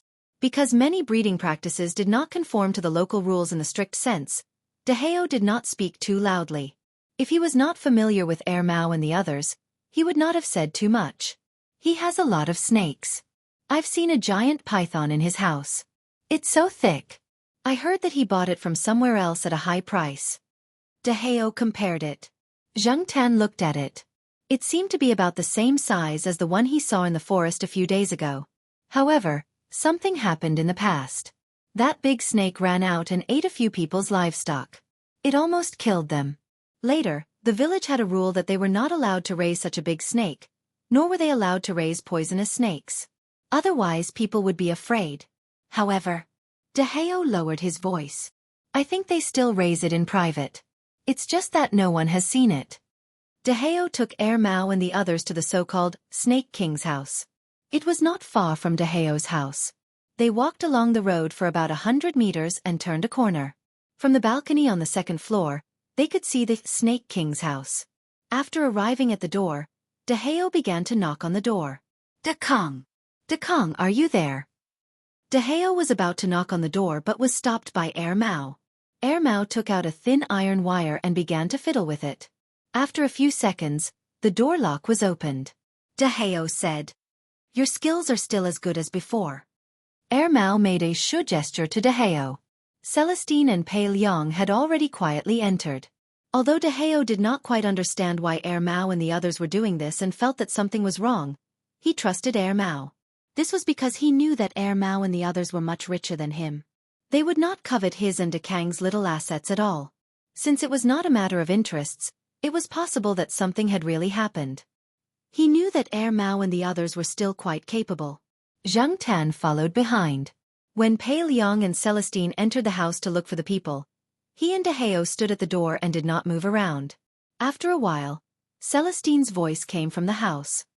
Mao, you guys come in. What happened? Deheo followed Mao in and asked. When they entered the house, they saw the owner of the house in one of the rooms. It was the young man called Dekong that Deheo had mentioned. This person looked to be in his early 20s. At this moment, he was lying on the ground, panting with difficulty. It was as if someone had just strangled him. Dekong, what's wrong with you? Deheo hurried over and asked worriedly. Although his relationship with Dekong was not very close, it was still passable. Seeing Dekong like this, he was a little worried because Dekong was not only having difficulty breathing, but his eyes also seemed to be out of focus. It's okay. It'll be fine in a while, Celestine said. When Mao looked over, he raised his hand and pointed at several places on his neck. Mao suddenly understood. After the carotid artery and jugular vein are strangled, the blood supply to the brain will be blocked. The brain will lack oxygen, causing blindness within a few seconds. Don't worry, Deheo. He'll recover in a while. After a pause, Mao looked at Celestine and Pei Liang. You look very professional. So, Dekong has a feud with someone? Deheo asked. Since his wallet had been bulging, his knowledge had also been broadened. He had met many people and encountered many things. Therefore, after hearing Mao's words, he was not too frightened. So that person just now? Deheo said as he looked at Mao. After seeing Mao nod, Deheo could not help but take a deep breath. Such a terrifying person had just passed by his own back door and he did not even notice that something was wrong. If Mao and the others had not come over, Dekong would not even have a chance to breathe now. Or perhaps he would have been taken away just now. When Dekong finally recovered, Deheo could not help but ask, Dekong, what kind of trouble did you encounter? You actually provoked such a dangerous person. He wants your life, right? Life. That's right, they're after our lives. Their lives. Dekong looked a little crazy. Deheo saw Dekong like this and could not help but take a step back. However, Mao and the others were paying attention to the latter sentence. Them? Mao asked. Dekong stood up and looked at a snake sculpture on the table next to him. He raised his hand and gently touched it. They are so beautiful and fascinating. How could those people? How could they? Zhang Tan could not help but tremble when he saw this. He felt goosebumps all over his body. That kind of cold-blooded terrifying creature that could not even blink. This person actually said that it was beautiful. In this world, some people liked furry animals such as cats and dogs, and some people liked hairless, cold-blooded reptiles and were deeply obsessed with them.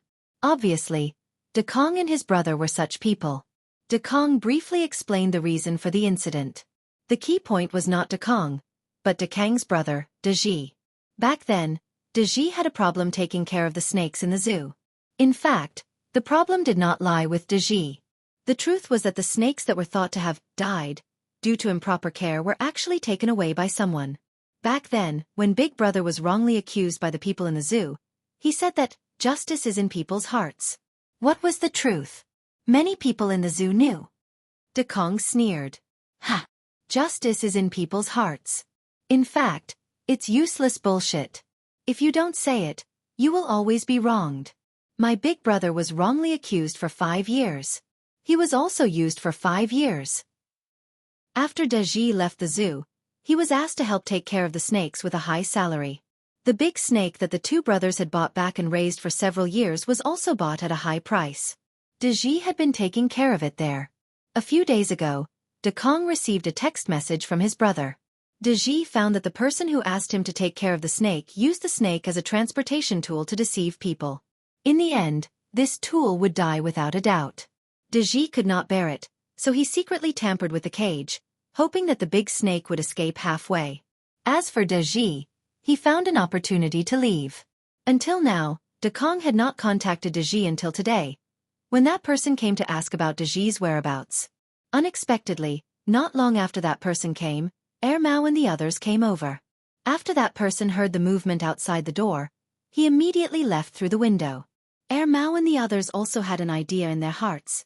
If things were really as Dekong said, it was obvious that Deji was indeed used by someone. Someone had been setting a trap since the incident at the zoo. While Mao and the others were thinking about Deji and Dekong, Xianxia was thinking that the big snake he saw in the forest a few days ago was probably the snake that Dekong said was very precious and that Deji did not hesitate to risk his life to help. Unfortunately, the Dekong brothers did not know that the big snake had already been dissected by those people. While they were talking, Mao's phone rang. Almost at the same time, Celestine and Pei Liang's phones also rang. Something had happened in the courtyard. To be exact, something had happened to Pei Jie. Pei Jie had disappeared. Today, Pei Jie had brought Mao and Wei Xiaobei to play in the courtyard. While Zhang Tan was out, he had secretly taken out the small box that Zhang Tan had placed in the trunk of Mao's car. He had said that he wanted to explore it, but in the end, he could not open it. There were 2 mothers in the courtyard, so Pei Jie could not directly try to open the lock in the courtyard. Thus, he took the box out of the courtyard and urged the 2 children to help him. Unfortunately, Mao and Wei Xiaobei did not know the password to the box. When is your brother Hei's birthday? Pei Jie asked. We don't know. Mao and Wei Xiaobei shook their heads. What's your brother Hei's phone number? Pei Jie asked again. We don't know. Mao and Wei Xiaobei shook their heads again. Then what do you 2 know? We don't know. Pei Jie. While they were trying to open the box with the password, a stranger walked towards them. When the 2 mothers in the courtyard heard the noise and came out, Uncle Lin, who was helping to look after the 3 children, had been knocked unconscious on the ground. Mao and Wei Xiaobei were hiding behind the car, and Pei Jie was nowhere to be seen. Mao told Wei Xiaobei that Pei Jie had been taken away by a stranger. When Uncle Lin woke up, Mao and the others found out from Uncle Lin's description that the person who had taken Pei Jie away was the person they had seen half an hour ago. Putting aside how anxious Pei Liang was, when Pei Jie woke up, he found 2 strangers in front of him. One of them was the person who had captured him, and the other was someone he had never seen before. Pei Jie used a minute to think and react. Then, he said to the 2 people in front of him with a sullen face, Uncles, my family is very rich. Don't kill the hostage before you get the money. The 2 people in front of Pei Jie. How did this little brat even know to kill the hostage? That's not right. Shouldn't this little brat's reaction be to cry for his parents when he wakes up? Are the children nowadays also mature? Then, Pei Jie, who could not resist at all in front of these people, was thrown into a shed. The thick stench inside made Pei Jie almost vomit out the egg pancake he had eaten in the morning. Pei Jie was locked up in a cage, and he did not know what kind of animal it used to contain. He also did not know when his father and the others would find him. Pei Jie sighed inwardly. Pei Jie had once fantasized that one day, he would be like Superman, punishing evil and promoting good, and saving the weak. Just like today, when he realized that the situation was not right, he first thought about how to let his 2 younger siblings escape, and then he would deal with the bad guys himself. But today's experience told him that not everyone could be Superman. The enemy's level was too high, and he was at a disadvantage. He usually thought that he was very awesome, but when he really encountered a problem, he realized that he was helpless. Pei Jie felt like he was a whimsical fool. Although he was afraid, Pei Jie forced himself to calm down. Pei Jie knew how to use cooperation to achieve his goals from a very young age. So in the village, although he was mischievous, every time he caused trouble, he would always get a lot of partners. Not to mention the high success rate, when he was punished by his parents, they would share the anger, and he would not let the adults' anger all focus on him, the initiator. Now, without the help of his partners, he would definitely not be able to escape alone. But, what partners could he find here? After adapting to the dark environment, Pei Jie looked around himself with the help of the light coming in from the small window on the side of the shed. He could not see clearly if he was a little further away, but he could still see a little bit if he was close. There was a red panda in the cage next to him. Compared to the other one lying in the cage, this one was a little better. At this moment, the red panda was looking at Pei Jie curiously while rubbing its face with its paws. Pei Jie wanted to cry even more. Chapter 407. In the courtyard, there was a sense of anxiety and irritation. If it weren't for the fact that he wanted to know more, Xianxia would have stayed far away. It was too depressing. His master was not at home today. 2 days ago, he had been invited over by an old friend in the provincial capital. Today, when he heard that something had happened in the courtyard, he did not care about the courtyard anymore. He immediately rushed back and asked the people in the provincial capital to help. The person who took Pei Jie away was not a resident here. The local residents, including Dekong, had never seen that person. After that person took Pei Jie away from the courtyard, he quickly left.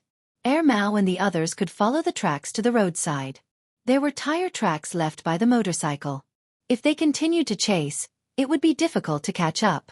The 3 of them split up and drove along the road to search.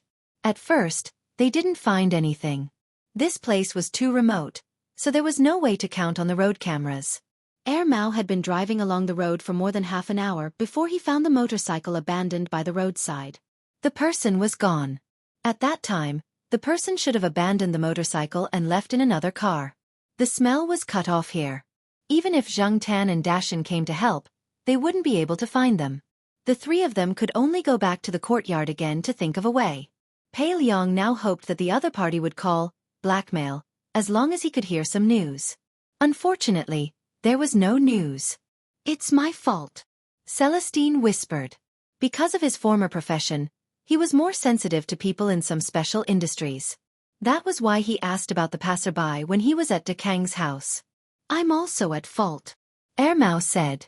At that time, he also pointed in the direction of Dekang's house and wanted to go and see. After returning to the courtyard, Pei Liang, who had been smoking silently, waved his hand and said in a hoarse voice, "It's none of your business." Pei Liang knew that the 3 of them had the same idea. Even if Mao and Wei Ling didn't say anything, he would ask that person when he saw him. He would also go over to take a look. After all, if any potentially dangerous person appeared in this place, they wouldn't turn a blind eye. This was the place where Master lived, and they wouldn't allow any dangerous people to exist.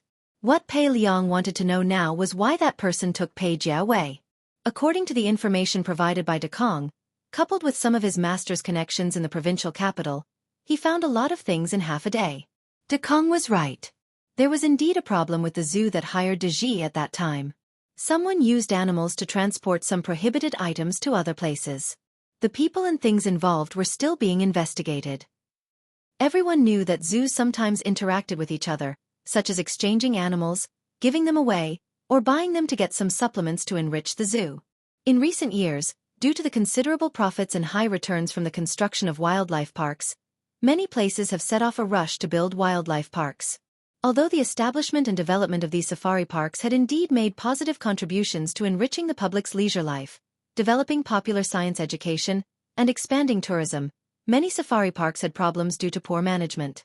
For example, illegal sales, secretly killing sick and old wild animals, and even deliberately throwing some herbivores into the cages of carnivores to attract tourists. Because of the lack of scientific planning and market research, coupled with the lax approval and supervision, the construction of wildlife parks surged like a storm. The zoo that hired Deji was built in such a relatively chaotic environment. There were a lot of loopholes and it couldn't stand up to investigation. Now that they really started investigating, they found a lot of problems.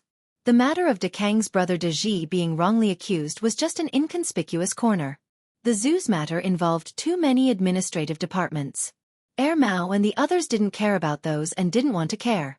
They only wanted to know how Deji's matter was related to Pei Jie being taken away. They were anxious to find out who took Pei Jie away. After analyzing the information they found and connecting it to today's matter, the three of them felt that the other party should have some understanding of them. Even if they hadn't met before, they might have heard some things from other people. They knew that things would become quite unfavorable after being targeted by Mao and the others. Therefore, those people sensed the danger and even thought that it might speed up the process of exposing those hidden things. If those things were really exposed, they would definitely be severely punished. Therefore, they might have taken Pei Jie away as a bargaining chip to escape. His target was originally Pei Jie, not Mao and Wei Xiaopang. Pei Liang said. The latter two were too young and weren't easy to take care of. They also loved to cry. Taking them away would be a big problem. Pei Jie was already 10 years old and was sensible. He was obedient and would be more cooperative after being threatened. Pei Liang knew his son very well. He believed that if those people only used Pei Jie as a bargaining chip to escape, Pei Jie would still be safe now. Pei Jie was very smart. Naughty and mischievous children were more cunning and knew how to judge the situation. Pei Liang had never been so glad that his son had such a moral character. As long as Pei Jie's side was stable and didn't anger those people, Pei Liang and the others would have more opportunities to find answers. While Mao and the others were analyzing and discussing the matter, Zhang Tan thought about the people that Dashan had brought into the forest. If those people in the forest were related to this matter, would Pei Jie be taken there? After all, there were no police or other surveillance cameras in the forest. If something happened, it would be easy to escape. On this night, other than Mao and Wei Xiaopang, the others were destined to be sleepless. Zhang Tan originally planned to take a nap, but after tossing and turning, he still couldn't fall asleep. Walking out and jumping onto the railing on the second floor, Zhang Tan looked around at the endless black sky. The lights on the first floor of the courtyard were still on. Mao and the others were downstairs. In the evening, a few people from the provincial capital came over to help them find the children. They also brought some useful information. It seemed that those people on the first floor wouldn't be able to sleep tonight. Sensing something, Zhang Tan looked towards the corner of the wall. Dashan wasn't asleep. He jumped onto the wall and squatted there to look at the stars. From the hall, one could only see the wall surrounding the courtyard's entrance. Therefore, Mao and the others didn't notice Dashan squatting on the wall. After thinking about it, Zhang Tan made a decision and quickly went downstairs. Dashan heard the sound and turned around to look at Zhang Tan. This guy's body was too big and the wall was too narrow. It didn't look very harmonious, but he still stood very steadily. Zhang Tan jumped onto the wall and stopped beside Dashan. Then, he jumped out of the courtyard and walked 2 steps to look at Dashan. Brother, do you want to go with me? Dashan squatted on the wall and stared at Zhang Tan for a few seconds. He probably didn't know what Zhang Tan wanted to do in the middle of the night. Under normal circumstances, because Dashan always accompanied his master, his daily routine gradually became similar to his master's. He wouldn't run around at night.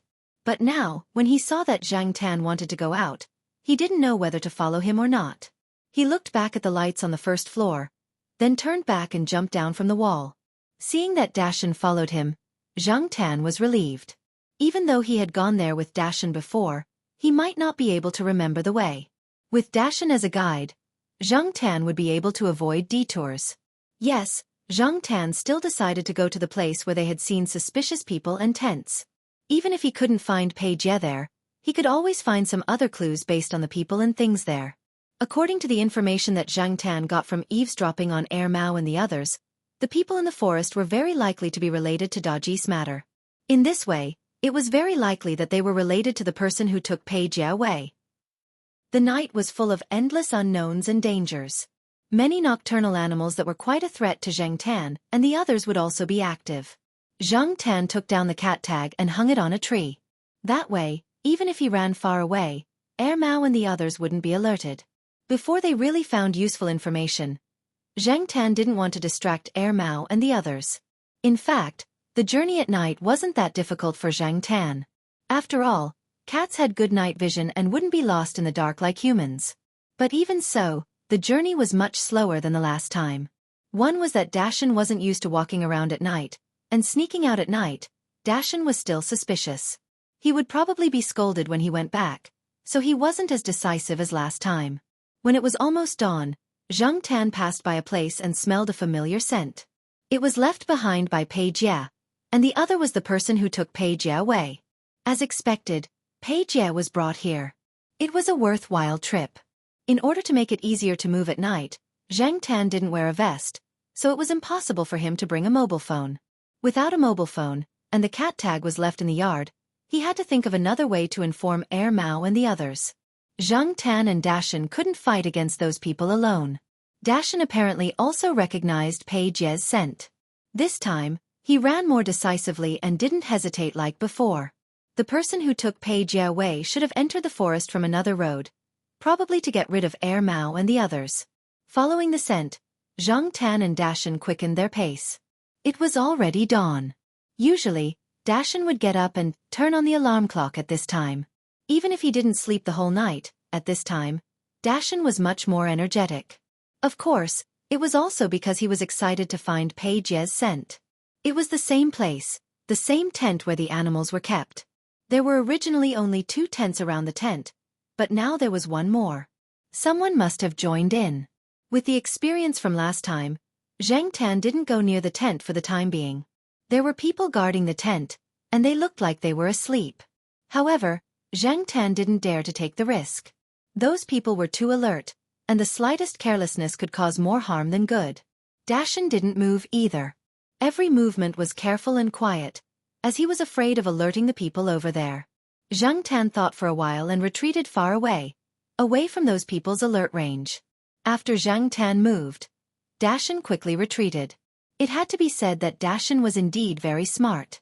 This kind of intelligence wasn't because he was a fast learner, but because he knew how to act according to his ability. He knew that he wasn't a match for these people, and that he wouldn't be able to win if he rashly went up. Therefore, after finding Pei Liang's scent, he wanted to go back and report. Dashan planned to retreat first, then bring the others over. However, after running a few steps, he realized that Zhang Tan was still there, and didn't seem to want to go back with him. He even stopped and waited. Zhang Tan waved his hand and told Dashan to go back on his own. He planned to stay here and observe the situation. If there was an emergency, he could still help. After all, Pei Jie was just a child. Seeing that Zhang Tan didn't want to leave, Dashan continued to run a few steps, then stopped and looked back. After running a distance, he looked back again. Seeing that Zhang Tan didn't want to follow him, he continued to run. Zhang Tan believed that Dashan could bring Mao and the others over. Dashan could understand some simple words, and he also knew the tail-wagging game. As long as he could bring them over, everything would be fine. Chapter 408.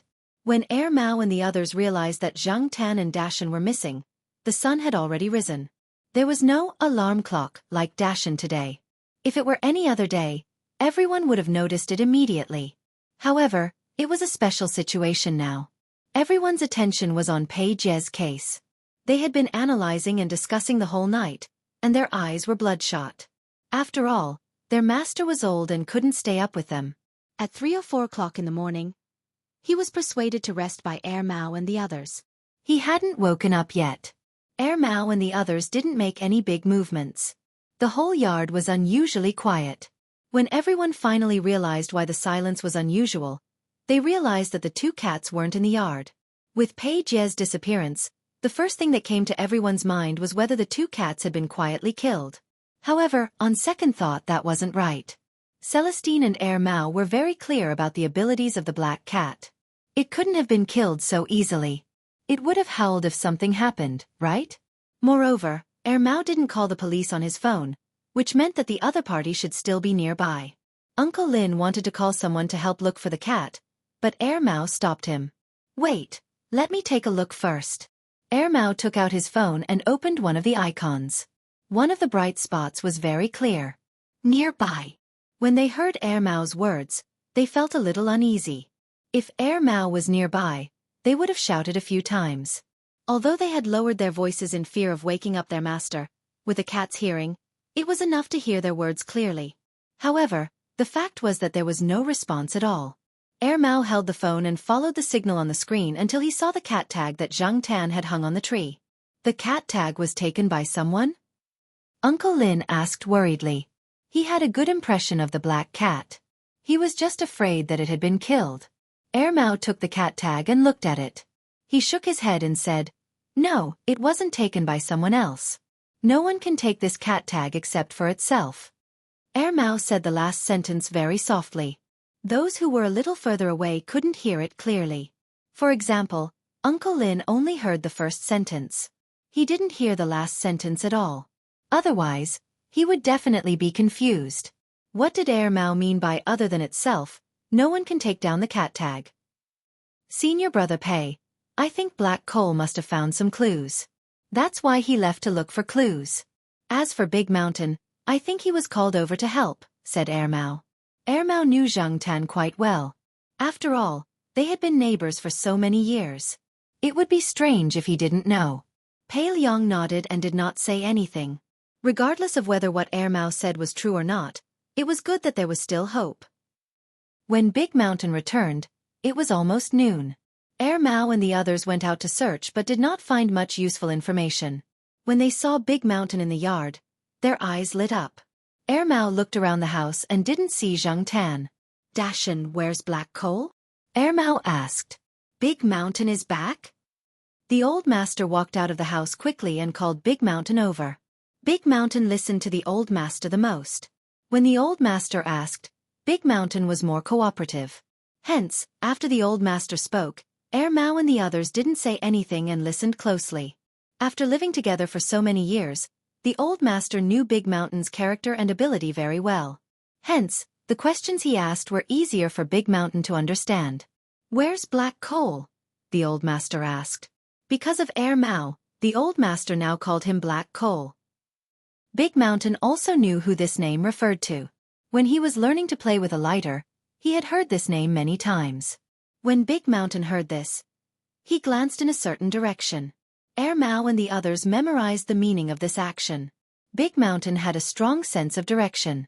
Since Big Mountain was looking in that direction, it meant that the black cat was somewhere in that direction. "Where's Pei Jie?" As he spoke, the old master took one of Pei Jie's clothes and gave it to Big Mountain to smell. It would be easier for Big Mountain to match the smell with the name, Pei Jie. Big Mountain's memory for smells was deeper than a name that he had not heard for a long time. Sure enough, when Big Mountain heard the name, Pei Jie, he was a little confused. However, after smelling the smell, he was a little excited. After hurriedly turning around, he wanted to walk out of the door but was stopped by the old master. The old master brought Big Mountain in front of him. He looked at Big Mountain and said almost word by word, "Found it." Usually, the old master and Big Mountain played a similar game of looking for things. Hence, Big Mountain could understand this question. When Big Mountain heard this, he raised his tail and swung it down hard. This action represented the yes in the yes game of yes. "We really found it," Mao said happily. Pei Liang was so excited that his eyes turned red. Now, he was eager to find it. In the past, when they were at home, Pei Liang would teach Pei Jie a lesson with a stick every 2 to 3 days. This child was too naughty and would not behave unless he was beaten. He was always causing trouble. But now, even if he did not see this naughty child for a day, he would still feel all kinds of fear in his heart. As a man, he could not cry and shout. He suppressed his emotions and could not vent them. His heart was filled with panic. He could only silently smoke one cigarette after another to relieve his emotions. Now, just hearing this news made Pei Liang's eyes ache. He blinked hard a few times but could not suppress this feeling. Instead, it became more and more intense. The old master sat back and waved his hand. He said to Mao and the others, "Go." He was old and could not go out with Mao and the others to look for Pei Jie. "Master here."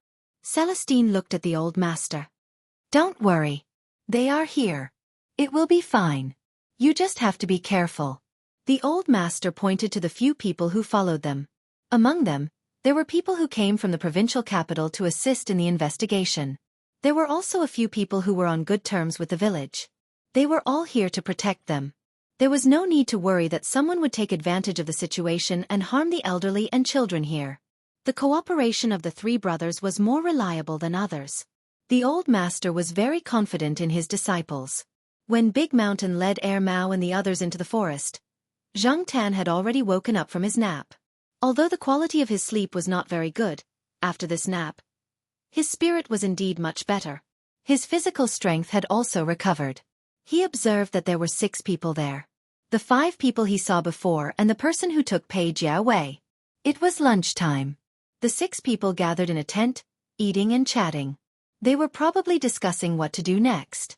Those people had accents and spoke very quickly. Xianxia did not understand much. Occasionally, he caught a few words, but when strung together, he did not know what they meant. He could only make a judgment based on the tone of their voices. Among the 6 people, one of them was sitting at the entrance of the tent. Half of his body was inside the tent and the other half was outside. While he was vigilant of his surroundings, he also spoke a few words to the others. To Xianxia, this was an opportunity. Since these 6 people were gathered here, there was no one else in the other places. Circling to the back, Xianxia quietly approached the cloth shed. The 3 tents did not seem to be where the hostages were placed. The most likely place here was the cloth shed where the animals were kept. Moreover, Xianxia deduced from the subtle words and actions of those people that Pei Jie should be in there. Quietly circling to the back of the cloth shed, Xianxia found an unsecured place. There were only a few fixed points at the bottom of the cloth shed. Xianxia was able to lift the cloth slightly to get in.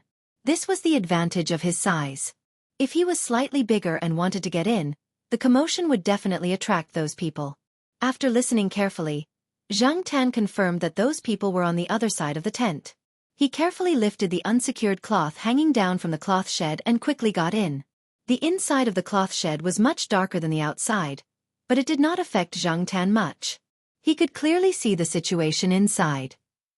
Inside were the 5 cages that Xianxia saw last time. 2 of them contained monkeys and 3 of them contained pandas. In a large cage closer to these 5 cages, there was a child sitting in the corner of the cage. Obviously, it was Pei Jie. Pei Jie was hugging his legs and sitting at the foot of the cage. His head was on his knees, and he seemed to be sleeping. The mental state of the animals in the 5 cages was similar to last time. They were not in a good state. They were listless and did not notice Xianxia. Only the one beside Pei Jie's cage was slightly more energetic. When Xianxia walked over, the little guy saw Xianxia, but he did not make a sound and only stared at him curiously. It seemed that this animal rarely made a sound, which was a good thing for the current situation. The red panda stood by the cage and looked at Xianxia as it raised its hand to play with the fur by its mouth. Xianxia walked to Pei Jie's side. The metal mesh of the cage was more dense and he could not squeeze in. He could only stretch out his claws and gently push Pei Jie. Pei Jie wasn't in a deep sleep. After being pushed, he woke up and looked around in confusion. It was still a dark environment and there was the stench of animal feces. However, after being forced to smell it for a day, Pei Jie was already a little numb. Besides, he also had a share of this stench. He had peed a few times. Pei Jie did not notice anything unusual. Just as he was about to continue sleeping, his arm was touched again. He turned his head and met a pair of eyes. Pei Jie almost screamed in shock. Fortunately, this child's mental fortitude was good and he held it in. Pei Jie carefully identified it and realized that it was a cat that pushed him just now. It could not be helped. The environment here was still too dark for Pei Jie. Xianxia was now in an even darker place. Pei Jie could not see the objects inside clearly like Xianxia. In addition, Xianxia was dark to begin with. If his eyes could not reflect light, Pei Jie probably would not have found Xianxia so easily. However, he did not think that it was Xianxia himself. He only thought that it was a wild cat in the forest. The cage was still too small for Pei Jie. Even if he sat in a corner of the cage, it occupied nearly a quarter of the cage's cross-section. Pei Jie could not stand up straight in the cage at all. He had to bend over when he got up. Xianxia also thought that Pei Jie probably did not see clearly. He glanced around and then walked to the small window left by the cloth shed. The light shining in from outside the window projected on the uneven ground. Pei Jie only saw it clearly when Xianxia walked there. Black charcoal. Although he was very excited, Pei Jie remembered that he was trapped here. He was afraid that he would attract the attention of those people if he was too loud, so he lowered his voice. Zhang Tan was very satisfied with Pei Jie's performance and walked to the side of the cage again. Pei Jie looked at Zhang Tan and began to cry. Since Zhang Tan was here, then his father and Uncle Ermao should be nearby, right? Pei Jie suddenly felt that his dark childhood had seen the light again. The little brat who thought that he was a man who would bleed but not cry now could not stop his tears from falling. Black charcoal. I was wrong. I shouldn't have taken your things. I shouldn't have tried to pick the lock without asking for permission. Pei Jie lowered his voice and admitted his mistake. Because his voice was too low, sometimes only his mouth could be seen, but no sound came out. However, Zhang Tan could still tell what the child was saying from the few words he said and the shape of Pei Jie's mouth. His tone was very sincere, and his expression was even more moving. However, Zhang Tan felt that Pei Jie's words were so smooth. There was not even a pause. Pei Jie had said similar words many times, but at this moment, Pei Jie was really regretting it. If he had not been curious about the box and had not taken it out of the yard, would he not have met that stranger? Uncle Lin would not have been knocked unconscious. His two siblings would not have been in danger, and he would not have been picked up by the bad guy like a chick.